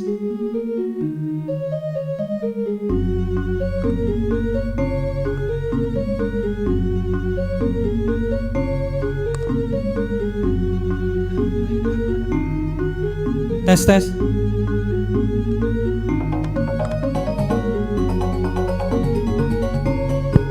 Tes, tes, 1, 2, tes.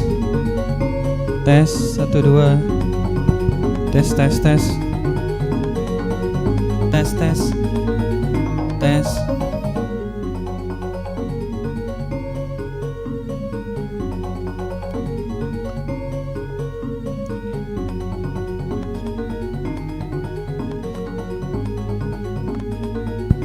Tes. Tes, tes.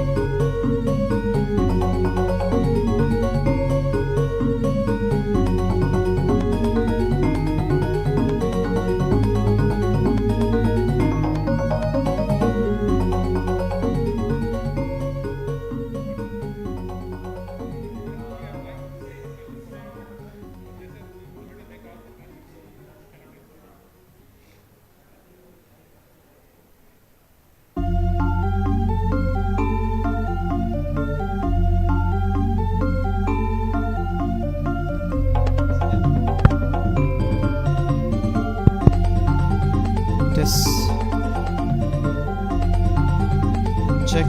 Ulav, can you hear us? Okay. Ulav, can you hear us? We are trying to test audio. Okay, I see you are unmuted, but we are not able to hear you yet. We are trying to figure out what's going wrong.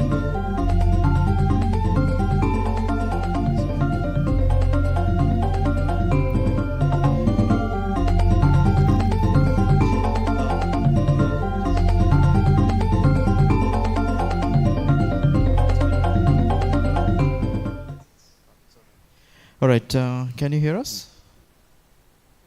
We have stopped the waiting music, but okay.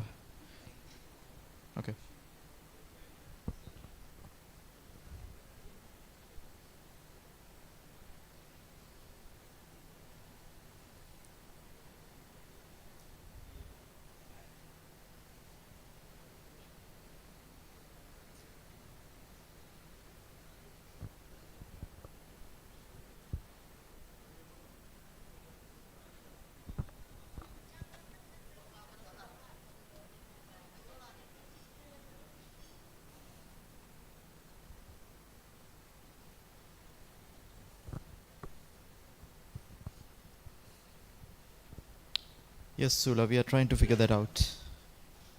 Just waiting for the AV people to come, and then we will, yeah.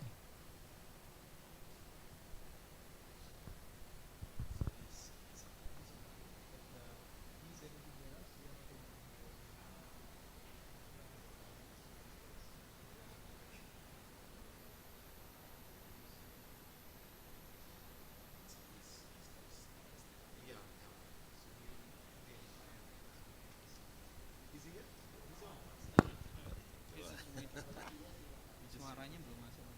Zoom-nya itu.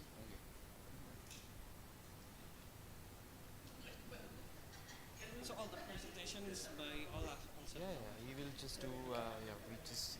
The only thing we have to handle the AV because there will be questions and all. But that's why I'm really curious to see whether it works.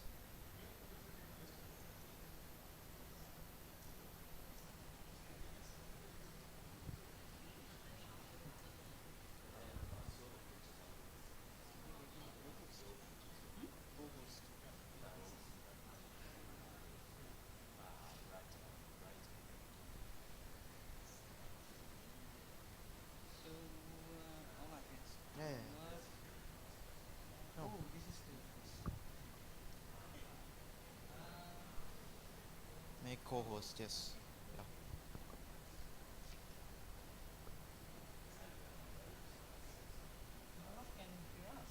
Yeah, you can hear us. It's just no, this Ulo, this AV issue. We are waiting for the IT guy to come, and yes, Ulo can hear us. We can't hear him. We still have time. Couple of minutes, 5 minutes. Yeah. They are going for a break, I think.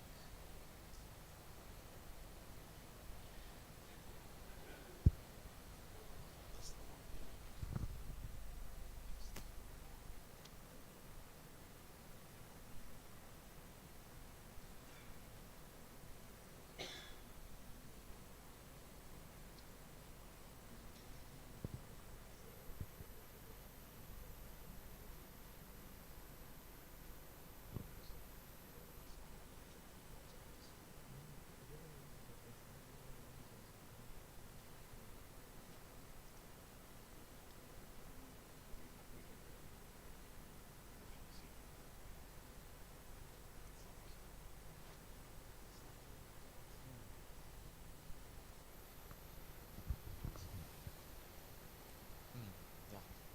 So the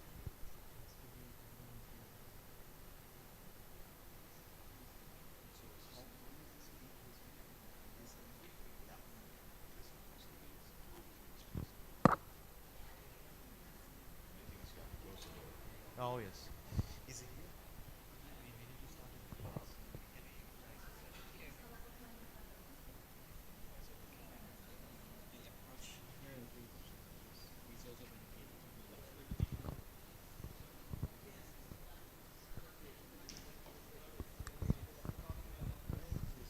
Yes, so we all good to go, are we? Just waiting for this. Is this off? Or?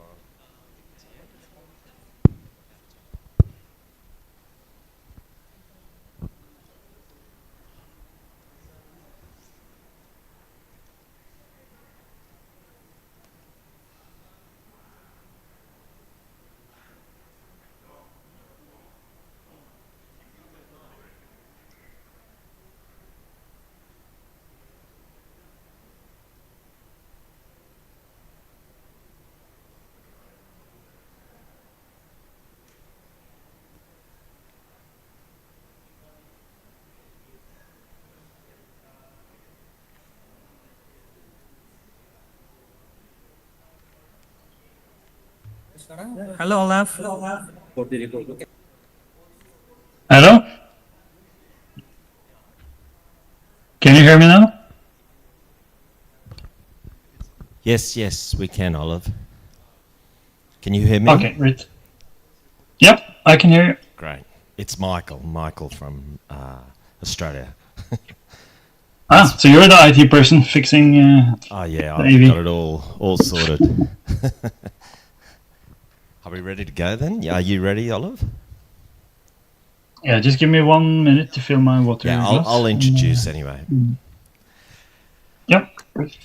2 minutes? Oh, we've got 2 minutes just to let people in. A few more people to come back. Yeah. So take your time. Yep, right.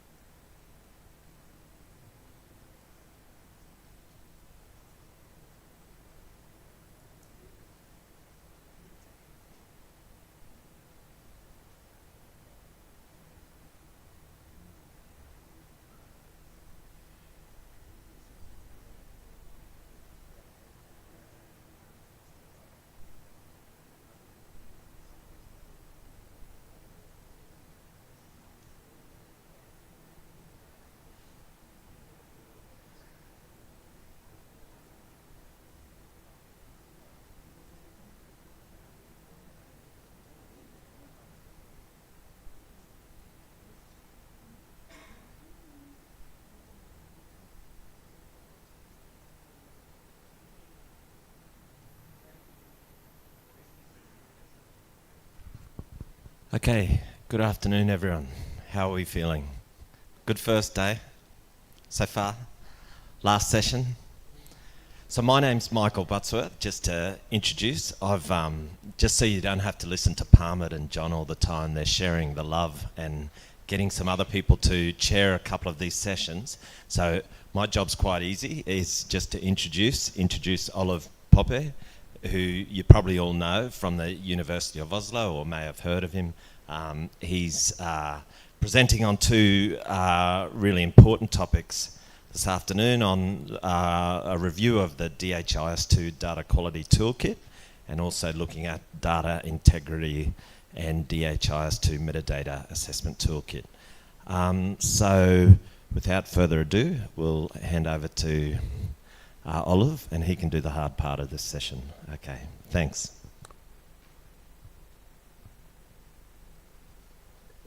Thanks, Michael.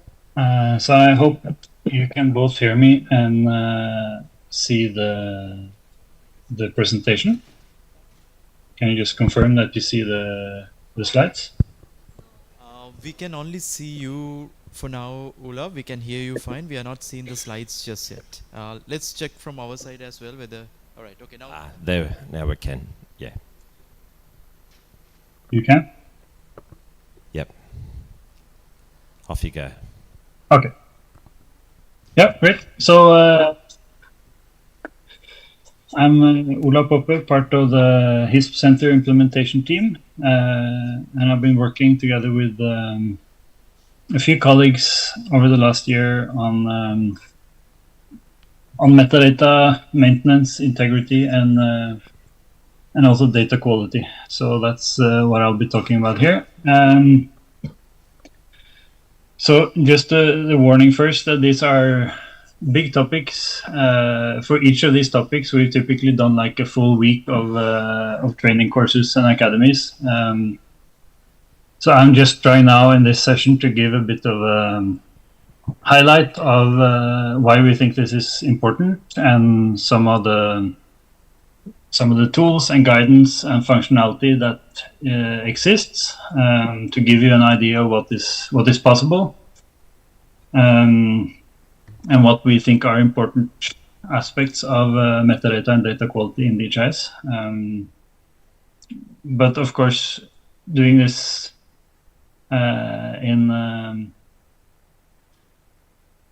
in just 90 minutes means I'll have to move a bit fast on some areas. So just a warning. I have included a bit more details in the slides than I will go through in detail when I'm presenting, because I also want to show a bit of a couple of examples, demos in DHIS. So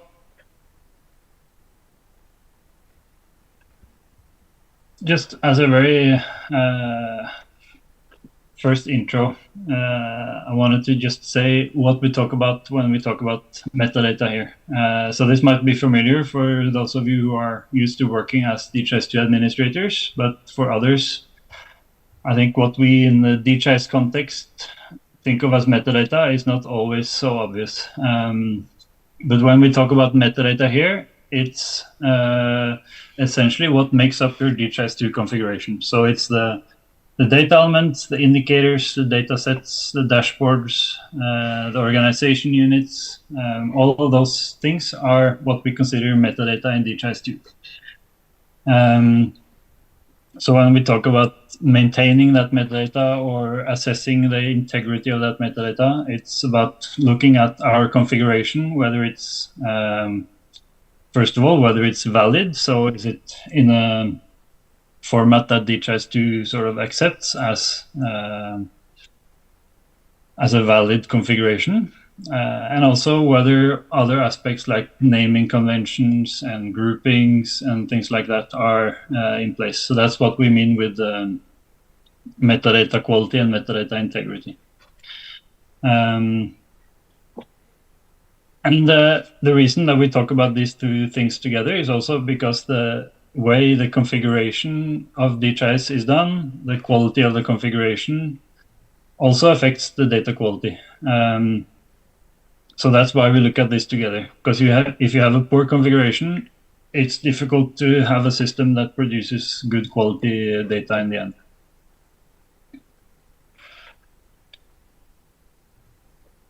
So if we take a step back and think what's the purpose of DHIS? Why do we have DHIS in so many countries? Well, it's because we want to let the users of DHIS access and use the data that we collect.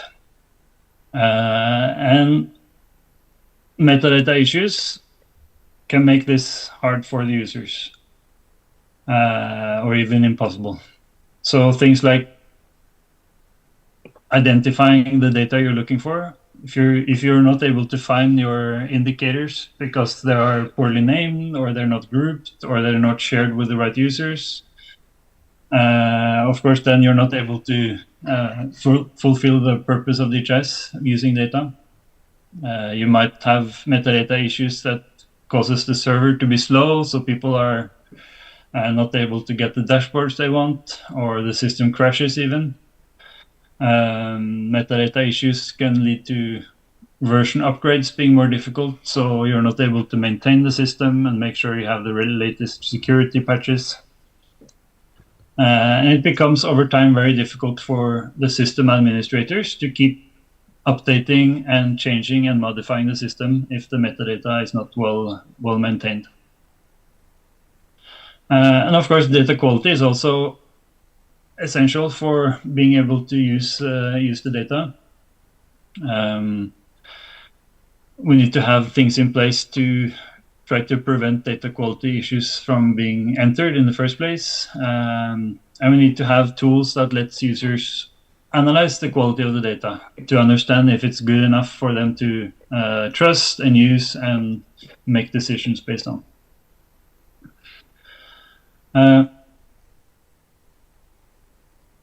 So what I want to do in this session is to start talking about the metadata management and maintenance, and how we can prevent metadata integrity issues, identify the issues we already have, and fix the issues that we're able to identify. For the data quality, we'll talk about what we call the data quality toolkit for DHIS2, which is a set of resources that we put together to guide system administrators and ministries on what sort of metrics for data quality that is supported by DHIS2, what functionality is there, and how to use it. And then the last part, I'll talk a bit about the tool that we've worked on called the Data Quality Workbench, which is something that helps system administrators to monitor both the metadata integrity and the data quality in a better way. So to be able to, for example, make a dashboard in DHIS2 actually showing you the quality of your configuration. And I hope we have time for a little bit of questions, discussion towards the end. But yeah, let's see. So starting with the metadata integrity. I think I already touched upon some of this, but having a poor configuration, having metadata integrity issues, actually affects all sorts of aspects of DHIS2. So for the end users, like I said, it can be difficult to find the things you're looking for. If you're looking at the data analysis, it might be even difficult to enter data if things are not properly configured and named. It might mean that some of the data analysis is not possible in terms of disaggregating data, for example. So for the end users, there is sort of direct implications of not maintaining your metadata well. It has implications for data quality. It has implications for the system administrators who are responsible for maintaining the system, changing data sets when the reporting requirements changes. Upgrading to new versions becomes more difficult. and it also has implications on the server with performance and potentially even causing system downtime. So metadata issues here are things like configuration mistakes. Maybe you make duplicates of metadata, so now you have two indicators for the same thing. People are not sure which one to use, which one is the updated one. It can be things like not having the right geographical coordinates for your facilities. It can be not having proper grouping of data, so data elements and indicators, so people can't find them. It could be indicators that are not configured correctly, so they're not actually producing the right outputs. And then there are more sort of challenges in how the administrator works. So maybe they're not following naming conventions. Maybe they don't know exactly how they're supposed to share data, metadata, and data with different groups of users. Maybe they have a tendency to make changes directly in the production system without testing it first, etc. And in large DHIS2 systems that have been around for many years, this sort of adds up over time if you don't have the right processes in place. So just showing some examples here of one national DHIS2 where there were, for example, almost 3,000 dashboards with no content. So people have probably been trying it out and never cleaning up. They had 13,000 data elements available for every user of the system, so publicly available, which of course means it's very difficult for users to find what they're looking for. Many of these 13,000 had never actually been used. No data was collected. So this is just giving an idea of the scale of the problem, both in terms of implications for end users who are supposed to find the 5 things they're looking for within these 10,000 data elements, but also for the system administrators who are responsible for trying to clean this up. It becomes very difficult also because of the huge scale of the problem. So, talking about the metadata integrity, I thought I will go through this sort of in a following this kind of ordering. First, looking at what we can do to prevent metadata integrity issues. So SOPs, naming conventions, etc. Then look at some tools we have for tools and approaches for identifying metadata issues. Ways we can try to address and fix metadata issues. And finally, at the end, we'll look at how we can monitor metadata integrity over time. So, starting with preventing issues from happening, I think I'll move quickly on these slides because I already touched upon many of these things, but I think it's important that the core team administering the system has clear SOPs, standard operating procedures, actually telling them if I'm adding a new facility, these are the things I need to make sure that I check that it doesn't exist already, that I check that it should be added to the one of the groups in the ownership group set, so I can indicate if it's a public or private facility, that I know how to put in the geographical coordinates, etc. Similar for new users, changing data sets or tracker programs, etc. Having a clear change management process in place so that everyone knows who is working on what and they know what they're supposed to do. Okay, so this administrator is now working on updating this data set. That you have a development environment where these things can be tested, that you have a way of notifying users when there will be changes in the reporting forms, etc. As well as naming conventions and actually monitoring these things over time. I think it's also important to note that even if you have very good SOPs and documentation in place, you also need to make sure that the team working on this are aware of these and are using them, and actually have received the training to be able to follow the SOPs, and are given the time and resources to do things in a good way. Because I think we've seen many examples where the people are configuring DHIS. They sort of know what they should ideally do. They should set up a development instance, and they should change the data set, and then they should test it and ask some users entering data to test it. Then when everything checks out, they should move it into the production system and notify users. But if they're given a deadline by Monday, we need to have this in production, then they're not able to follow the best practice that I think most of the core team staff know that they should be trying to do. So, I mean, it also means that the governance needs to be in place, and that the core team has the skills and the time and the resources to do things in a good way if we want to prevent metadata issues from happening.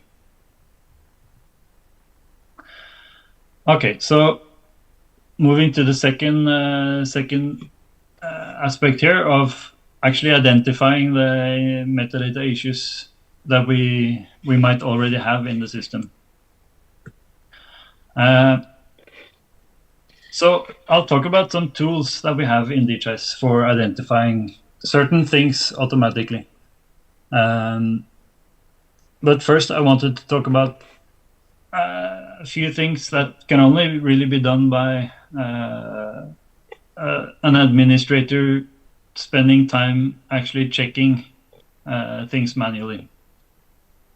So for example, checking if a data element indicator has a meaningful name and description so that the end users can understand what it represents. That's something that can only be done through a manual process. Identifying if there are duplicates, for example, that 0 to 11 months is the same as under 1 year for a category option.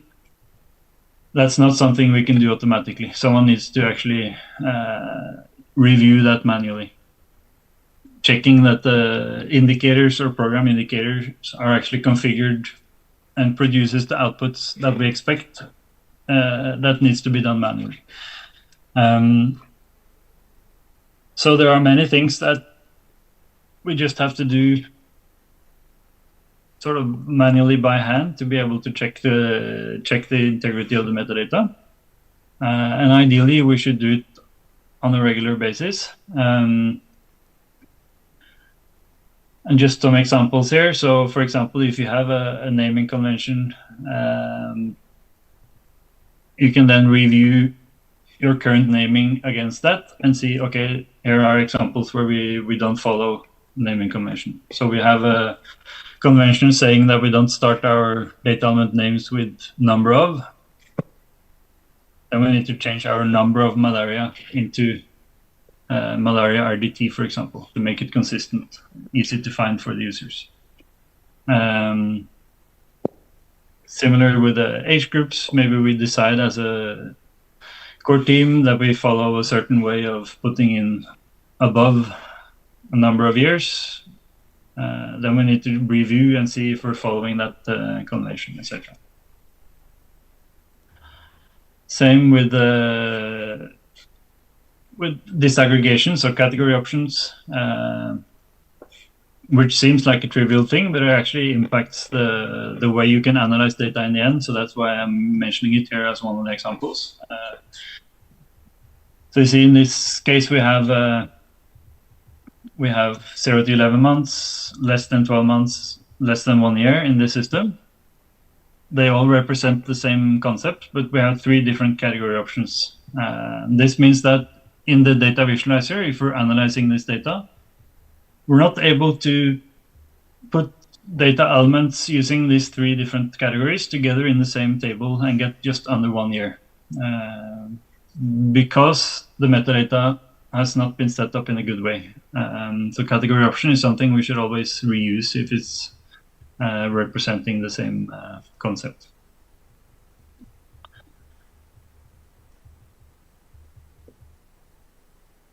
So those were examples of the kind of metadata integrity quality checks that has to be done manually, but we also have functionality in DHIS2 for doing automated checks. So some examples here where we can identify organization units that are not in what we call compulsory group sets. Typically that means that we've said that every facility should be either categorized as public, private, or NGO, for example. And then we have 1,929 in this case that have not been added to one of these groups. And again, it might seem trivial, but that means that anyone looking at in Data Visualizer trying to use the ownership disaggregation will actually look at wrong numbers. So it makes a big difference in how the system can be used, and in a way it leads to a data quality problem in the end. Another example where we have 2,000 data elements in the system that has never been used for any data collection. So then they're just creating confusions for the end users who are looking at all these variables in the analysis apps that doesn't have any value, no data. So,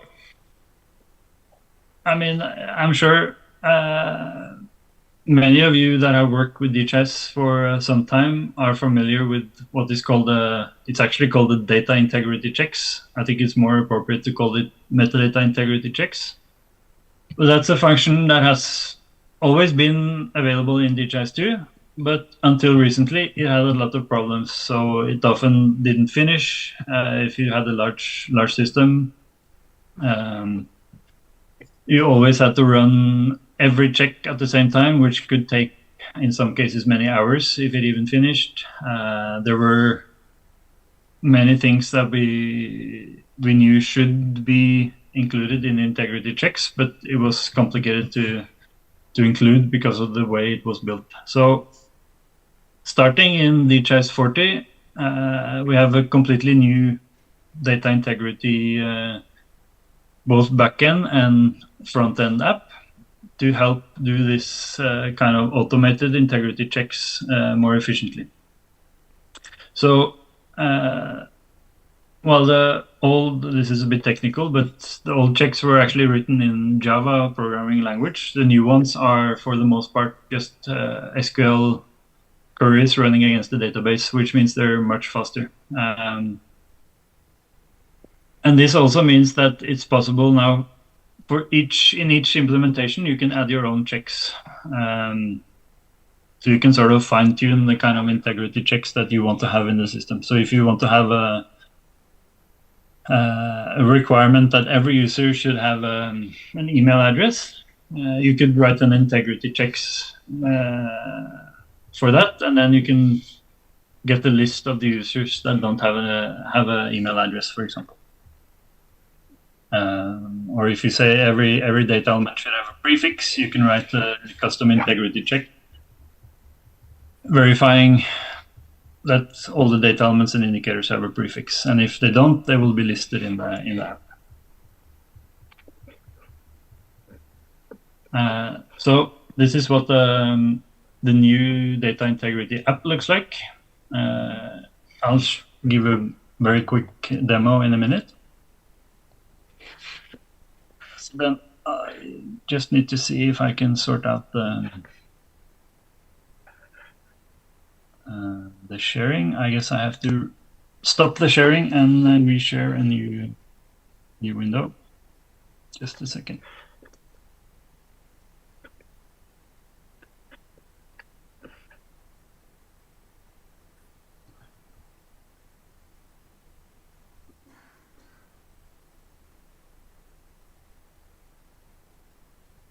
Okay, so I'm just looking here at the normal, I think this is DHIS 41. This works the same way from DHIS 40. So within this data administration, we have the data integrity page, where we have this interface for running these metadata integrity checks. So everything is categorized into what we call standard checks, and then there are some slow checks which takes a bit longer to run, typically because they compare the metadata with what is in the data value table, which is can be slow. So with these standard checks, I can now say I want to run all my standard checks,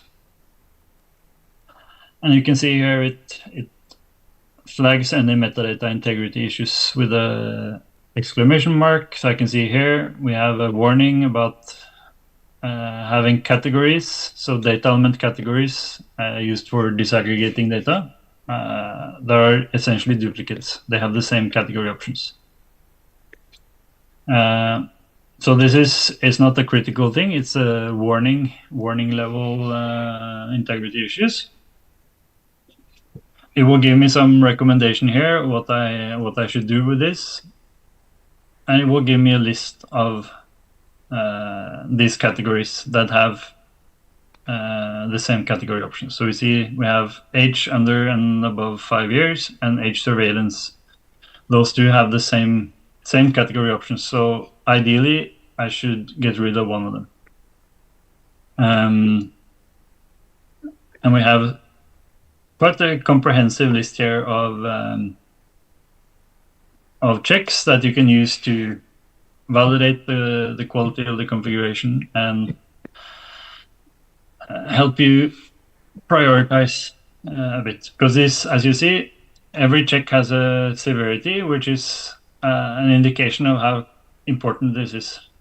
So here we have an example of a check that is marked as severe. Aggregate data elements belong to datasets with different period types. So this means that you're trying to collect the same data, for example, on a weekly and a monthly data basis with the same data element. And then that's not really supported by DHIS, and you would then, in many cases, you would sort of double count the values if you collect it at both weekly and monthly frequency, for example.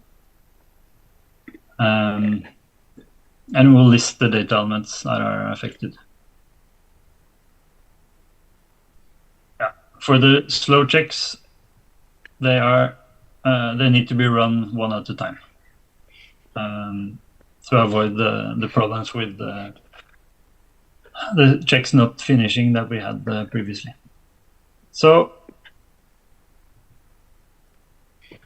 let's see. I think I might have to. It worked. Yeah, so this is just summarizing what I said. Each check has an importance. It lists the detailed issues, and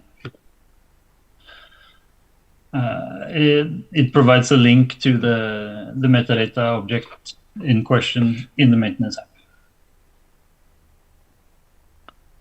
Okay, so that was the identifying the metadata issues. Moving now to how we can fix them.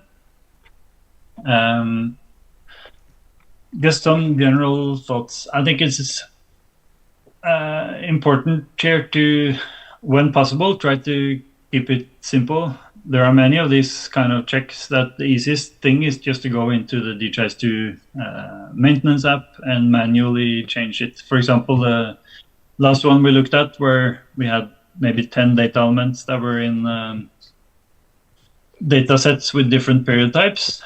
The easiest way to fix that is just to look at those two data sets in the maintenance app and figure out which one does these data elements belong to.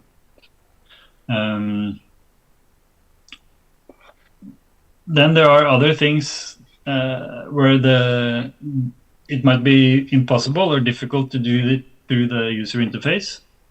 In those cases, perhaps you have to use the API. maybe you have to change something with several hundred data elements. Change the value type, for example, because they should have been integers, but they have been configured as numbers, so allowing decimal numbers.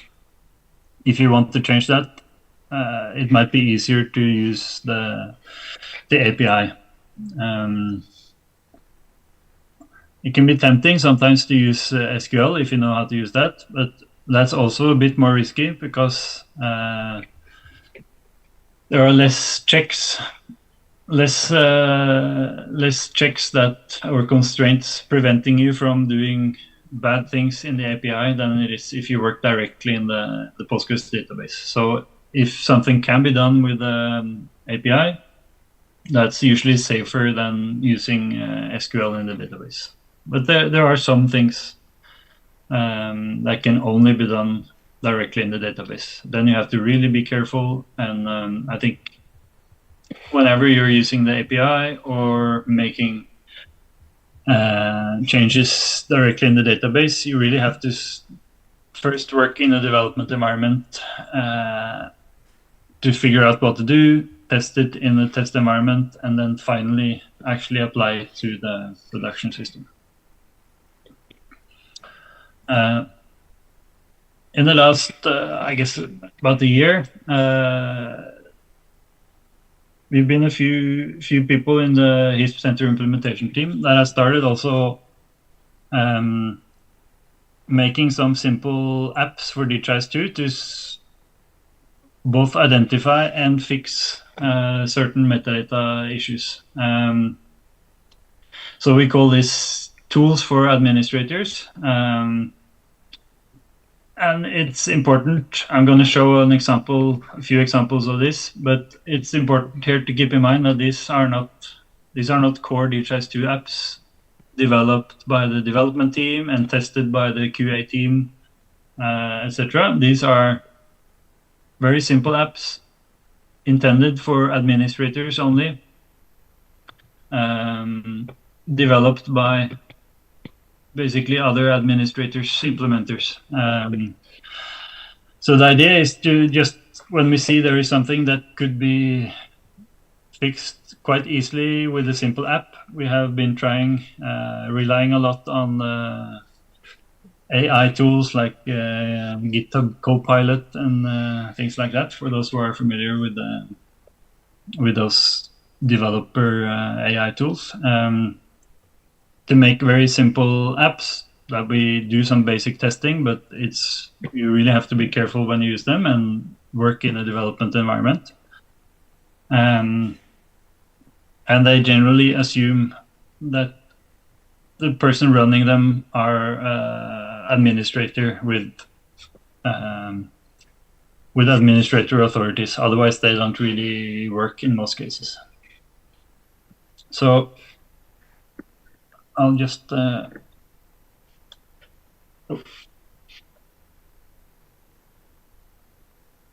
see if I can exit the full screen. Yes. So I think now we have about 10 of these tools for administrators. And one of the tools is a tool listing the other tools, which we call the DHIS2 admin toolbox. So that in the slides there is a link to GitHub for those interested in trying it out. But this one, this app essentially lists all the tools that are available, and it's showing you if you have the latest version installed, and it gives you a link to download them. So you need to download and manually install these apps in DHIS2. And I think that's also a conscious decision, since these are just for the system administrators to fix specific things. These are not apps that we want to have in the app hub for everyone to use. So that's a conscious decision. So in this toolbox, you see a list of apps. You can follow the links to read more about the apps, and you can download. So let me just show one example of the kind of app that we have here. This is the white space cleaner. It only does one thing, and that's to review different types of metadata to see if there is double white space or leading white space or trailing white space, and it lets you easily get rid of it. So we see it marks in yellow here when we have double white space or trailing white space, and we can either individually fix this, or we can do it with the whole list. So that's one example of what these tools can do. Yeah, we can look at another one. Which ones do we have? Yeah, I guess I don't have the latest version, so I'm not sure if that one will work. But this is another one where it lets me quickly identify dashboards that doesn't have any content. And I can delete them, basically. So you saw initially I showed an example where one national system had 3,000 empty dashboards.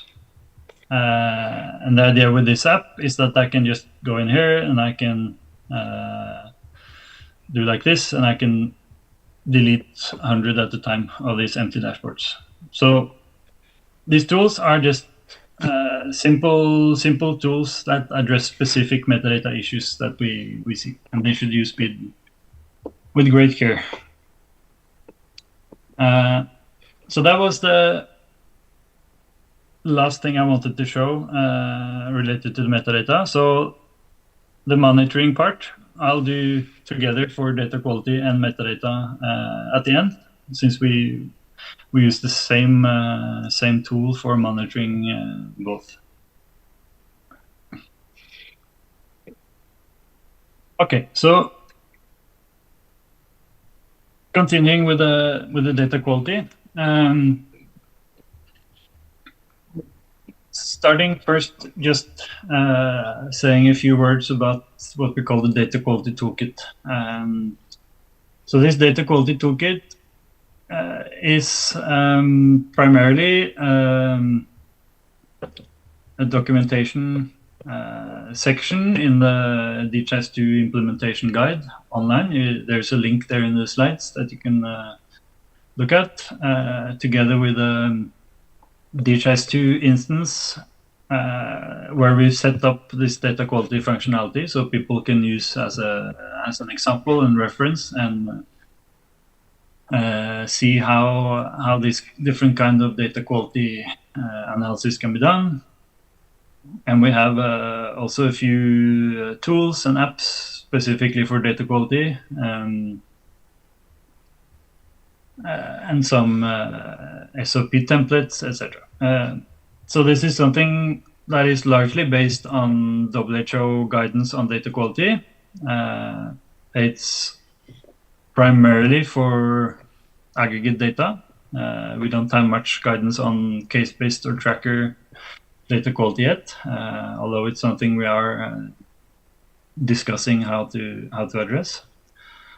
And it's something we've developed with support from Global Fund. So some of you might have heard about these WHO DQA tools.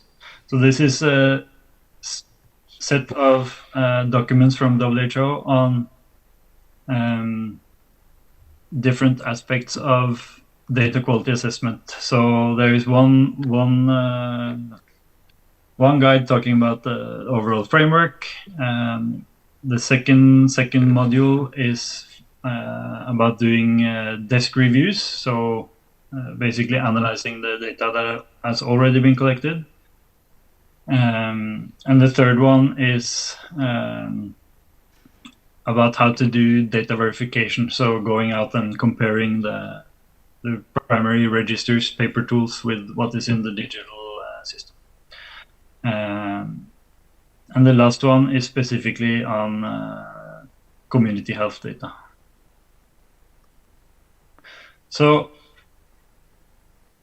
in this data quality assurance framework, there are sort of 4 different areas of data quality that are being discussed. One is completeness and timeliness of data. Second is internal consistency.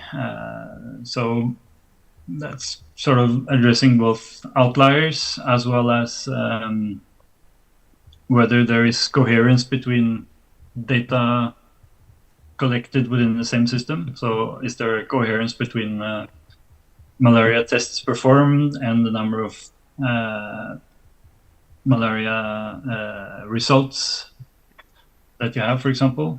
External consistency is about comparing data collected through the routine system with surveys and data from other data sources. And the last domain is specifically on the population estimates denominators.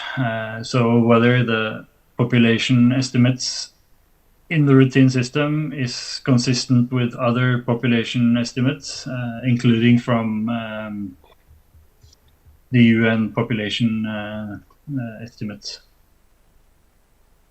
So what does this translate to in terms of DHIS2 indicators or metrics for data quality? So here there are some very, I think, familiar ones that have always been included in DHIS2. The most typical ones, I think, when we think of data quality in DHIS2 is looking at the dataset reporting completeness and dataset reporting timeliness. That's, I mean, built-in functionality in DHIS2 for checking those. As we worked on this data quality toolkit, we've also explored how to use some new functionality in the indicator expressions and with predictors in DHIS2 to also calculate the completeness for individual data elements, which is something I know it's often been requested, and I think now we are able to do it. We have a new indicator which is analyzing facilities consistently reporting. So it helps us identify the facilities that are reporting every month in a year. So rather than just looking at the overall percentage of all facilities, how many have reported, we can see that a certain 80%, for example, of facilities report every month, 20% only report from time to time. So it gives us a new dimension when we look at the reporting completeness. Being able to identify outliers is something we have been able to do for a long time. We have also worked on some indicators that uses the outlier information to look at how much the outliers actually impact the overall value for a particular data element. So giving an indication of whether we can still use a particular data element even if there are a few outliers. And we have started working on something we call the data quality index, which is basically a composite score for putting together several of these other data quality indicators into one number, which would typically be for one health area. So you would have a data quality index for malaria program, for example. You can have another one for maternal health, giving you an idea of basically one value, giving you an idea of the data quality for that particular program. So we're still testing whether this is something that will be useful in practice, but we hope it's something that at least for some use cases can be a useful addition. So I thought here for data quality, I would sort of go through things in a similar way. First, looking at how we can try to prevent data quality issues from occurring. Then different tools we have for identifying data quality problems. Say a little bit about how we can fix our data quality issues, and then at the end we'll look at monitoring. So if we start with different approaches and tools for preventing data quality issues from getting into the system in the first place, I think it's important to start with start at the beginning with how the data collection tools are actually designed and structured. So I think it's important for data quality that the data collection forms are understandable, easy to use for the users, not trying to cram as many fields as possible into a single page. Avoid asking people to enter data that can be calculated, for example, totals. That is just a potential source of data quality issues. Making sure that when data collection tools are configured in DHIS2, the data elements get the right value types, so that you can't have a number of people entered with a decimal number, for example. And that you actually set up the validation rules to give users warnings when they enter data that doesn't really make sense. So validation rules, just very briefly, are the things we can set up to validate the logical relationship between variables in our data collection form. So we can have things like, in this example, we say that positive malaria cases has to be less than or equal to the number of tests that were done. You can't have more positive cases than you tested. So that's a good example of a validation rule.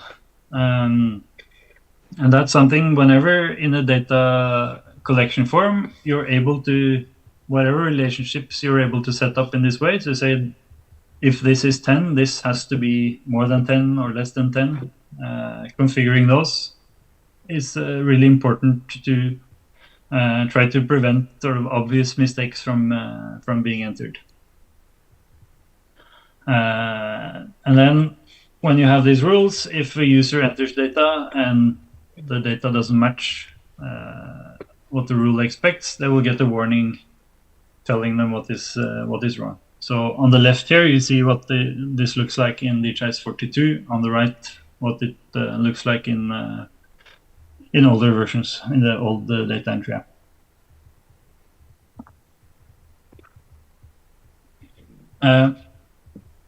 DHIS has also, for, I mean, basically forever, has functionality that lets you set a numeric minimum and maximum value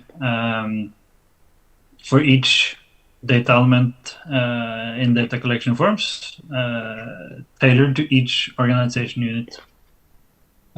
So the idea here is to, similar to validation rules, try to stop wrong data from being entered in the first place, rather than just analyzing all the problems you have here. So the advantage of the min-max values is that this can be applied to any data element, not just the cases where you have a relationship between data elements. The problem is that the functionality in DHIS for generating this doesn't really work in most cases, because the methods, statistical methods used is a bit limited, and there are no checks to make sure you have enough historical data to make a good estimate of what the min-max threshold should be. But this is something we have worked on now to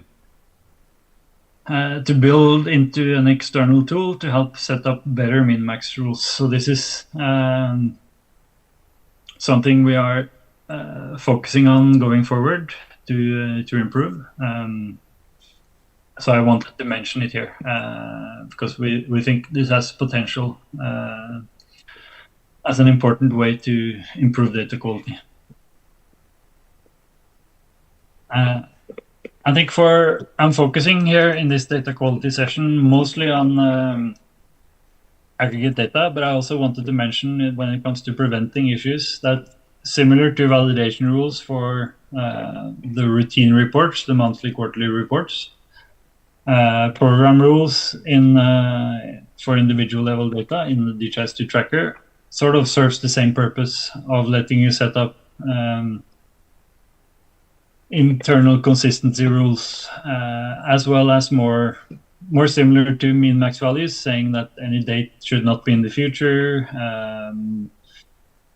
dates should not be older than 5 years back, checking that the format of phone numbers or identifiers is correct, checking that the numbers entered for vital measurements like heart rates and weight and height and all things are realistic. So all of those kind of checks with tracker you can set up with the program rules, and that's something that you really should review for every tracker program. Do I have validation of as much as possible in this to strengthen the quality of the data? Okay, so when it comes to identifying data quality issues, we sort of have two categories of tools for identifying issues in DHIS2. We have some tools that work out of the box without any configuration. So we have what is called the data quality app, which lets you analyze validation rules in bulk, lets you analyze outliers. In recent versions of the data visualizer, there is a special visualization type for identifying outliers as well. And we have some core metrics that also are included automatically, which is the dataset completeness and the dataset timeliness.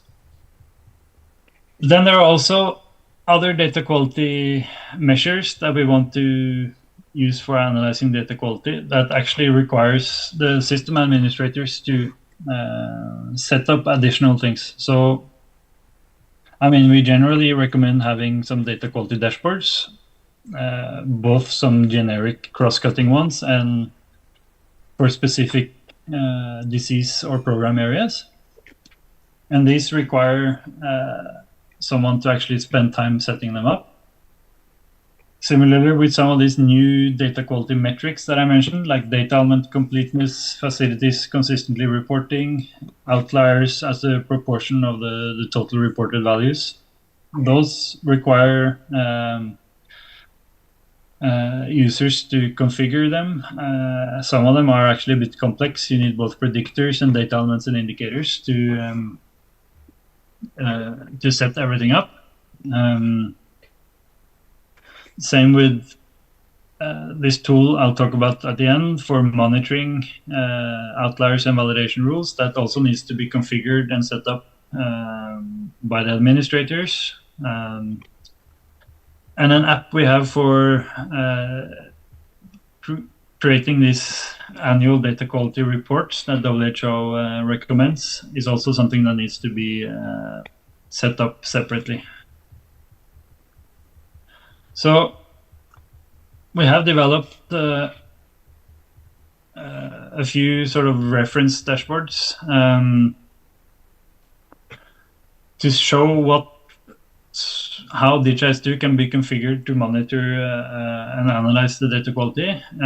So I'll show an example in a minute. So we have set up a generic one, and we've also collaborated with some WHO programs to set up examples of what this could look like for HIV, TB, and malaria through this toolkit collaboration we have with them. So at the moment, I think the malaria data quality dashboard has sort of been published, and we're still working on the HIV and TB ones. Yeah, so outlier and validation rule analysis, like I said, that's part of the data quality app. Doesn't require any configuration in advance. And it means that even users who don't have access to the data entry apps are able to check validation rules and look for outliers. The challenge with this is that it lists the individual issues, it lists the individual outliers, individual validation rule violations, but it's not possible from this app to see, do I have some districts that have more challenges with entering outliers or breaking the validation rules? Is this a bigger problem in some parts of the year when people have sort of shorter deadlines, etc.? So that's a limitation with this these functions, but it's something we want to address with this data quality workbench I'll talk about at the end, how we can monitor this and make it easier to compare across time and across organization units. Okay, so just a quick demo here again of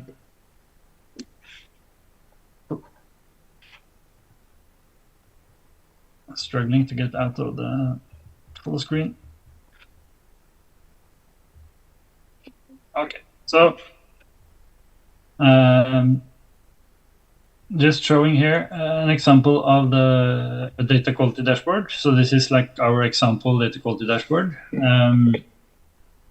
I won't go into details of every visualization here, but just to give you an idea. So we have our core variables here in the table over the last 12 months, showing the data element completeness, showing the numbers excluding outliers. So this is giving an idea of how big impact outliers has on NC1. The percentage of facilities consistently reporting over the last years. So you see in October, 86% of the facilities had reported every month for the last 12 months. And we have the same for a few other variables, DPT3, malaria, etc. We've also used the scorecard app that is available in the App Hub to make a scorecard with the same information. So this lets you drill down in the org units to identify the source of some of these issues. Again, looking at the completeness trends, dropout rates, identifying negative dropouts. That's one of the standard data quality checks recommended by WHO, negative dropout rates. So here we're listing any province with negative dropout. I have some examples of doing this kind of visual check for outliers, just looking at the same data element over several years, and you see there are some months in some years that really stick out and should be investigated.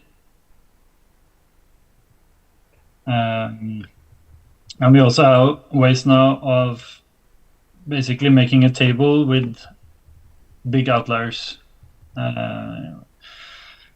which we could even list at the facility level. So you could, on the dashboard, as a national administrator, you could say, okay, these are the biggest outliers that has been reported in the last 3 months, and these are the facilities it's coming from.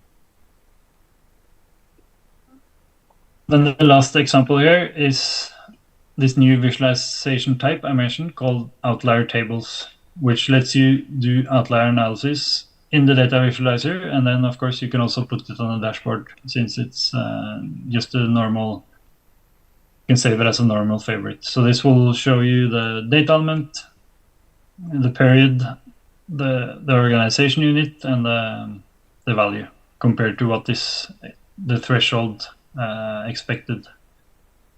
So the advantage of this last table is that it doesn't require configuration for specific variables. You can select every data element in a data set and include in this kind of table without any, the only thing you need to configure is the favorite itself.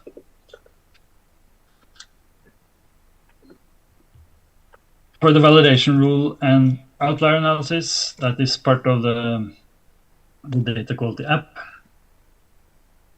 So for the validation rule, you select, I'll just select the district now to make sure it's fast. You select the district you're looking at or the org unit, the period you want to analyze, and what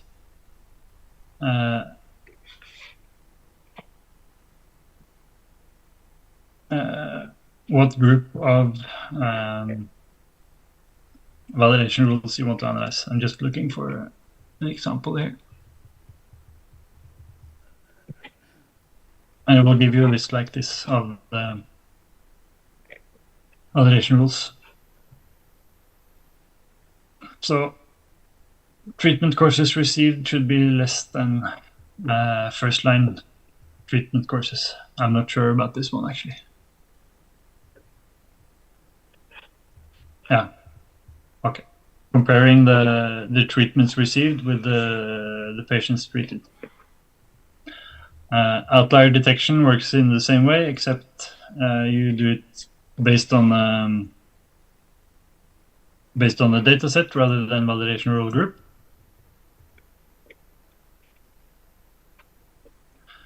And you have a few options in terms of the statistical method to use, whether you want to use the standard set score or modified set score, so using the median, or using the min max values stored in the system.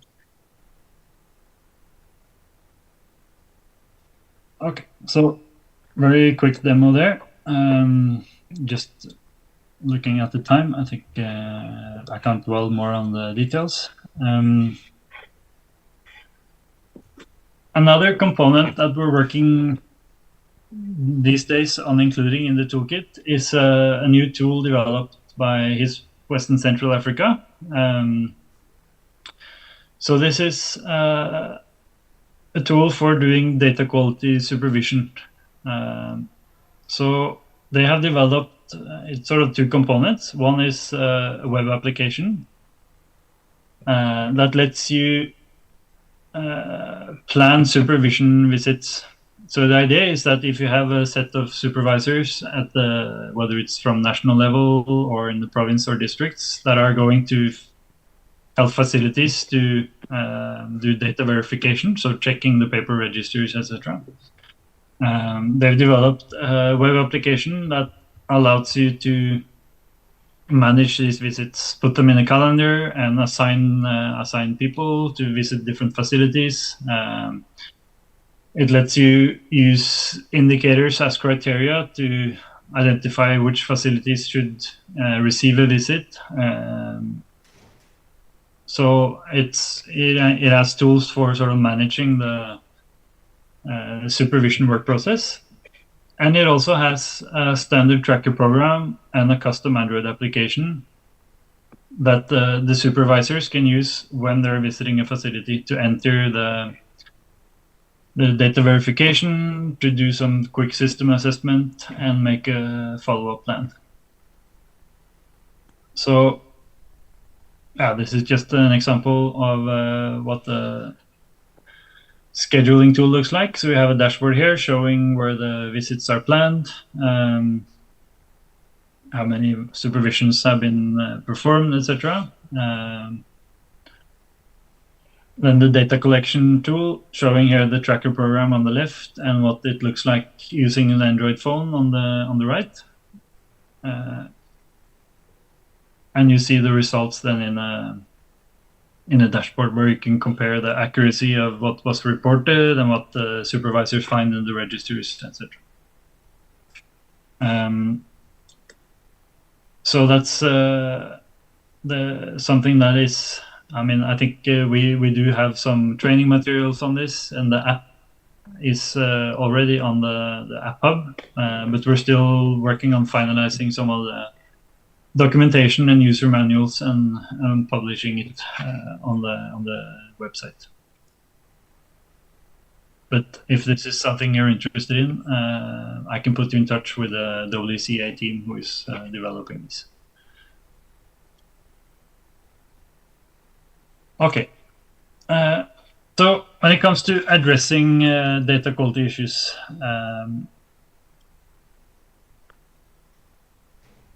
I don't really have much in terms of the material because it's not so easy. It's typically a policy in most places, I've seen at least, that data quality issues should only be corrected at the level where the data was first entered. So if someone enters extra 0 in a health facility, they're the ones who are supposed to check that number and remove the extra 0, extra digit. So, I mean, first of all, this means it needs to be very clear in an SOP what the process is on the data quality. So one thing is, of course, who should do the data quality checks, etc., and when should they do it. But in terms of fixing the issues, I think the key thing is knowing what to do when you find something that is wrong, whether you're working in the district or in a national program. Who do you reach out to? Who is authorized to correct values? What is the process to have someone correct it? I think ideally, whenever there is something that is suspicious or that you are sort of 99% sure must be a mistake in the data, ideally that should be corrected in the source system, in DHIS, so that whenever the same data is analyzed later or someone is looking at the trends over time, that issue will not be there. What we see in practice is often that if someone is making a report, they will export the data into Excel or into PowerPoint, and they will remove the value that is wrong, and then we'll use that in the report, which is, I mean, that's understandable, and you don't want to make a report with wrong numbers. I think it's important to try to encourage also having a process where the source of the problem is fixed in DHIS, so that people don't have to look at the same error and analyze data with that same error again after it has actually been identified. But that requires having a clear process, so you know how to who to reach out to and what they're expected to do. And it might be necessary to have some sort of backup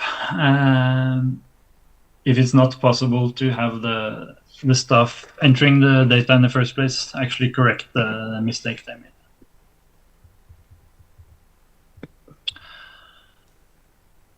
Okay, last thing I wanted to talk about is on the monitoring of metadata and data quality. So this is sort of common for both metadata and data quality. I think with these metadata integrity checks that we talked about earlier, as well as the outlier analysis, validation rule analysis, I mean, those are available in DHIS, and it lets anyone with the right authorities get a snapshot of what the situation is today. So I can see, okay, at the moment I have 15 data integrity issues that I need to fix, and for the duplicate categories, there were 8 categories that were duplicates. I mean, I can look at what the situation is now, but if you want to try to improve the situation and make an effort to reduce the number of integrity issues you have, to reduce the number of outliers being entered, it's very useful to be able to also look at the trends over time. And for the data quality metrics, also comparing geographically. Do I have a bigger problem with outliers in some districts than others, or some provinces than others? So that's what we're trying to address with this tool that we've worked on in the last few months called the Data Quality Workbench. So this is a tool to help set up monitoring of data integrity and data quality over time.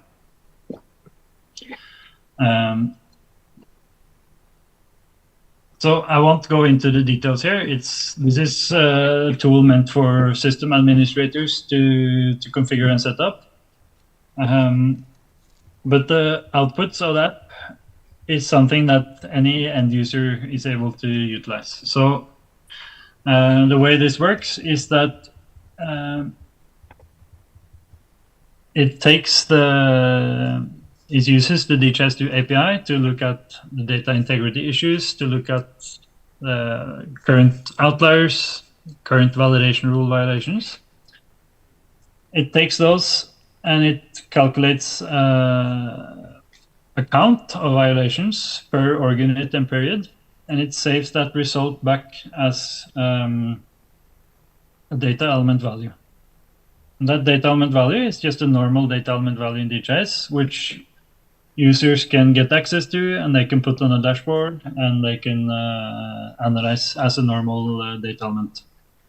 So that's sort of the purpose of this app, is to take these outlier validations, data integrity issues, validation rule violations, and make a count that users can use to monitor over time. The app itself, it's a Python tool that has a user interface, so a system administrator can start it on their desktop and use the user interface to configure the system to say, okay, I want to monitor this validation rule group, and I want to store the count of violations of validation rules in that group into this particular data element, and I want to do it at this org unit level, etc. And then what you end up with is a configuration file, which the server administrator can run on the server using sort of the server component of this tool. So then it can be run on a nightly basis, for example. So that's how this is sort of the architecture of this tool. So the screenshot you see on the left is what the administrator is using to set up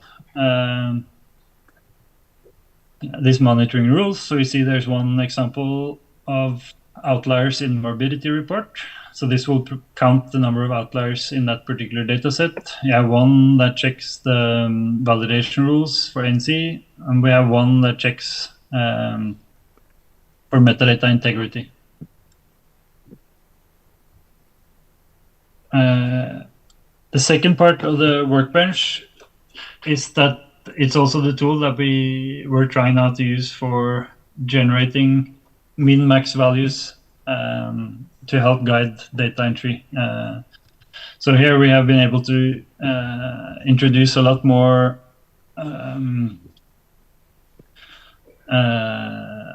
statistical methods, and we can be a bit smarter in saying if you don't have enough data, then don't try to set the min-max value, and we can have some default values to fall back to, because in many cases you can say that for outpatients, any facility will have less than 10,000 visits in a month, for example. So we've been trying to be a bit more flexible and smart in how these can be generated. That's also managed through the same DQ workbench tool. So that was the monitoring part. Then just to summarize, I think I've been talking a lot now about the different functionality, the different metrics we can configure, etc. But of course, the key thing here is that someone actually uses this functionality, configures the indicators that they can configure to monitor data quality, actually make sure it's available to the users who are responsible for looking at data quality.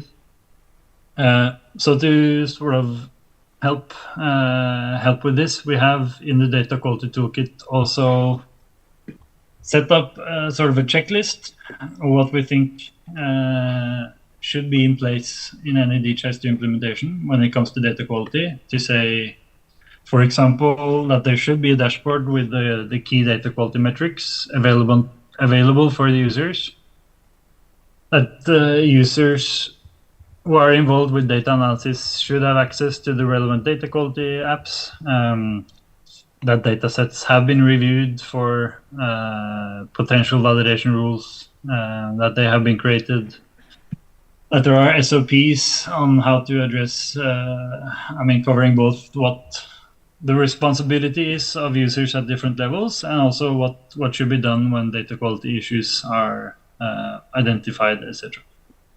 So that's part of this toolkit guidance that we have.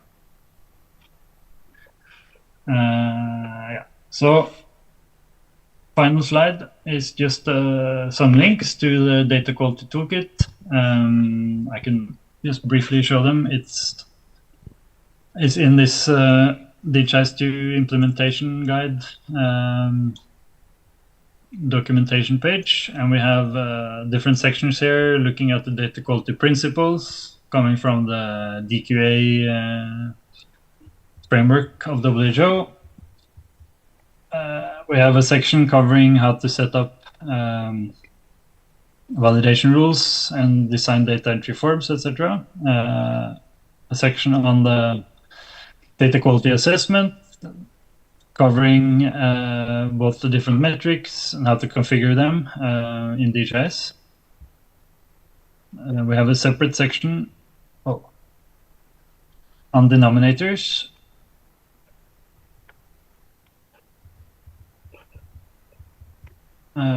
So typically population estimates, and then last we have a section on how to implement this data quality checks in practice, including the SOPs and checklists. So that's the data quality toolkit. Metadata is also a section here in the same implementation documentation. Under maintenance and use, we have the metadata maintenance, which has a section on procedures for managing metadata, and it also has a section on what sort of manual reviews we recommend, how to use the integrity checks, etc. I should warn that some of this is a bit outdated, since there's been a lot happening in the last version of DHIS2 when it comes to the data integrity tools. Yeah, I also included here a link to this toolbox that I showed briefly with the different tools for administrators to fix specific metadata issues. So that's just a link to a GitHub page where the app is available here as a release.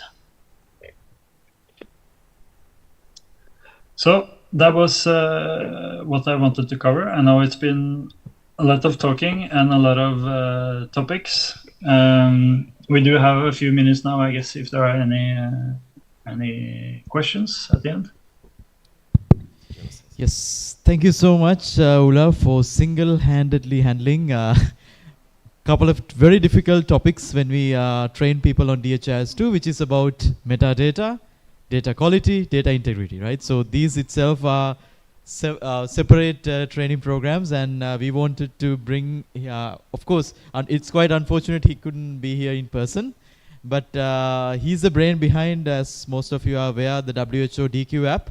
So he was the one behind it, so we wanted to have you experience and hear firsthand from the brain behind all this wonderful work. So thanks again, Olav. Right, so I want to challenge all of you in the audience. So it has been quite an interesting, engaging audience we have, Olav, because throughout the day, they have been quite active, asking questions related to data, sometimes related to metadata as well as denominators. So all of you, right, from development partners, ministries. So what are the challenges you have related to data quality and very messy, you know, like not so organized metadata that has been developed over time? What are the challenges you have? And all what we presented here today is a summary of what we have, right, related to data quality. It was there. how to maintain metadata, it was all here. I know you may not have tried most of these tools here, but whatever we have presented so far, do these address your problem, or do you have a few other things that you want to clarify from us to get them clarified? And if you have any requests for us, it could be like maybe some guidance, it could be even a tool or any enhancements to whatever shown and demonstrated here. So this is the time. So floor is open. Please ask any questions. And Olav, hope you can hear us, right? Okay. Yep. Thank you very much. Indeed, it's quite heavy and highly technical presentation. But I will be talking from the perspective of public health manager who wants to have quality data and analysis to make some decisions to improve program, to strengthen the program. So I have seen that so far when I requested to analyze MNCH data, it's quite difficult to use because there is a lot of data quality issues. And I was thinking to myself what we can do to analyze the entire DHIS2 system in terms of quality, data validation, and then to have recommendation how to improve this. Now, after listening to this presentation, couple of questions. First, is my understanding correct that with all the tools which are available online, our HISP local partners can use them to identify where the issues with DHIS2 system, right? This is first, meaning that there is no need to invite any external third-party company to do this work. Second question is my understanding that a lot of issues on data quality comes from the reporting, those who are reporting and entering data in health facilities. They are going through capacity building, they know how to enter the data, but my understanding, until you have continuous learning, continuous refreshment trainings, it would be very difficult to remember perhaps the entire, topic on data entry. But how we can improve it more easily? So HISP can do analyze, can bring the issues, and then what? How they will communicate it back to those who are entering the data? Do you understand what I'm trying to say? Thank you. All right. So, Olav, you want to answer, or I can also complement anything you want to add? Yeah, no, I mean, it's good questions. I mean, in terms of the more, I guess the first part was on the system assessment and whether that's something the local HIS groups supporting countries are able to do. I think I would say yes. I think a lot of the things we've talked about now on this data integrity checks, etc., are quite new. So I'm not sure if it's something every local HIS group is familiar with yet. But I think that's sort of that's what we would want, that gradually all the local HIS groups are familiar with all of these tools and materials and can sort of use it in the countries they support. It is something we have discussed for this more system metadata analysis, to have a bit more guidance on how to actually make a sort of step-by-step how to review a DHIS2 configuration. Because now we sort of have the tools to identify the issues, but we would also like to have a bit more of a broader sort of assessment tool or framework or something where you can say, okay, are these SOPs in place? Yes or no?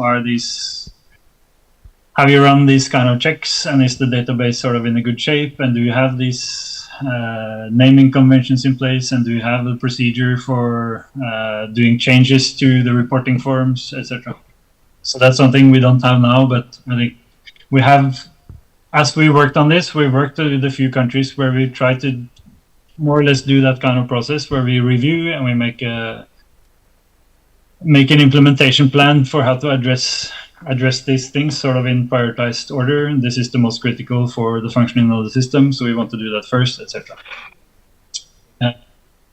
So that's on the first part of the question. I think on the facility stuff, I'm sure there are many in the rooms, including Pamod, who can speak to that better than me. But from my perspective, I think as important as the training is perhaps just encouraging use of the data and feedback. Because I think for data quality, if the people entering the data don't ever hear from their supervisors that they are looking at the data and they're picking up the mistakes and they are able to, that they see that the data is used, then I don't think they have much incentive to be accurate in the data entry process as well. But I think, even a simple thing as using some of the tools I've talked about to identify outliers and then actually reaching out to the person entering data in the facility to say, okay, we notice now that you've entered something here which is suspicious. I would think you don't have to do that too many times before the staff in the facility realize that someone is now actually using the data I'm reporting, so I have to pay attention and spend a bit more time maybe. But and I'm sure, Pamod, you have thoughts on that topic as well. Yeah, so I'll quickly answer because you mentioned most of the things. So about the first one, the simple answer is yes. But another thing, probably you are not familiar, right? The HIS groups, even though like it's a 3-day conference, the HIS groups in the Asia, they were here 2 days before. So we had something called HISP Asia Hub internal meeting. So that was mainly targeting how we as HISPs can improve and collaborate. So because as Olav mentioned, some of these areas related to integrity, metadata assessments, data quality, these are really evolving. Some of the tools are very new, and it's also not all about tools, right? There are so many concepts related to data that is involved, and just like the ministries, right? So HIS groups are also diverse, and we are sharing our knowledge. So we have an internal capacity building program, and we have identified areas where we as a whole, as a HISP Asia Hub, we need to upgrade ourselves, and data quality and metadata assessment is one of them. So we will be also having internal training programs so that all the HIS groups in the Asia region will be coming to a same level when providing the country support. So simple answer is yes, and how it happens is internally we will also build capacity on how to use these tools. And for the second one, yes.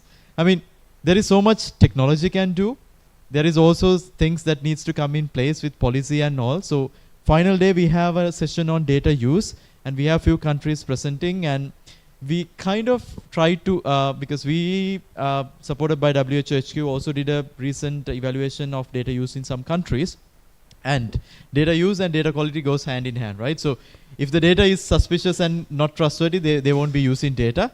But again, like if people want to use data, you have to also make sure that everyone is communicated that your data is not trustworthy, so please improve the quality. So if both these works in parallel, we'll be able to have a good quality results. So we try to improve on building robust checks and mechanisms in DHIS2 when we are configuring, so that data quality is ensured when you are capturing, but also we need to have these review meetings and feedback mechanism for us to improve that. You want to add something? Yeah, I was just going to say that, like, often, it's the data users looking at the data and they go, that looks unusual, and they will flag it. But also what Olive had in his last slide there was about, just having it as part of the training as well, so that, the people entering the data are a little bit aware. And in DHIS2 it will flag your min-max. So or it'll flag things that look unusual often when you're entering the data. At least in the old aggregate system it did. But but teaching them around checking their data and the implications of that as well can be just useful to flag early on so that they're aware as well. I think that's part of the training.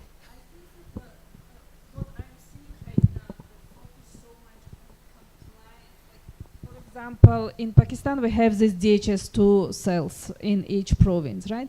And we also must understand Pakistan is a huge country. The data from so many million people is, for them, it would be, and for Bangladesh, it's extra step of difficulty to ensure the quality, because it requires more resources, more trainings.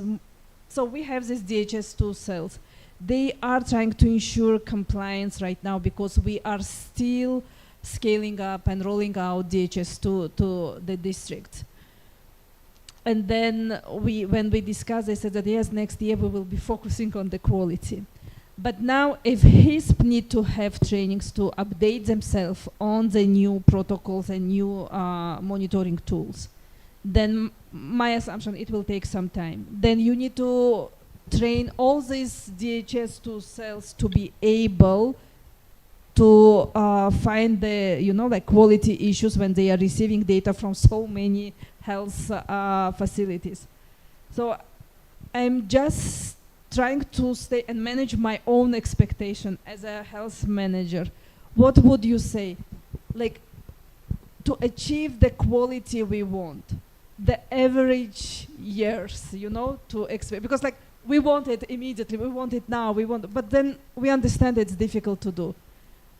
What would be is it phase-based approach? Is it like there should be sort of something for us who are dealing with implementation to have a realistic expectation of what we are doing, because we also in UNICEF sometimes being questioned that so much money has been invested in DHIS2, but there is quality issues.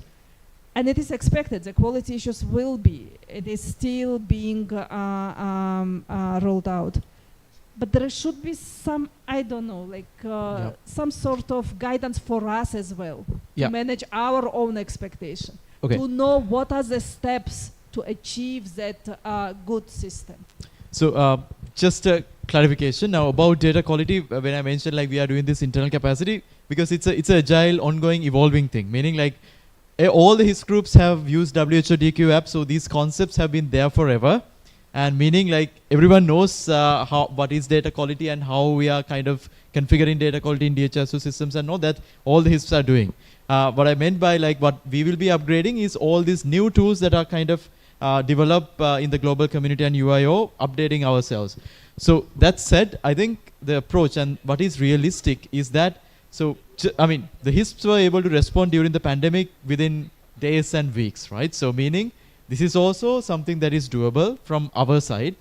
So you need to kind of, have the proper collaboration in place, and then maybe we need to kind of together with the local HIS groups set up the milestone. Okay, what is our approach when it comes to ensuring data quality? I mean, is it about capacity building or is it about configuration? And usually it's both. And then you need to also come policy in place. So probably you need to have this multi-stakeholder meetings at all levels, and I mean we can work parallelly in a more agile way. That's what happens in most countries. I mean, even the countries we are supporting, all our HIS groups, they are different from one to another, right? So for example, what Sri Lanka will be presenting on day 3, like they already have the RMNCH system in place before digitalizing, so they could speed it up. So some countries it may not be the same. So I think that could be the probably the approach. Yeah. Yes, roadmap has to, exactly. Yes, definitely, yeah. And data quality should be a high priority for data use. So this needs to be flagged at policy level, so the HIS groups should be able to support. Shall we? I think, yeah. Yeah, I think so. Were there any other questions? Or could we just have one more very quick one, and then we'll, seeing we only had one. I just have some technical question, because we know that inside the DHIS2 already have the completeness and timeliness, how we can check this. But when we are starting to rolling out the tracker system, how we can check whether this is this completeness and timeliness quality check can be used for the tracker system or not? Thank you. Ulav, the question is about tracker, completeness and timeliness. Yeah, no, I think I actually had a meeting on that particular issue yesterday. It's something we have just sort of started to think of what would be the ways to measure that with Tracker. So I think we sort of have to redefine a bit what we think of the timeliness and completeness with Tracker. I also think it's a bit different whether you have a Tracker system that is sort of real time, where the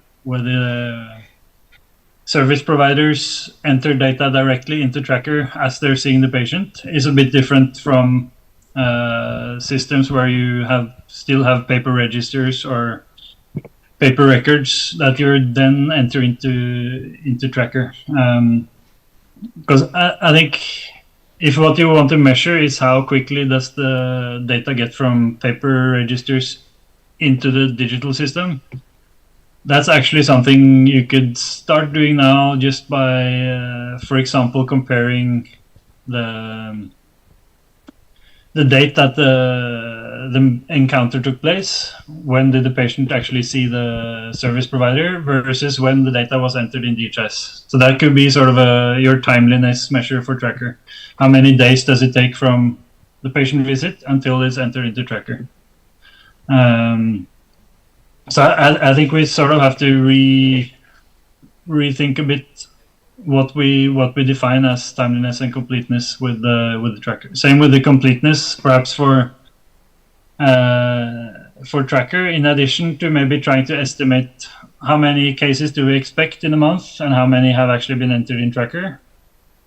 Also looking at the completeness of each individual record, for example. So out of my 1,000 patients, how many of them have every variable filled in? How many have only a few core ones filled in, etc. So I think it gets more complicated, and I think we have to rethink a bit what we define as the completeness and timeliness with Tracker.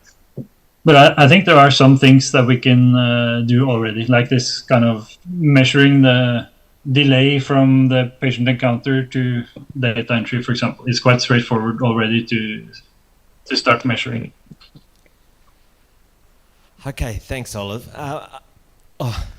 I think we might have to, because we've passed time, but look, if there are any questions, I mean, you know who to contact, but definitely from ministries and so on, please contact the team. If they don't know the answers, they'll get in touch with the appropriate people, including yours truly on screen there, to get answers for you. But I'd just like to thank Olive. I mean, that was a great presentation. I mean, it's really important. We know if the information's not good quality and it's not reliable, then how do we really know what's true, what's real? So really relevant, really important topics. And thanks once again, just a round of applause. And we hope to see you soon. Thanks. Any last words? No, I mean, thanks for having me present this. I think it's, like you said, to me it's a very important topic in the whole DHIS sort of sphere, so it's always good to give attention to it, I think. Okay. Yeah, Thanks. Thanks once again. Okay. So that's it. What's the plan for tomorrow? 9 a.m. 9 a.m. start. Always good to get here a little bit before, so that we're not rounding people up. So yeah, enjoy your evening. Have some downtime, relax, and we'll see you here again 9 a.m. Okay. Good afternoon. Thanks, Olive.